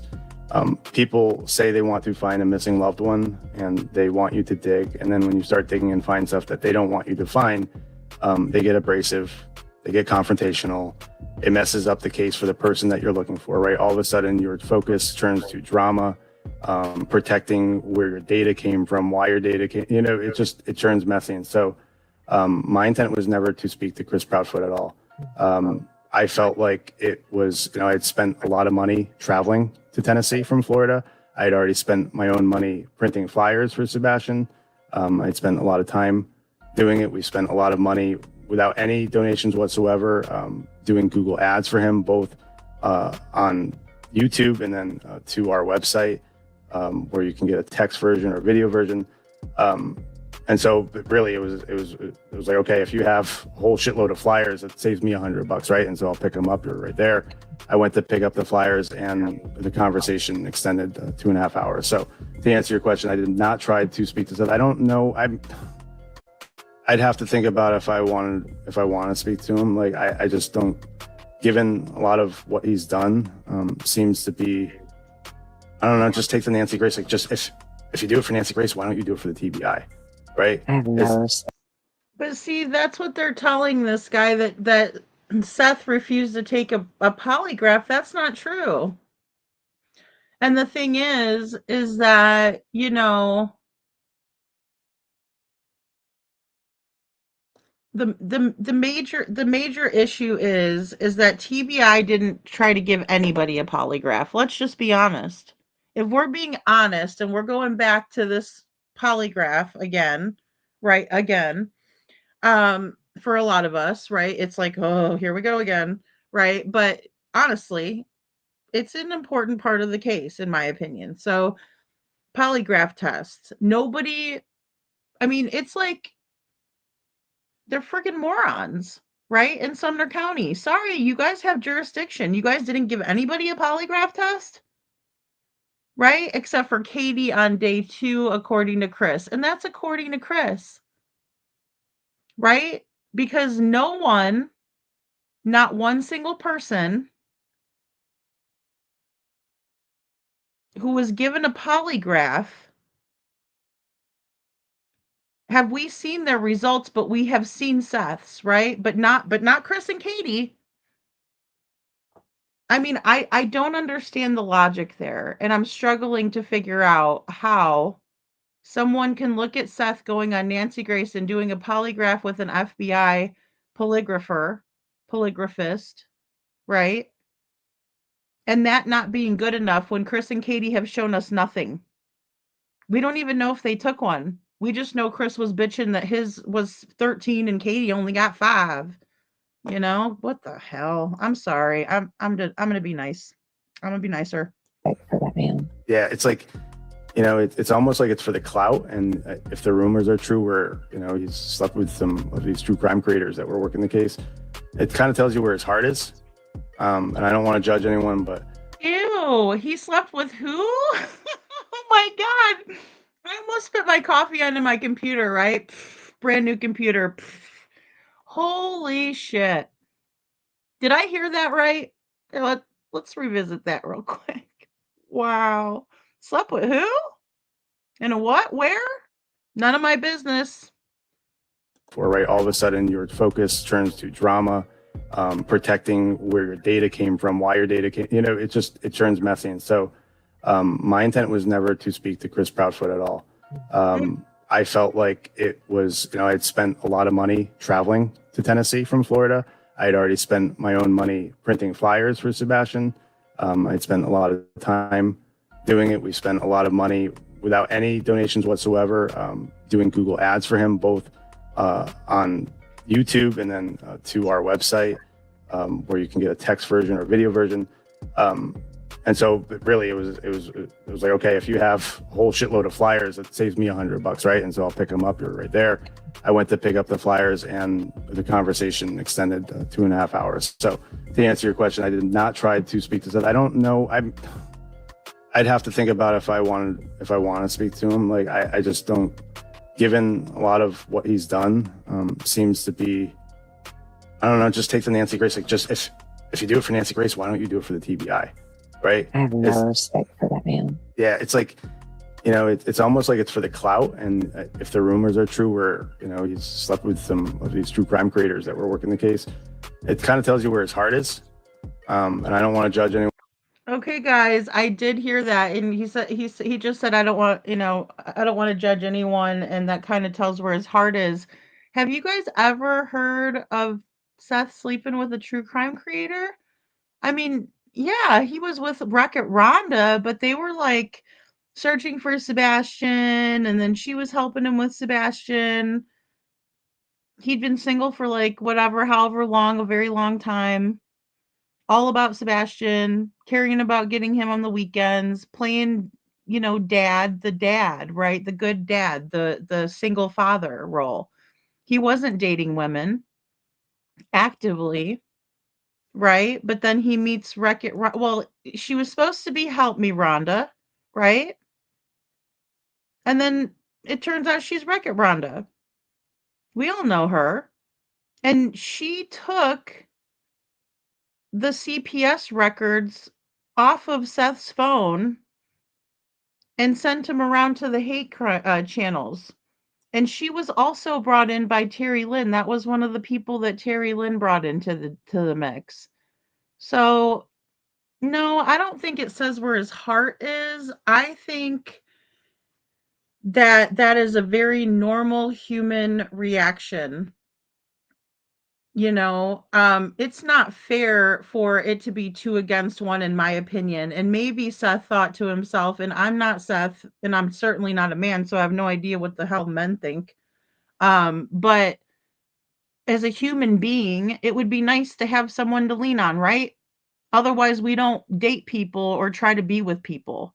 Otherwise, we just make it on our own, right? But it's kind of nice to have someone. And I'm not going to hold that against Seth. He didn't go off and screw a bunch of true crime creators. That is the biggest lie I've ever heard. And I'm sorry, I didn't mean to think it was comical. But it's completely fucking absurd. But I also don't want to talk to people that act that way. So I hope that. Not to mention, he's said a few things that shouldn't have been spoke on. In my opinion. Sorry. I always want to add that. Boom, Elisa. And that just ruined it for me. I lost all respect, and I can't help that. There's just some things that's not okay, and that was one of them. If she asks, do you know why Seth would say that Sebastian is behind a paywall in North Carolina? And if seen in a sporting goods store, he would be with two adults. So there is actually 2 or 3 sightings. There's one that we don't even know about where, the FBI or TBI came back. And this was interesting. Actually, I'm glad you. Hey guys, and I'm not saying, anything at all, but I think that, Olivia from Chronicles of Olivia, I don't know her husband, but they are so cute, right? But that's in the Idaho 4 case, that is one of the victim's brothers that they got together because Olivia was covering the case. It's like when you're in a vulnerable situation, that happens. So for Seth to be blamed for that, maybe some people have never had that, but been that lonely or had that situation, but I just can't fault him for that. And it's not like he was going around, I hate to break it, but Seth isn't like the Hugh Hefner. Oh, watch him come in the chat right now. He's not the Hugh Hefner of YouTube, right? He just goes around and is I'm gonna get him a Hugh Hefner robe and give it to him now. Good night. I mean, what kind of shit is this? We still got like 15 minutes. Oh my God. I'm sorry. All right. Ask the question, is she? Because this kind of speaks on Seth Rogers. There's been a couple leads, and that lead was no good. They've confirmed it wasn't Sebastian. It did look a lot like him. But it shows you how much Chris Proudfoot knew Sebastian and knew him better than Seth, because as they were looking at it, people, even the caregiver, said that might be him, right? That might be him. And Chris explained how Sebastian had 3 freckles on his neck. So he knew immediately it wasn't Sebastian. He said Sebastian was pigeon-chested, and he knew immediately that it wasn't, and Seth didn't. That kind of tells you how much time Seth had spent with his child, right? Oh, I hope that answers your question. No, that is not true. They had 50-50 custody. Oh my gosh, guys, this is bad. I'm not going to keep chiming in because I think this person's been misinformed, and I'm not trying to bash them. I don't like to review people just to bash them. Seth's goodies. There it is. Sorry, Joe. Seth's goodies. All right, guys, we need to get a pipe for Seth and a Hugh Hefner robe. Come on, we can do it. It's Halloween time, and I'll give it to him. I'll say didn't you know that you're the Hugh Hefner of YouTube? You've slept with everyone. You dog you know? When was the audio made? The audio for this podcast was just put out today, I believe. I just found out about it today. I'm sorry. This is some shit I could never make that up, but somehow the hate channels have made it up. Yeah, this was 5 hours ago. Uh, oh, for fuck's sake. I don't know. My brain's going to be jello, and by the end of this, I'll be lucky if I can think after this, cuz that's really wild. That's really wild. He needs to come over here. I know, he's more than welcome to come over here.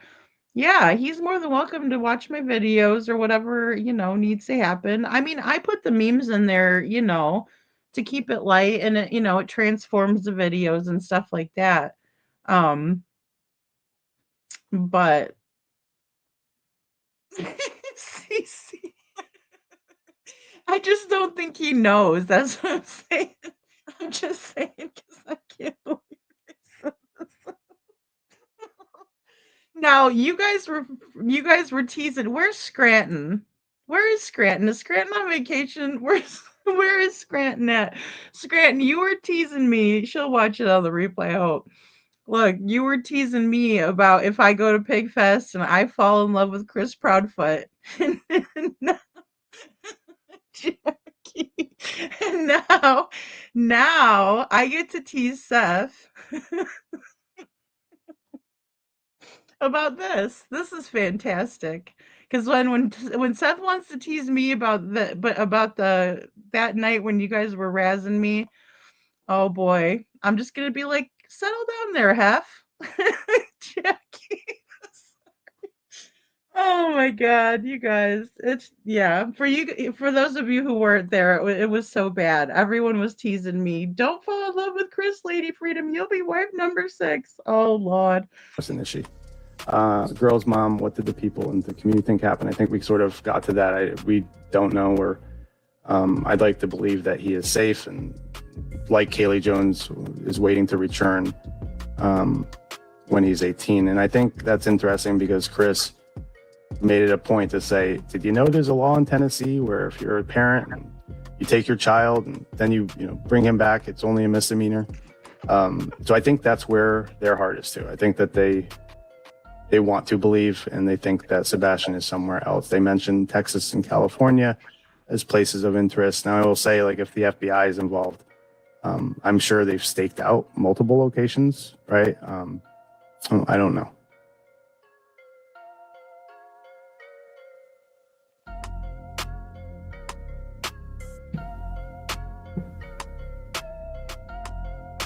It won't be. So Heather, I actually went to Clarksville the first time. So for people that don't know, like I just said, we ran a Google ad campaign. There was some anomalies. So when we do ads, just like when you go to Google and you search for pizza near me, right? We were targeting Tennessee, the entire state.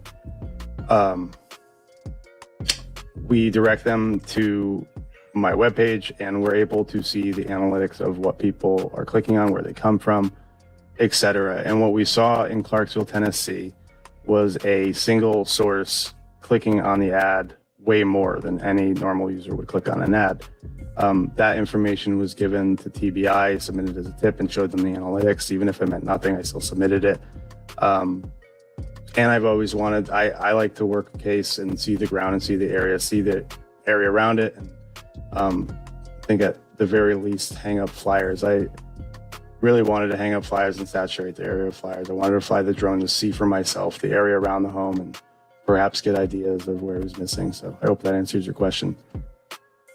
That's very cool, guys. And again, another shout out to Nerdy Addict for doing that. That's really cool. We need some guys out there, right? It doesn't sound like he was like, no troubles were given to him. He was, okayed by all of the weirdo locals there.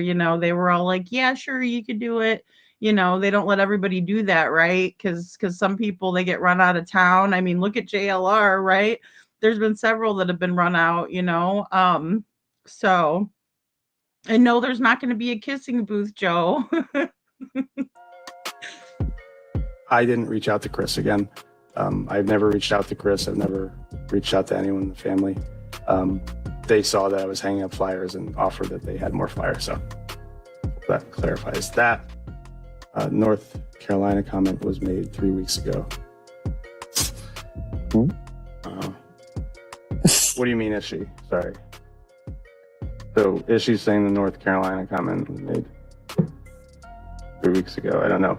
We wasn't the first sighting in like North Carolina. I think there was another one in Virginia. He said, again, there's 2 or 3 sightings with pictures that were shown to all 3 caregivers.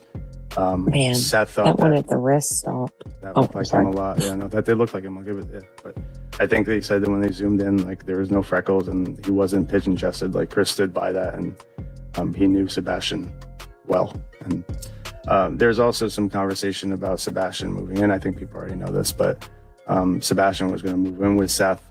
Apparently, Seth didn't register in time for school, and Sebastian, because he was homeschooled during COVID, made the decision that he didn't want to move in with Seth. It would mean he had to homeschool because Seth hadn't registered him in school. And so Sebastian chose to stay with Chris and Katie. I think that says a lot when a kid chooses a stepfather over the biological father. I think the child is telling you how they feel. And obviously kids are kids, right? Kids will, if they can get away or feel like they can get away with something somewhere else, right?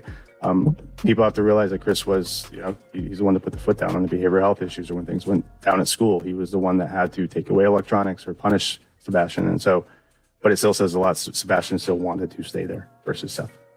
Well, and Seth was gone a lot. And speaking from the mother's perspective, as in that area, and anybody can say whatever they want to say. I could see it when Katie was with Sebastian at Texas Roadhouse. They have a close connection. Like, they do. Like, my kid follows me everywhere. Still. Even at 18. And constantly asking me what he can do. Can he do anything? It's just, it's that connection. There's extra care given. There's extra bonds made. Like, and a lot of people don't understand that. Yeah, I mean, I think a lot of people understand universal signals. So I have to again say that Lady for Justice, I'm sorry. I don't know you, doll. I'm not trying to bash you. I'm just saying, when you see that smile on Sebastian's face here, we're not seeing that here, right? Not at all. When somebody has their palm in the air and they're doing this at you, and and they're pointed at you, their head is pointed towards you, and their palm is up in the air, that's why. She's asking him why. She's aggressively speaking to Sebastian at the table. Does that look to you like a loving, caring mother? Because it doesn't to me. Maybe she's referring to the false narrative by the TBI. Yeah, now the first picture, right? The TBI narrative is real cutesy, right? Sebastian's adorable. Look at his big old smile. He's having a great time. He loves sitting next to his mom. Does Sebastian love his mom? Hell yeah. I never said he didn't. Never would say that. Is she showing him any love? No. She reduced him to rubble. Look at him. Look at him in that middle photo, bottom row.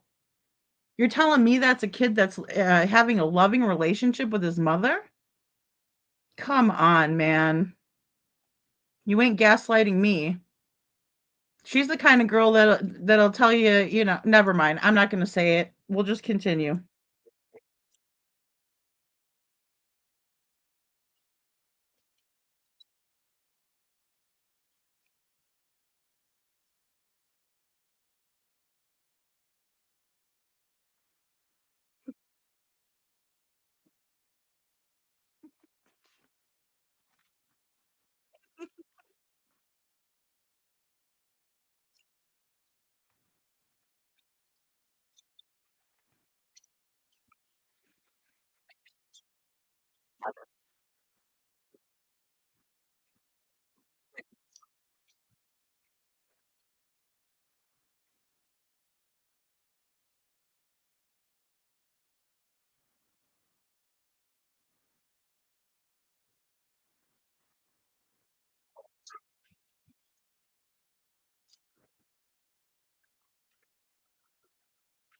Long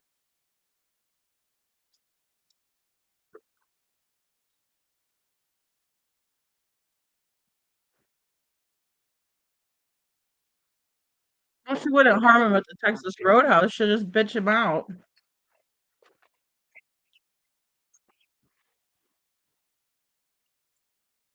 To Drake's Creek Park, right? No, Maybe 7 feet.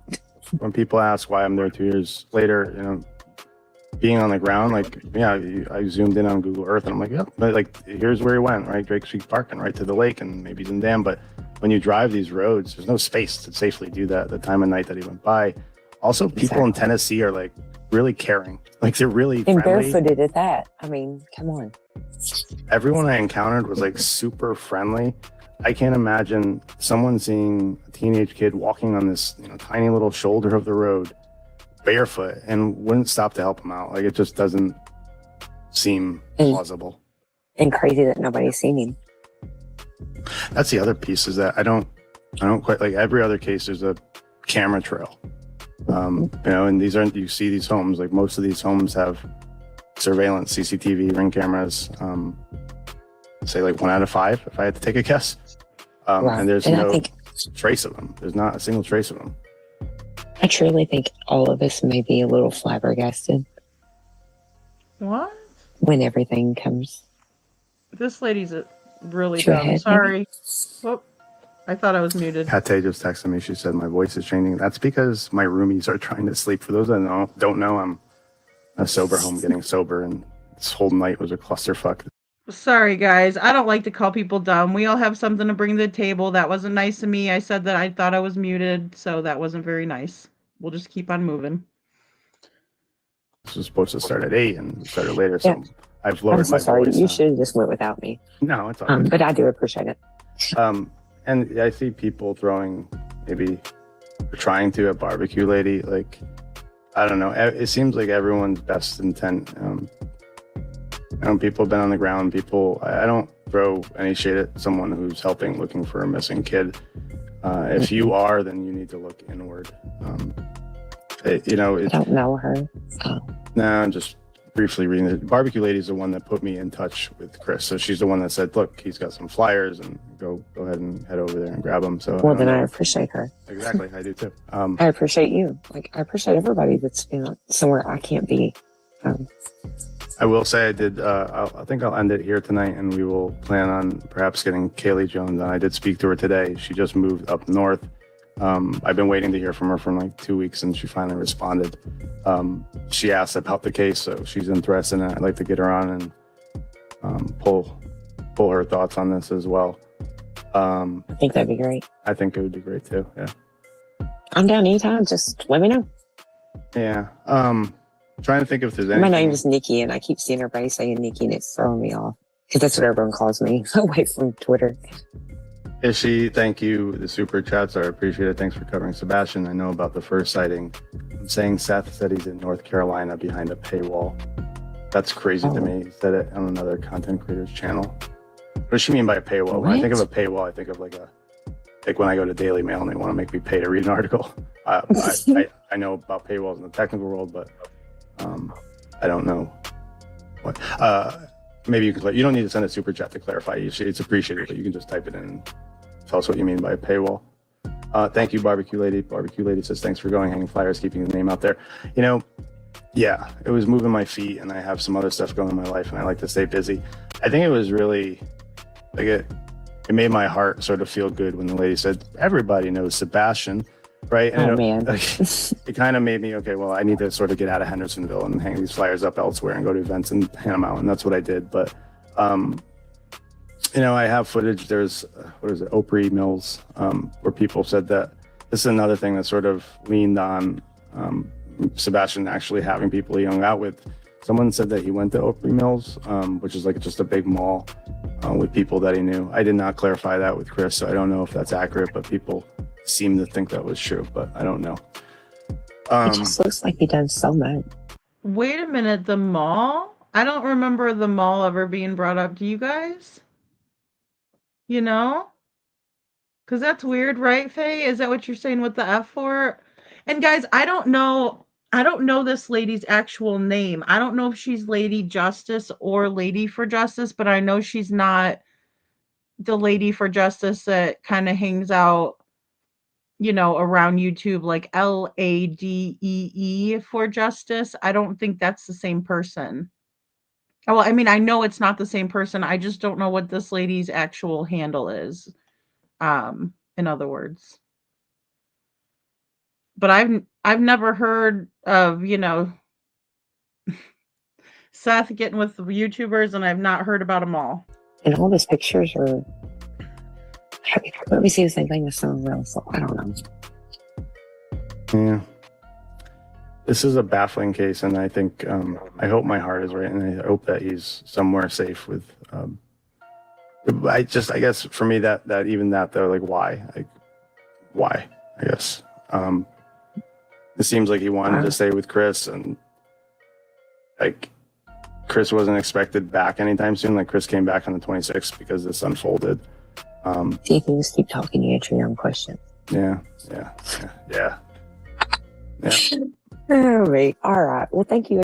Yeah, and I agree, Cece, and I just think that, like, they just sit back and laugh, right? When they think that they got everybody duped and they have somebody to speak for them, because look, elevated goof, he was about to just, blow everybody out of the water, but then he didn't. Instead, he's yelling at, chicks online, girls, women online, right? And causing trouble. Right? And taking his aggression out on the world because he's a liar and he probably can't sleep at night with his conscience if he has one. Right? Because he gave my stalker $200 after he lost in court. So he paid him to lose, right? I mean, wow, it's just the group this group is a horrible bunch of people, right? They're just trolls and shit stirs, in my opinion. They like to go real life, right? So, and that's the thing. I don't think that this person understands fully like the case at all, right? And I think that Chris Proudfoot saw a little in, right, and decided, okay, let me see if I could dupe this person. Right here, I'll give you flyers, but come over here. But guess what? There's 3 things that you better not talk about. Wow, but at least this guy has the, balls to get up here and explain this and tell us what he knows or what Chris said to him. So I'm grateful for it. And then him passing out the flyers around, and then also, that lady was sweet at the boot barn. She was like, we know about Sebastian, everybody does. So that's great, because I wonder if they ever forget this kid, because it does make me wonder, right? Because we're all raising hell in other states, but it doesn't seem like, I mean, I know there's a lot of people from Tennessee that are too. I shouldn't say that, but I mean, we shouldn't be going down for Pig Fest. They should have Sebastian's a flag there or something with his face on it. Have you seen me? And that should be paid for by the Proud Fee. If they're willing to give this guy flyers, how come they're not willing to pass them out at Pig Fest? And I hope they prove me wrong. I hope they are there, because I'll be wearing Sebastian on my t-shirt and on my hoodie. Again for having me. You are welcome. Thank you very much for joining. Thank you guys for tolerating the shit show that this was at the beginning. I hope that at least the search warrant information makes people think about this maybe in a different way. It looks negative, that police had enough to go search the home, but there's also some positive to it, that there's been nothing found that we know of, or if there was, we'd. Oh, and guys, not to just keep interrupting, but let me put it this way too.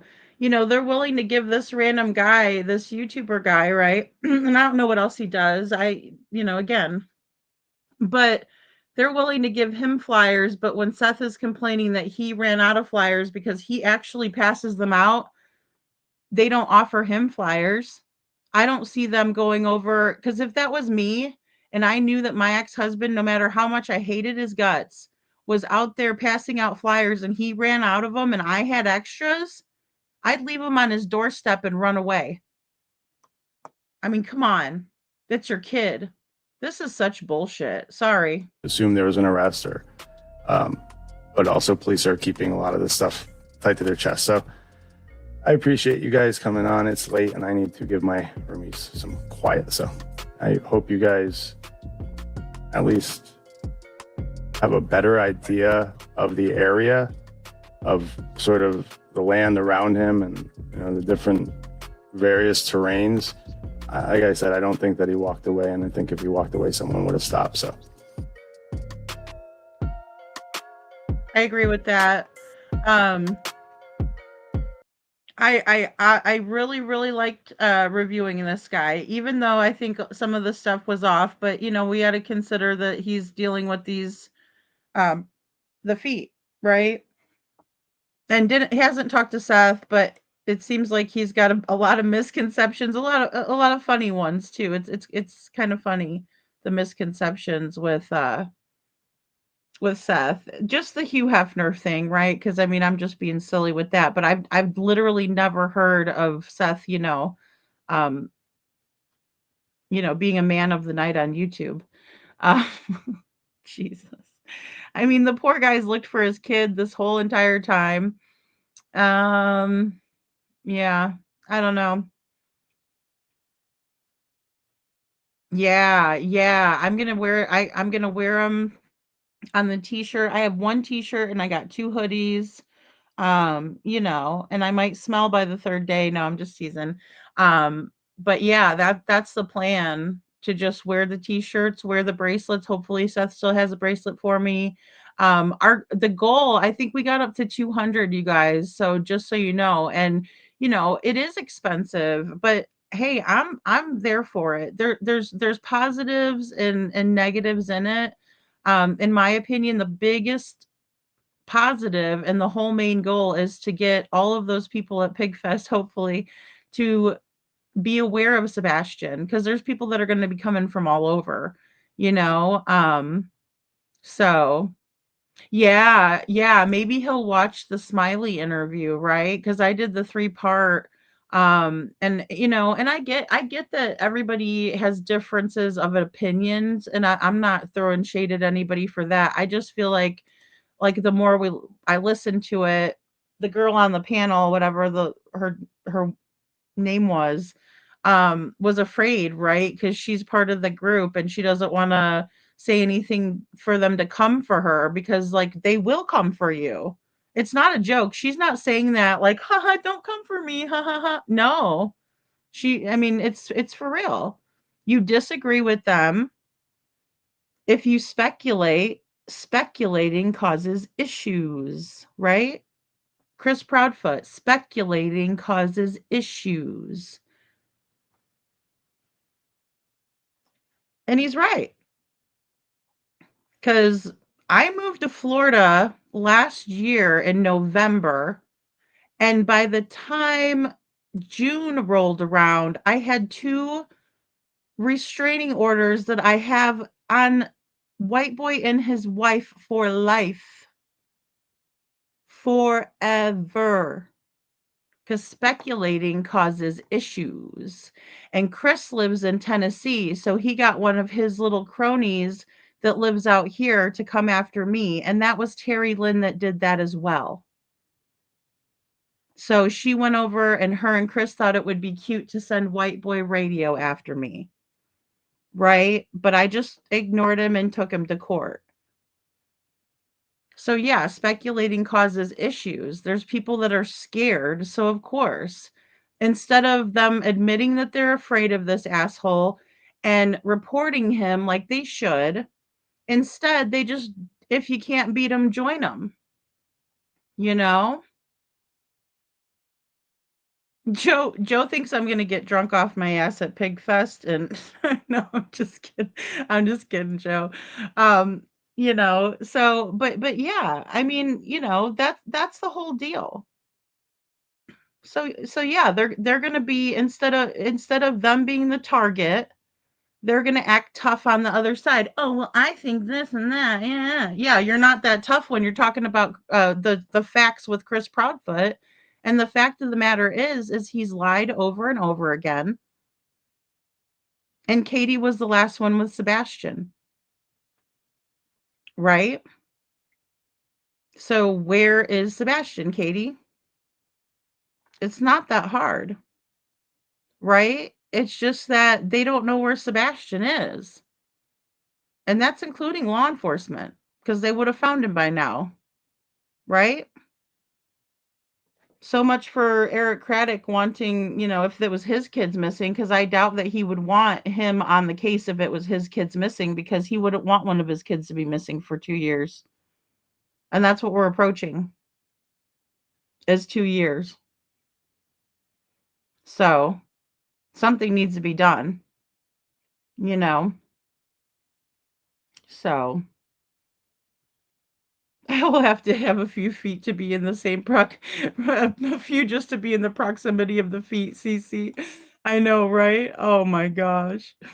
Well, and that's the thing, it's a big party. That's what Pig Fest is, right? You eat, you drink, you be merry.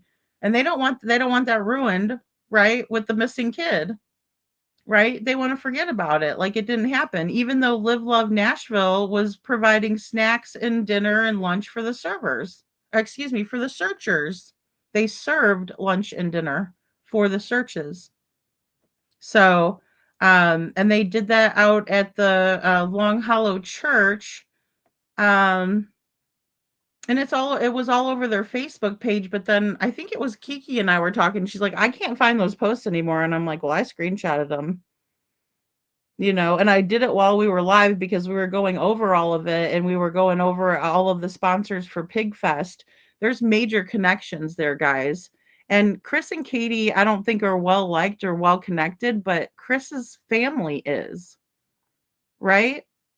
Chris's family is well connected. And Christmas for Kids is one of the beneficiaries of the Pig Fest, right? Benefits Christmas for Kids. This is Christmas for Kids.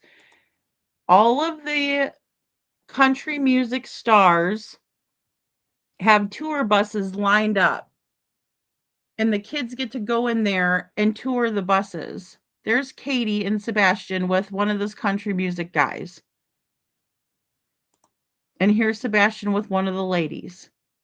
And there's one of Sebastian with the Grinch. It's for underprivileged children, so that they could have a good Christmas, right? Because they don't have a Christmas or whatever. And so they do the Christmas for kids. But Sebastian's not underprivileged, and Sebastian is, in my opinion, a brilliant kid who needed to have somebody care enough for him. But instead, Katie's just like, oh yeah, let's go take advantage of all this cool stuff, right? Yeah. But it's really for underprivileged kids, which in my opinion, just like I don't think Sebastian's handicapped, I don't. I think he's very able-bodied. I don't think he needed help to class. He was in the correct grade. He just needed extra time on tests and things like that. And that's what the Why We Try program that Sebastian was in at the school was helping with that, right? Just that little extra time on the tests and stuff. Seth had explained that before. Seth has explained a lot of things about Sebastian, and Seth has been at the forefront. So I'm just really surprised because I don't think this person knows that, you know. But all in all, I think it was informative. It was something fresh. It was something different. Um, but yeah, I can just see how it was all set up, right? Okay, a rhinestone cowboy, Joe. But it's like, yeah. Oh, sure thing, Detroit. Thank you. No, and that's the thing. I mean, I just can't believe they won't allow for people to be there to do that, and then they pretend like, oh no, you know, um, that's not the case. So we don't really know the truth on that, but I tend to believe, um, Lolly, and Blue Eyed Jules. That's who I was thinking. Because she came in my chat and was talking about it.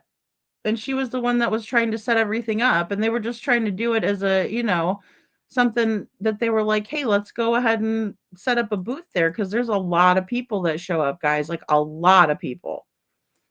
So, and that's my Cash App and my Venmo too, guys. So, um, yes, Joe. Yeah. Yeah. So, and of course, I don't want to tell my plans because these people are fucking nuts, man. They are nuts. And that's the only thing that I'm like, but my mother taught me well. I treat people with respect and um, you know, she would just say, kill him with kindness. That's what my mom would say, kill him with kindness, and that's what you do. And people, it's very difficult and it's frustrating to somebody when they're trying to be mean to you, but you kill them with kindness. Oh, it's the worst. It's the worst kind of thing. So and that's what I want to make sure that we represent Sebastian well. And I just want Seth to feel like, he's got people that's got his back.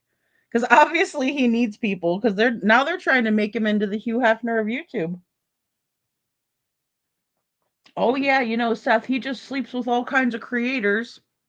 In order to do what? What are we gonna do for him if he sleeps with I don't oh god. I guess we shouldn't even speculate on it because it's not true, but it's just it's weird. Yeah, yeah. They're crazy, Joe,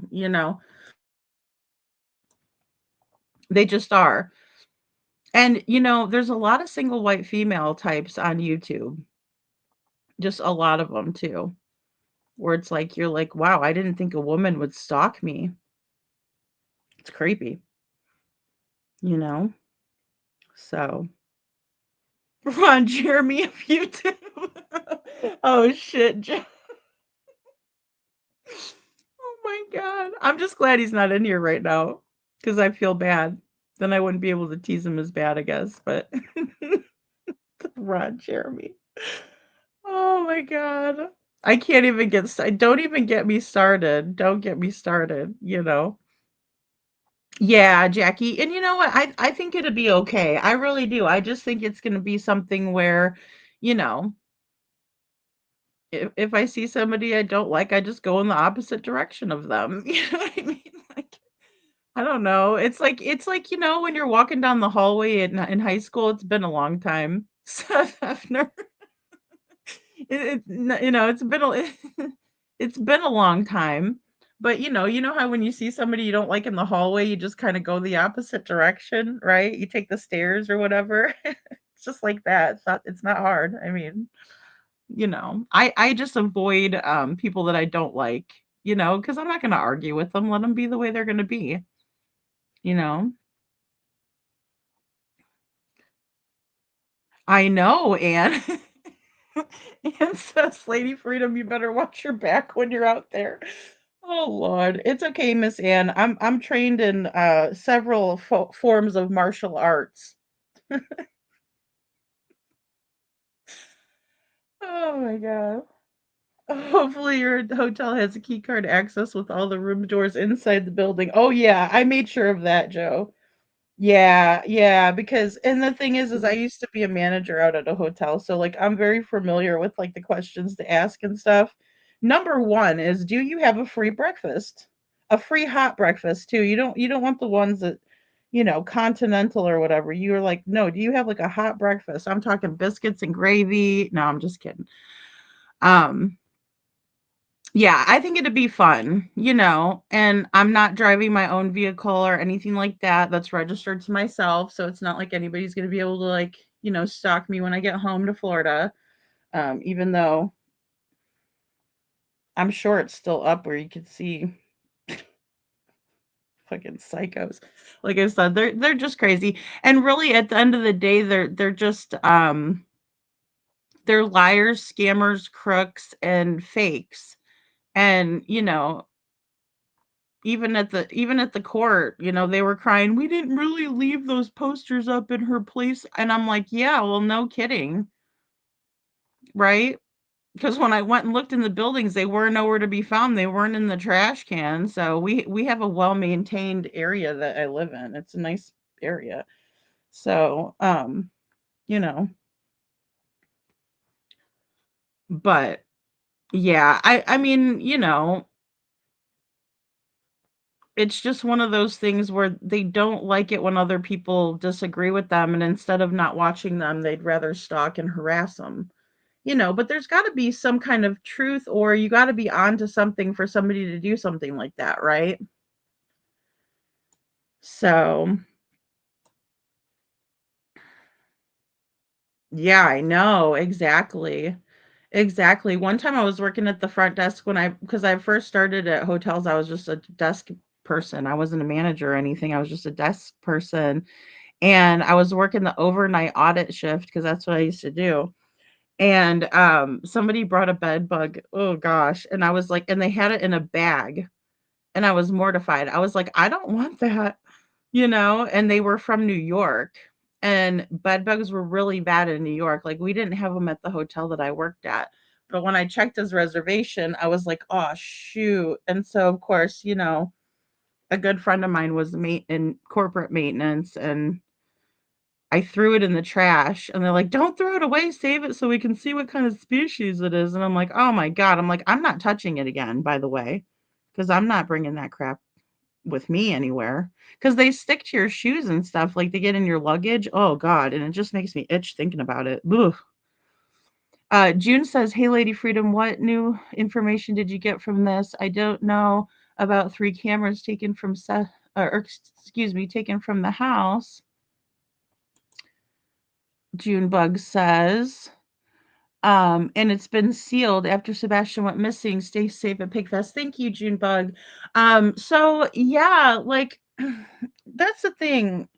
What information? I was saying that earlier too, Junebug. I don't know if you were here, and I know this has been a really long live. I don't understand what information can come from 3 cameras after the fact, a year later. So I'm pretty stumped about that too. Um, the warrant was sealed, but it leaked out onto, and I'm gonna go search it out and find it, but it absolutely leaked out, and I believe it was hindsight. I'm just gonna say it's hindsight. If I get it wrong, I'll correct it, but I'm pretty sure she has the audio on her channel. Um, yeah, coffee, orange juice. Oh, I love orange juice, Jackie T. Yes, Aw, thanks, Junebug. I appreciate you being here. Yeah, I'm in the bushes a lot too. I get coaxed out sometimes when somebody says something, I'll be like, "Oh, I gotta say something," or if someone asks a question and I know the answer, I get all excited. And I'll be like, "Hey guys," but I do sometimes I'll be in the bushes writing notes on stuff. Um, yeah, the info, I'm thinking it was too. Cause what Elisa, that's what I'm saying, like, what would they bring out after? It's just what he told that's, like, allegedly according to CP, right? That's just according allegedly. Um, but I thought it was good and fresh and something different to listen to though, guys. And I actually think that person is a, logical person, you know? So, but yeah, it was like it was yeah, I was not sure, yeah, and I think it's more, Lisa says it's BS, and I think it was more of just like, what Chris was telling, Nerdy, right? Mama, I know, and this has been a long live. I try not to do the really, really long ones like I used to do in the beginning, but this was really interesting, and I had fun talking with you guys. Um, yeah. That's a good thought. I agree with that. Like I'm trying to figure it out too. I'm actually scratching my head like what the but yeah, we need to think about why CP is having Nerdy push this BS in my opinion. So like I don't know. I gotta figure it out too. And like I said, this is the first time I've ever heard a nerdy, and I know that you were talking to in the chat, Elisa, and saying that he had done good for the Morphew case, Barry Morphew, and I kind of lost on that case, like I wasn't following it as much as some of the others, you know. Cece, it starts next week. It's gonna be the 23rd, 4th, and 5th. It's weird. It's a festival that starts on a Thursday and ends on a Saturday. And that's why I was confused like in the beginning. I was like, that's weird, you know? Detroit. Hey Gigi, good to see you. Thanks for being here. So yeah, I mean, he did after AK, started talking. Yeah, started talking to him. Yeah, and I mean, I just think it's like, it's like anything else, it depends on where you come into it. And like I said, I hope Maman doesn't kick my butt. She's gonna be like, "Lady Freedom, what are you talking about?" But we've talked about it a lot, and um, this case has been weird because of the local involvement, in my opinion. So I know, and it's hard to know when someone's lying, Elisa. It is hard because, like, even with Devlin's case and stuff, like Tamara knows how to like guilt somebody. I'm like, are you Catholic? No, that's terrible. I am Catholic. I'm just teasing. But like she's got that good old Catholic guilt is what I call it. But like she's like making you feel bad. Um, that you're not believing her lies, but CP does that. He just gets mad, you know? Yeah, yeah. Something else is going down. But there was definitely a warrant. So what did they pull from the house? I think he's just maybe lying about the warrant, but I'm wondering about a sealed indictment. I really am. I'm wondering if something's going on that we just don't know about. Like there's some heat, some pressure, something, you know?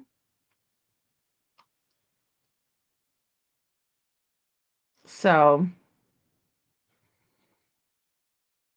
yeah, thanks Detroit. And it's just hard. It's hard to tell. And especially like I'm sure he had, let me see how many people he had in his chat. He probably had like 3,000 people in there like, "Oh, Seth's guilty and CP's perfect.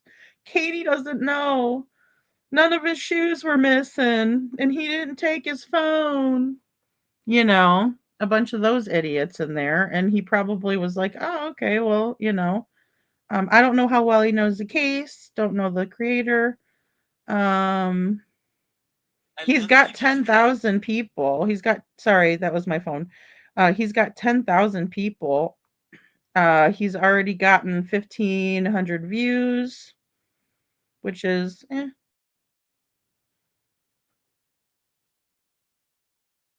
let's see. I think if I go to the live chat, I can tell you guys just like roughly how many people was in there.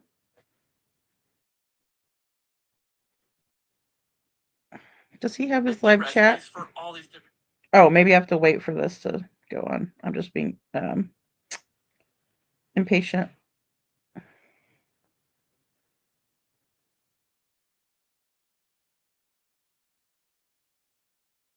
Sometimes it does say, but yeah, I don't know. I'm gonna have to take a look and do a little bit more into it before I say anything. Um,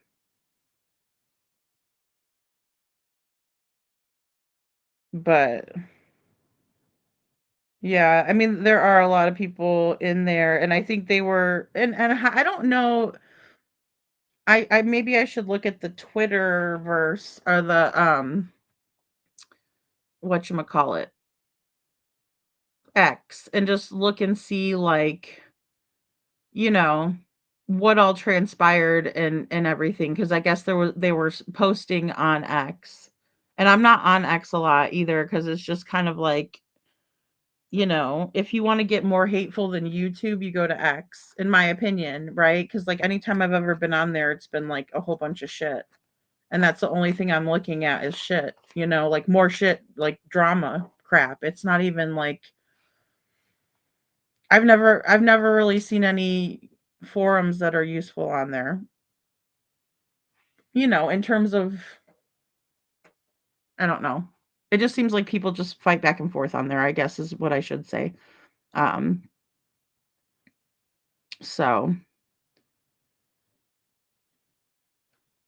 Oh, Joe says, I think a grand jury can be convened to fact find without a target of an investigation. Yeah, that's true. That is true, Joe. Yeah, a good point. That's a really good point. X is trash. I mean, I just go on there and I'm like, "Ooh, this is not pretty." Gigi. I'm like, "This is not pretty. I'm gonna go." And I could be a brat too and a jerk myself. You guys know that. But I mean, and tonight I was like, I'm full on just first reaction, like, oh Lord. Um, but yeah, Lisa says I don't have an ex. Yeah. I mean, I have it because I'll go on there and look at stuff or somebody might send it to me, but it's kind of like TikTok. It's like I have one. And then we were talking about that earlier too in Devlin's case because like Instagram, anytime I go on Instagram, it's like a half naked 13-year-old. It's gross. I don't want to see that. I want to buy that young lady a sweater and tell her to put it on, right? Or a robe or something because these girls are like, and they're not wearing bikinis either. It's like their underwear and their bra. It's very bad. It's disgusting actually, and that's why I don't go on there to just be honest.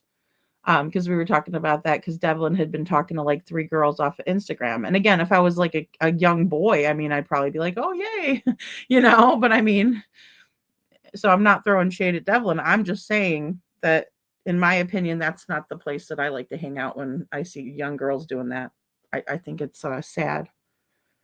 And I wouldn't want my daughter on there. So, or anybody's daughter for that matter. Yeah, I did see that too, Mama, about Nick having that car. So I saw the car, or it was a black pickup truck, and the person kind of stopped and then was looking out at his house, and then I saw the stills from it, and then I think he put another video out of it. But I haven't had time to look, and I don't I hope that Nick's okay and everything, because I know that's not fun to have people driving past your house like that and trying to intimidate or whatever they're trying to do. I don't know what their intentions are. Um, but I've just been thinking too much about Devlin's case and working his case and then also guys, since you guys are the night owls and stuff like that, I wanted to let you know we do have I didn't want to say anything because I'm kind of superstitious. Um, so I didn't want to jinx anything, but um the United Cajun Navy sent Jessica paperwork over day before last to sign because they are helping and they're going to go up to Lake Odessa and search the lakes up there and help find Devlin. So help to try to find him. So I'm super excited about that. I had Jessica on earlier. She announced it. She was really happy about that. Now there's other things that we were talking about, but we also went over that with Devlin's grandma too. So we did that on the show earlier, but I wanted her to be able to announce it because Jessica up into about 3 weeks ago, whenever we started talking about Devlin's case, didn't realize that there was a group of people like us, right? A true crime community that we have on YouTube that helps out with things, right? She was mainly trying to search for Devlin and get awareness out on Facebook.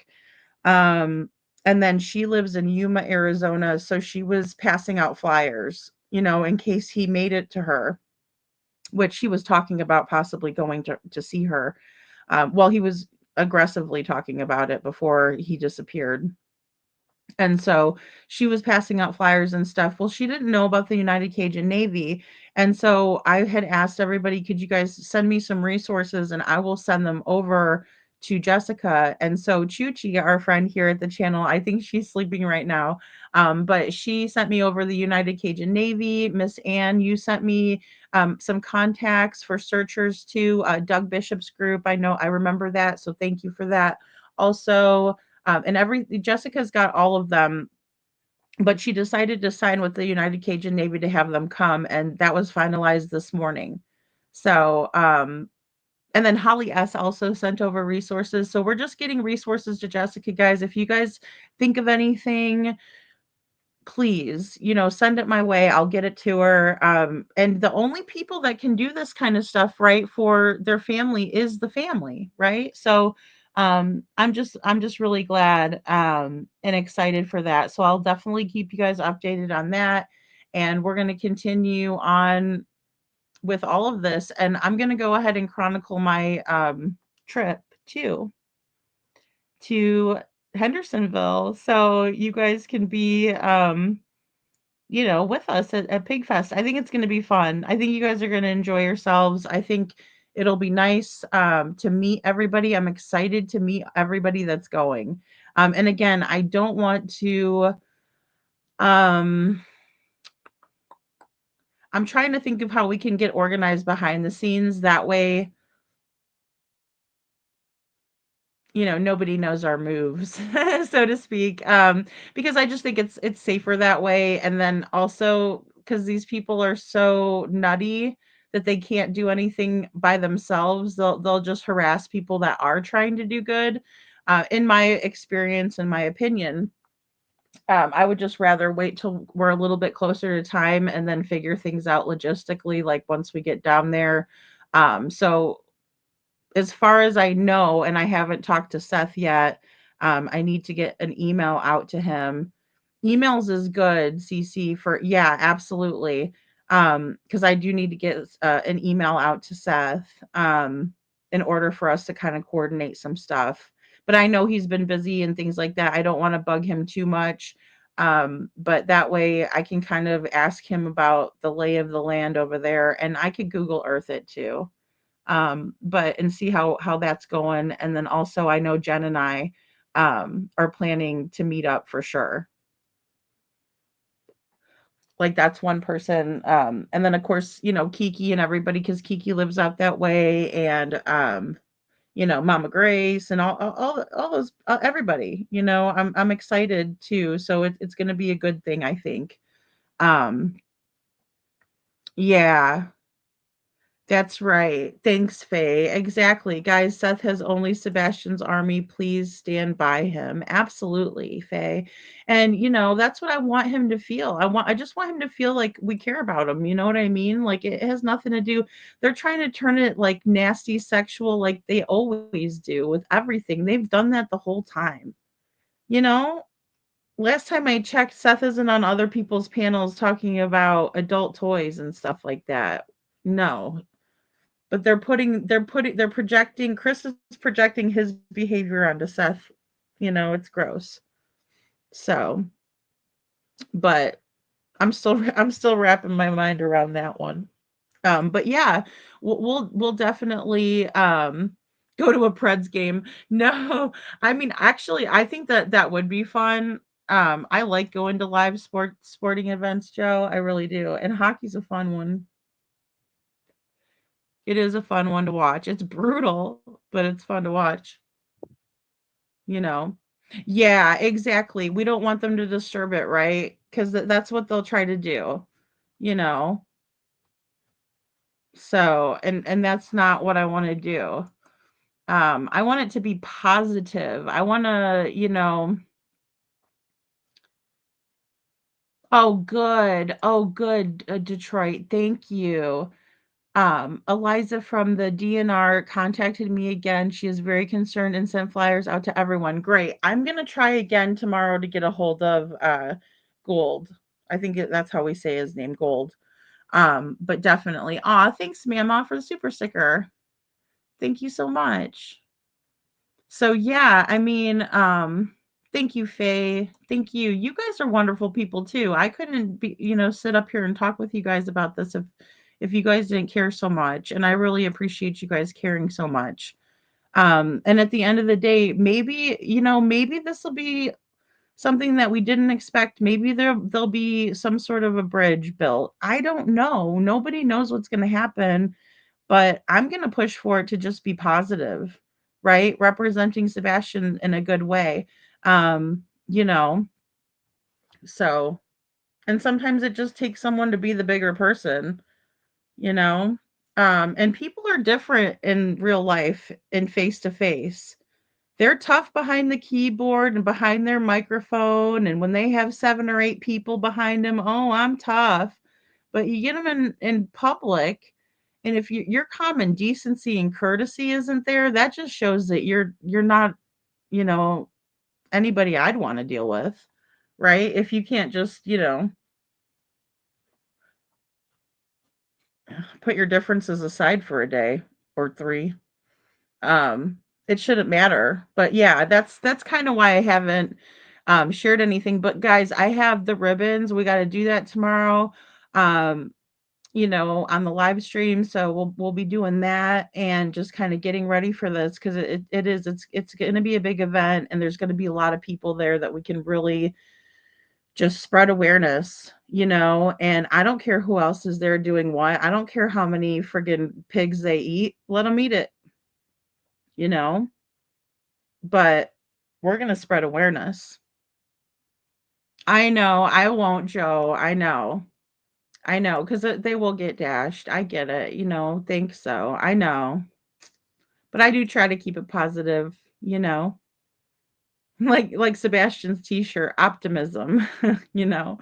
But yeah, I know. And I'm always the cup is half full kind of gal too. I try to be anyway. There's been times where, I was not always that way. Um, so Oh, fantastic, Detroit. That's wonderful. I also sent my nephew your videos so he has an idea. He also goes into town, so I'm trying not to get flyers, or I'm trying to get flyers for him. Oh, that's fantastic, Detroit. And that's another thing too. Everybody from Michigan that's come into the chats and stuff is just really caring about Sebastian, or excuse me, really caring about Devlin. Let me put Devlin up here. Give me a second here.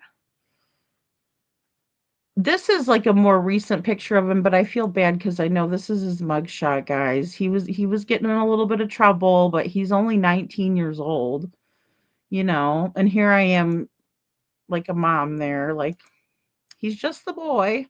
But I mean, Devlin was surviving, in my opinion. Devlin was surviving, and there were certain things that he was having to do that typical kids his age weren't having to do. So and the family is beyond, right? I mean, a lot of what I'm dealing with would be probably a lot of what I would be dealing with if I was dealing with the feet. You know, point the finger in the other direction, even though we were the ones that lost him. I mean, how do you lose a whole kid? You know, that's pretty tough. Unless they are a kid that elopes. I'm not trying to shame anybody's kids that have run away. I'm not trying to do that at all. But I'm just saying, gee whiz. Put the flyers up your sleeves, right? And I was thinking about getting little cards. Printing them out on my printer and then cutting them out. Here, this is Sebastian. No, I'm just kidding. No, we're really walking billboards with, and guys, those hoodies are really nice. They really are. The shirt's really nice too. I ordered a large and it's like it looks really like big and like I don't know, comfortable. The material's good stuff. And I got my bag.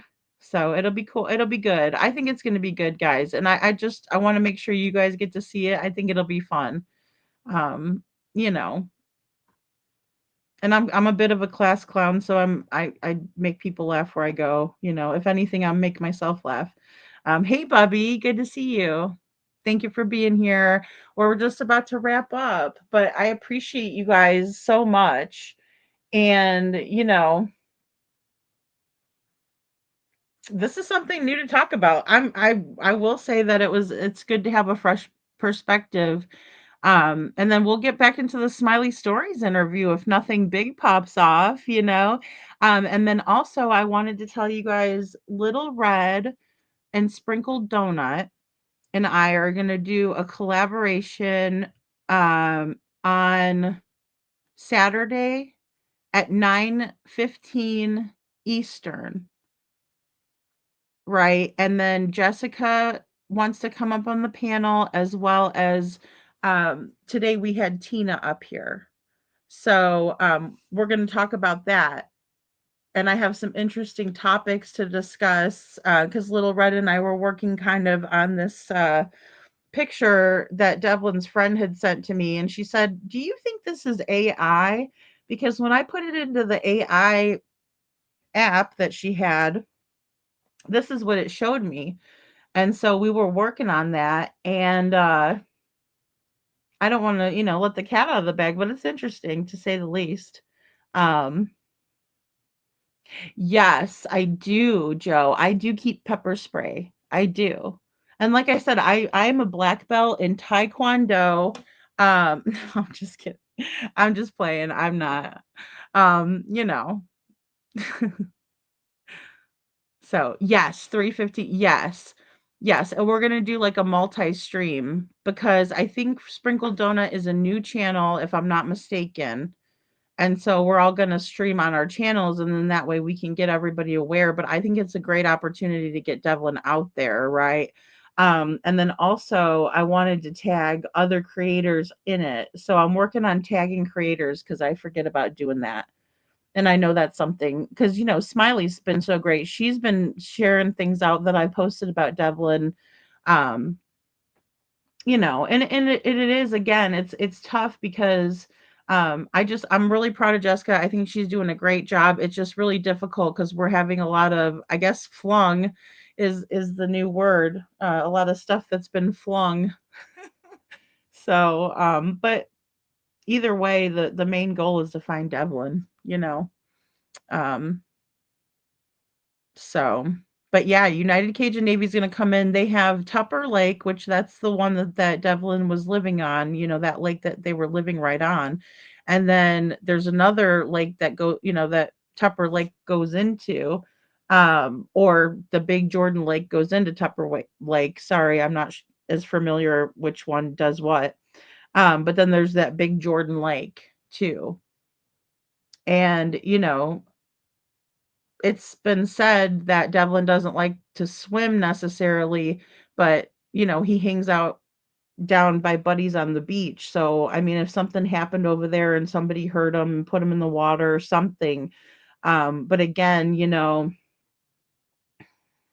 and it sucks to think about it, but if he was out there and he came up, or excuse me, if he was out there, he would have kind of probably floated up by now, right? We're almost going on 6 months.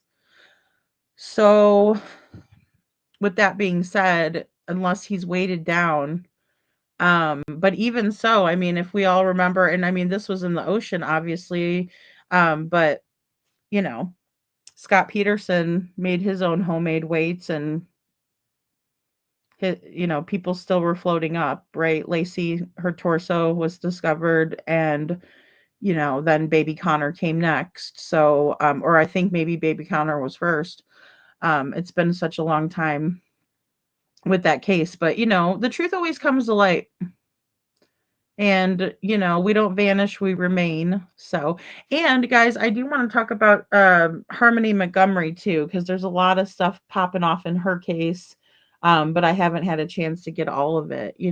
So, but yeah, a lot going on, but I'll be back with you guys tomorrow afternoon, and then um yeah, tomorrow night we'll do the ribbons again tomorrow night. I hate to keep pushing it up because I'm excited to do it. It's going to be fun. Um, but I also didn't have any time to prepare for it today. I just really haven't. Um, and even though the ribbons are thick, I wanted to write Sebastian strong on the army ribbons, like the thicker ribbon that I got, but I don't know that I'm going to be able to fit Sebastian's full name on it without it being, because I have the like the paint markers. Um but I don't know if I'm going to be able to fit his name on there without making it smushed or, sloppy. So I might just do like SWDR strong, something like that. Sebastian Drake, Wayne Drake Rogers, something. So CP needs the crane to flip him. A pew pew. Joe, oh my gosh. They do have these really cool, like it actually does look like a gun, like where you shoot it out, but it's like pepper spray. And it's like super powerful. But I don't know, maybe I'm naive. Maybe I'm being too positive. Detroit. The cigarette at the end. I'm a master at kung fu. Oh my goodness. Mama, you're tiny. Oh my goodness, girl. Aw. I don't think I was 115. I think the last time I was 115, I was in like fifth grade. No, I'm just teasing. But so, oh shit. Detroit. Oh my goodness. FCP and KP. Oh my gosh. No, but for real, if I see them, I'm just gonna go in the other direction. The geisha. Turn into a geisha. Oh my gosh. That's funny. I wish seventh grade. Mama. Oh my goodness. You guys are awesome. Well, thank you all so much for being here with me and putting up with my reaction commentary. Usually I have a little bit more of a thought process before, or I've had time to process it. But yeah, it wasn't, I think it was good. All in all, there were some interesting topics. So, but well, I love you all so very, very much. Be safe out there. Say prayers, please, for Devlin and Sebastian, and for all of us at the Pig Fest. That things are, you know, that they just go smooth because we know we know what we're dealing with old snug strugs over there. All right, I'm just kidding, guys. Have a good night, and I will see you all tomorrow. Well, later today, I guess. Oh, he better not. Oh, Joe, if he does, oh, I don't want to start on it because I know we've been on for so long, but like, yeah, I lost my crap today when Chuchi sent me that. I was like, oh my gosh. And I just saw it pop in and I'm like, what? Because I haven't been staying on that. I mean, I have and I haven't, it kind of snuck up on me because I knew it was coming up and then it was like there. Good night, CC. Thank you guys. The raw reactions. And me thinking my mic's muted and I'm just like talking behind the scenes. Oh, that person's stupid. Oh my god. I said, oh, that was so dumb or something like that. Oh gosh. I know. Cause I try to have a filter, KJ Mac. Oh Lord. All right, guys. Thank you so much for being here. I'll talk to you guys soon.